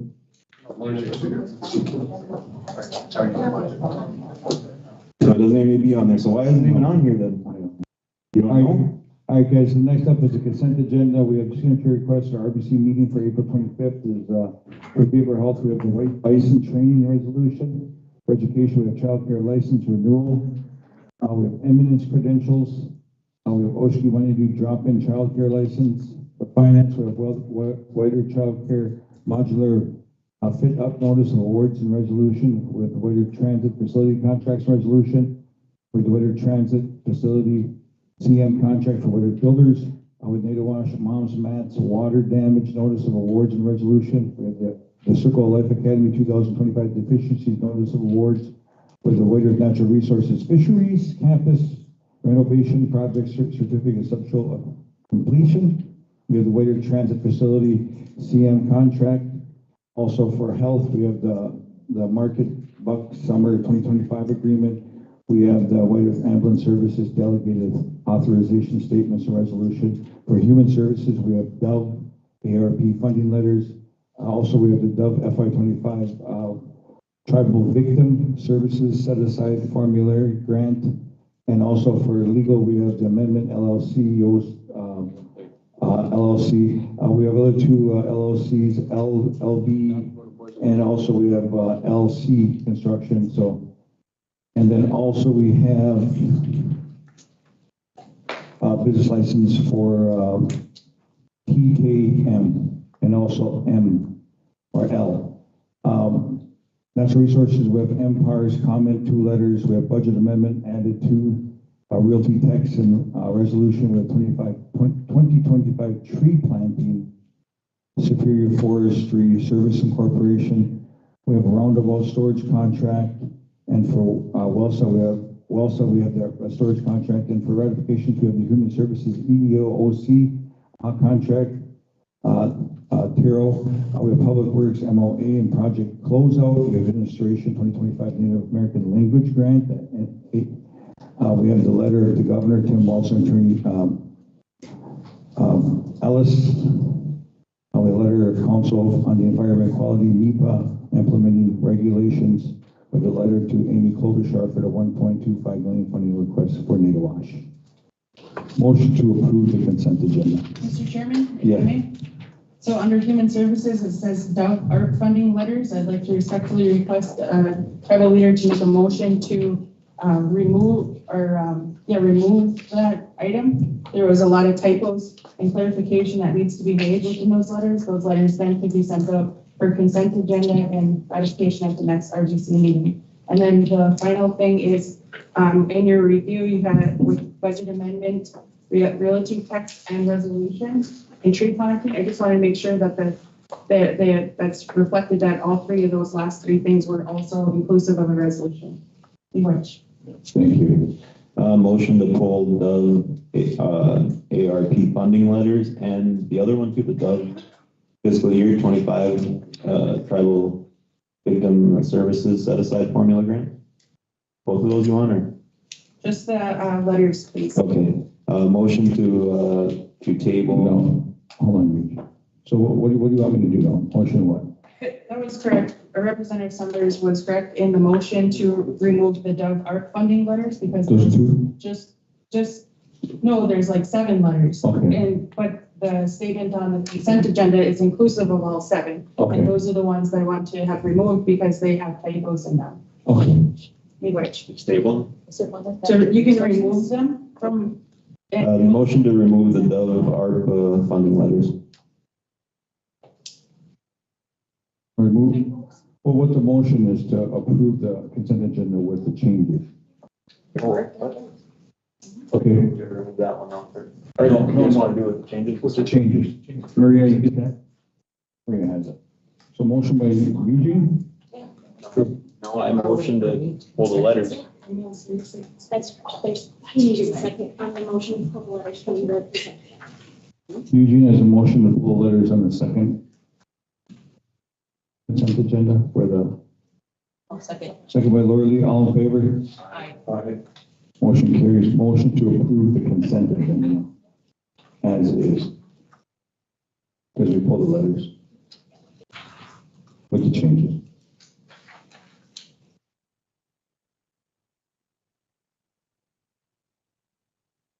Make a motion. Go. Motion by- Agenda with changes.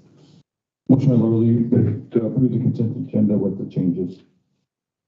Second by Mike, all in favor? Aye. Eugene silent, motion carries. All right, next up is the 2-minute comment period. We have little time here, so. I do. Mine's gonna take 2 minutes and 29 seconds. But anyway, I got a couple things to talk about here, and first of all, Secretary LeBrock, I, Leonard Thompson, want to go on record. And all these people here are my witness, and I want to see it in your minutes. Mr. Chairman, I watched you on a video the other day talking about our casino. You made a mistake. You said the RBC owns the casinos. I own the casinos. I own the casinos. Every enrolled member here owns that casino, not the RBC. We each have an equal share. That has to be corrected. Please, Mr. Make sure that goes on. Yeah. So that has, I'd like to see if you can make a response and say that it's our casino, not the RBC's. Second of all, if you're gonna say it at all, this home that was confiscated from the police officer, I believe that to give everybody a fair chance, nobody should be making over 50 grand a year to be eligible for a bid or lottery, because there are too many shenanigans over here making plenty enough money to go buy that, and it can hurt them. Gives us all a fair chance. Now, a third one here is, we're not getting no answers here on our enrollment. This has been going on for 3 months. Mr. Chairman, I'm listening. Give him some respect. Didn't look like you were listening. this enrolled member has been going on for 3 months now. There's nothing being done. Nothing.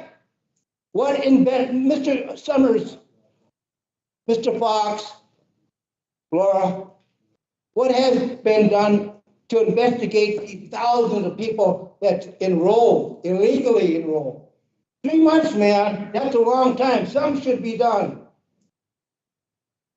Something got to be done. If something has to be done, the problem is with you, not these illegal enrolled people. The problem lies with you if nothing's been done, period.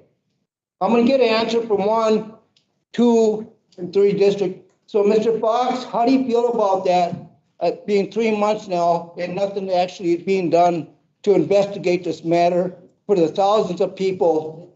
I believe looking into it. Yeah. Enrollment. But that's 3 months now, I'm just saying. So you want to disenroll people? So what's going to happen? No, there's a lot of people here, 1%, 2%. Where's Libby here? Is Libby? Okay, what about you, Eugene? Has it been going on long enough? Yeah, I want something to be done, but I can't make anything happen. I've been trying. I don't know what to tell you, man. I'm trying. What about you, Laura? Hasn't it been long enough, 3 months, been long enough to investigate these illegal people on our land? So what do you guys recommend that, how it goes? What do you mean? Are you serious? Just enroll them. That's period. I mean, it's common sense. If there's, God, I get fed up with this shit here. I just want some answers here. 3 months is long enough. We gotta make a decision. Like, how do you recommend the investigation? Look at the enrollment. Who come on? The enrollment An book. outside entity? Huh? Like an outside entity, or we hire somebody, or that's what I was asking you. Are you putting it in our hands? So can we? Yeah. Is that what you're saying? I just asked for recommendations. What do you recommend? What do you recommend? That's what I was asking. You guys want to be heard. I got a recommendation. Eugene's been trying to look into the enrollment. Wait, he's been requesting through the tribal council to look into the enrollment. And the way our constitution is written, if it's 25% or more, you're eligible to be enrolled. Anything less after 1962 is illegal. So until that constitution is changed, why don't you guys motion to allow Eugene to look into our enrollments? So, yeah. So I'm asking, I want a timeline here. I don't want no 90 days. I don't want no 60 days. I want a timeline. 3 months is long enough. Give us an answer if it's going to be looked into this illegal work that people have been doing here. Remember, Mr. LaRock, on the record, I want this to be in our next minutes. Not gonna say anything. He's advised by legal counsel not to say anything. No, I can say. Wow, they said no. Huh? All right, who's next up on the 2 minutes? Noted. Anybody else here want to give a little help? They don't want me to speak. I got a couple of things here I want to address here with my 2 minutes. I got a letter here that I gave everybody, and it's about the land that was purchased here in Clay County, and the tribal council wanted to build a casino on the land that was purchased. Last week there was a Clay County board meeting, and no members knew about it. I reached out to Clay County administration myself, and I got the link for the YouTube page, so it was live, and I shared it publicly on social media with people. Now, the chairman's words was that, correct me if I'm wrong, but you said the tribal council owns the businesses. That's what you told the Clay County board. But then you also said that you report back to the people. None of our people knew about this land that was bought for $3.9 million. None of us knew about this casino that you guys have in the works. I request the tribal council to put a stop to this and put this on the agenda and allow the people to have a voice on this. Because that's a lot of money just going by the people without giving us to have a say. And what we found out is that there was 2 projects in the past of truck stops that were trying to be built on the same location and were forced to stop because of a major aquifer in Clay County. The second thing I want to address, it's a letter to Mike LaRock. On April 18, 2025, it was stated on video that Mike LaRock told Todd Thompson he would have to go through the tribal council as a whole, or the Muskegee-Wabigoon board, to request finances. Okay, now here I have a copy of the Secretary Treasurer's job duties, Section 4. It says, Section 4B, the Treasurer of the Tribal Executive Committee shall keep and maintain open to inspection by the members of the tribe or representatives of the Secretary of the Interior at all reasonable times, adequate and correct accounts of the properties and business transactions of the tribe. What that means is that any band member can go to you, Mike LaRock, and request financial statements. You're telling us we have to ask the council as a whole. That's not true. The last quarterly meeting, we've been requesting financial reports from Muskegee-Wabigoon. Okay, and then just today again, you put it off another month. Okay. Thank you. The last thing, please just put the notice out for the meetings, in advance, and then also the agenda. We're trying. All right, guys, we got time for one more because we're way past 3 o'clock. So.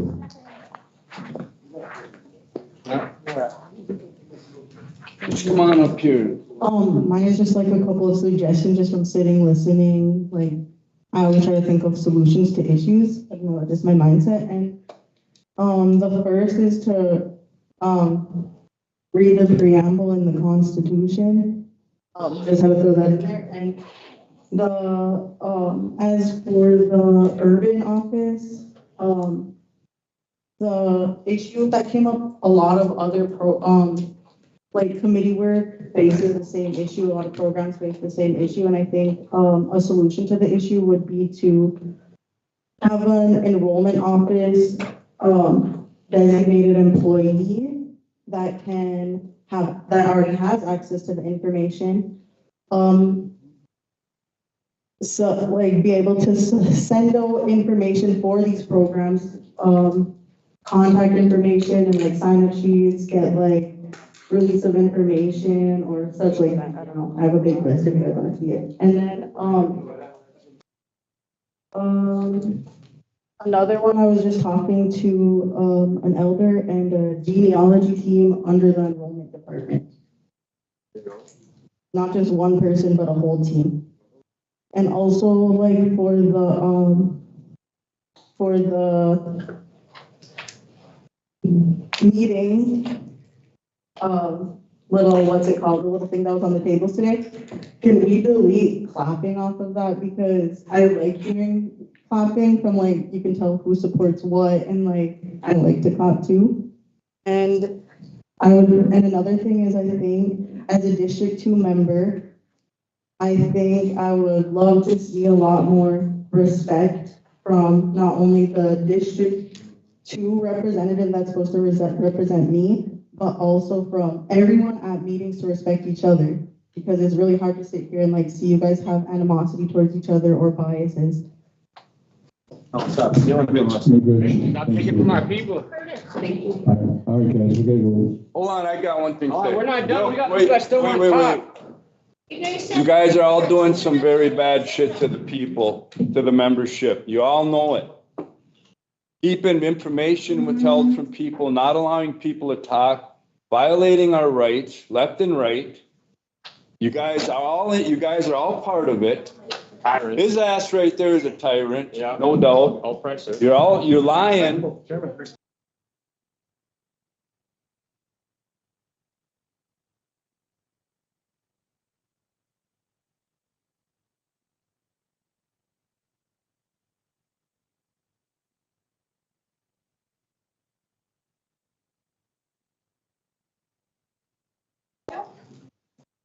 Why are you talking? What are you talking about? I'm a Gordy. What are you talking about? What I'm saying, Lord York, you guys sit there and I'll ask too. You don't say I'll no. ask for a motion to fix a time, You don't. to adjust. You can send me to Boston here. Or a motion to fix the time on which to adjourn. This is wrong. We got elders that, hey, we got elders that want to talk. Dictators. You don't give the people no respect whatsoever. You don't respect us. And what's that make it? It makes it a what? It's not open or talk? It makes it more like a... That's a microphone because Stephanie has a hard time walking. Yeah. But while you're walking over there, Curtis, can I do a request to the tribal council to hire a third-party investigation onto where our artifacts and repatriated items, where they're at? Do we care? Do we care? So can you at least make a motion to look into it? All I can forward you two ex-FBI agents who will do the investigation. Motion to start a third-party investigation on where our artifacts are. Thank you. Motion right now. Already being done. Do it right now. Make a motion. Let's go. Already being done. By an outside party? Or are we investigating ourselves again? Ask me to move, please. Don't be rude, man. I'm not being rude. How am I being rude? He's out of order. Yelling around? All right. Because. Stephanie. I'm calling, talking today to just ask you, as a formal inquiry, what you're going to do with the findings of your former employee of the illegal acts that you found in the investigation? How are you going to move forward with it? And you just said that you would investigate the artifacts, and I'm, you know, the letter is down there. This is when our White Tipple conned you guys with false information to disinter four boys without the family's knowledge, without anybody's knowledge. She did it on her own. She conned so many different entities into doing illegal activity. And we're going to move forward with this, and we're hoping that you guys would initiate an investigation to cover you guys. And, you know, at this point, we know that you guys were conned. And if you don't move forward with an investigation, you're going to become her accomplice because you're covering up her crimes. You know that. You know that in the investigation.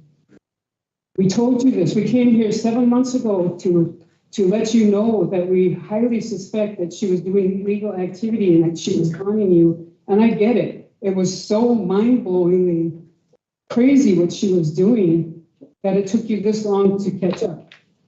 And now that you've caught up, you need to do something, because this could happen to anybody here, anybody in any tribe, anywhere, because she has set precedent. Hey, Stephanie, I just want you to know that I was limited information when I got that. I wasn't given all the information about it. It was just the information I was given is that these children were taken from White Earth and they're put in a boarding school and they passed away shortly after. And my decision was, yes, bring them back home and let's do their ceremony for them. But I found out during that investigation, I was also actually being investigated. So I didn't have all the information at all. So like, yeah, I want to know what happened because I don't know, but I know Mike Laroff knows because he was the head investigator on that, so. All right, guys, thank you, and I appreciate it. Next up is, we're gonna ask for a motion to fix the time in which to adjourn. Excuse me, Chairman Fairbanks, can we get a response from Andrea Kingberg? Because she is a tribal attorney that presented this to the council and ordered somebody to do an investigation onto what she did. And you have that report, Andrea, so can you please tell us what you're going to do about the report and the findings? You can speak. Yeah, you can speak. You're sitting at the table. Say something. I can't respond. I can't speak to that in the public forum. And here you can't respond? I cannot respond to that in a public forum. Oh, it would be really nice if somebody would have responded to me when I requested a meeting with the council instead of having it here. So do I have to do that again? Or can you set up a meeting with us so we can go over, because we know more than you know about how this transpired, but nobody will listen to us. No, we're just speaking through transparency because we don't go behind people's back, but we have to move forward with this. These families have been traumatized. Our community is traumatized. You know, this non-native person came into our community, dug up our people. That these four boys' families, you can even look at the Hamlin report with the archaeologists that disinterred them. They were buried with respect. They were buried with their articles. And they were dug up and they were brought back here to White Earth in little bitty cadaver bags and put out in a field. She did exactly what she was claiming that the Catholic Church is. You know, she disinterred members. There was no membership back then, but she disinterred people from where their family put them without any permission. Wow. Not even yours. All you did was say that she could spend money. So she fooled you guys. She fooled lots of people. And you guys need to do something. We'll set something up for you. I just wanted to ask this question. All right. So what's coming to the forefront is, what are the checks and balances on the council? And who investigates when there is criminal and or unconstitutional activity?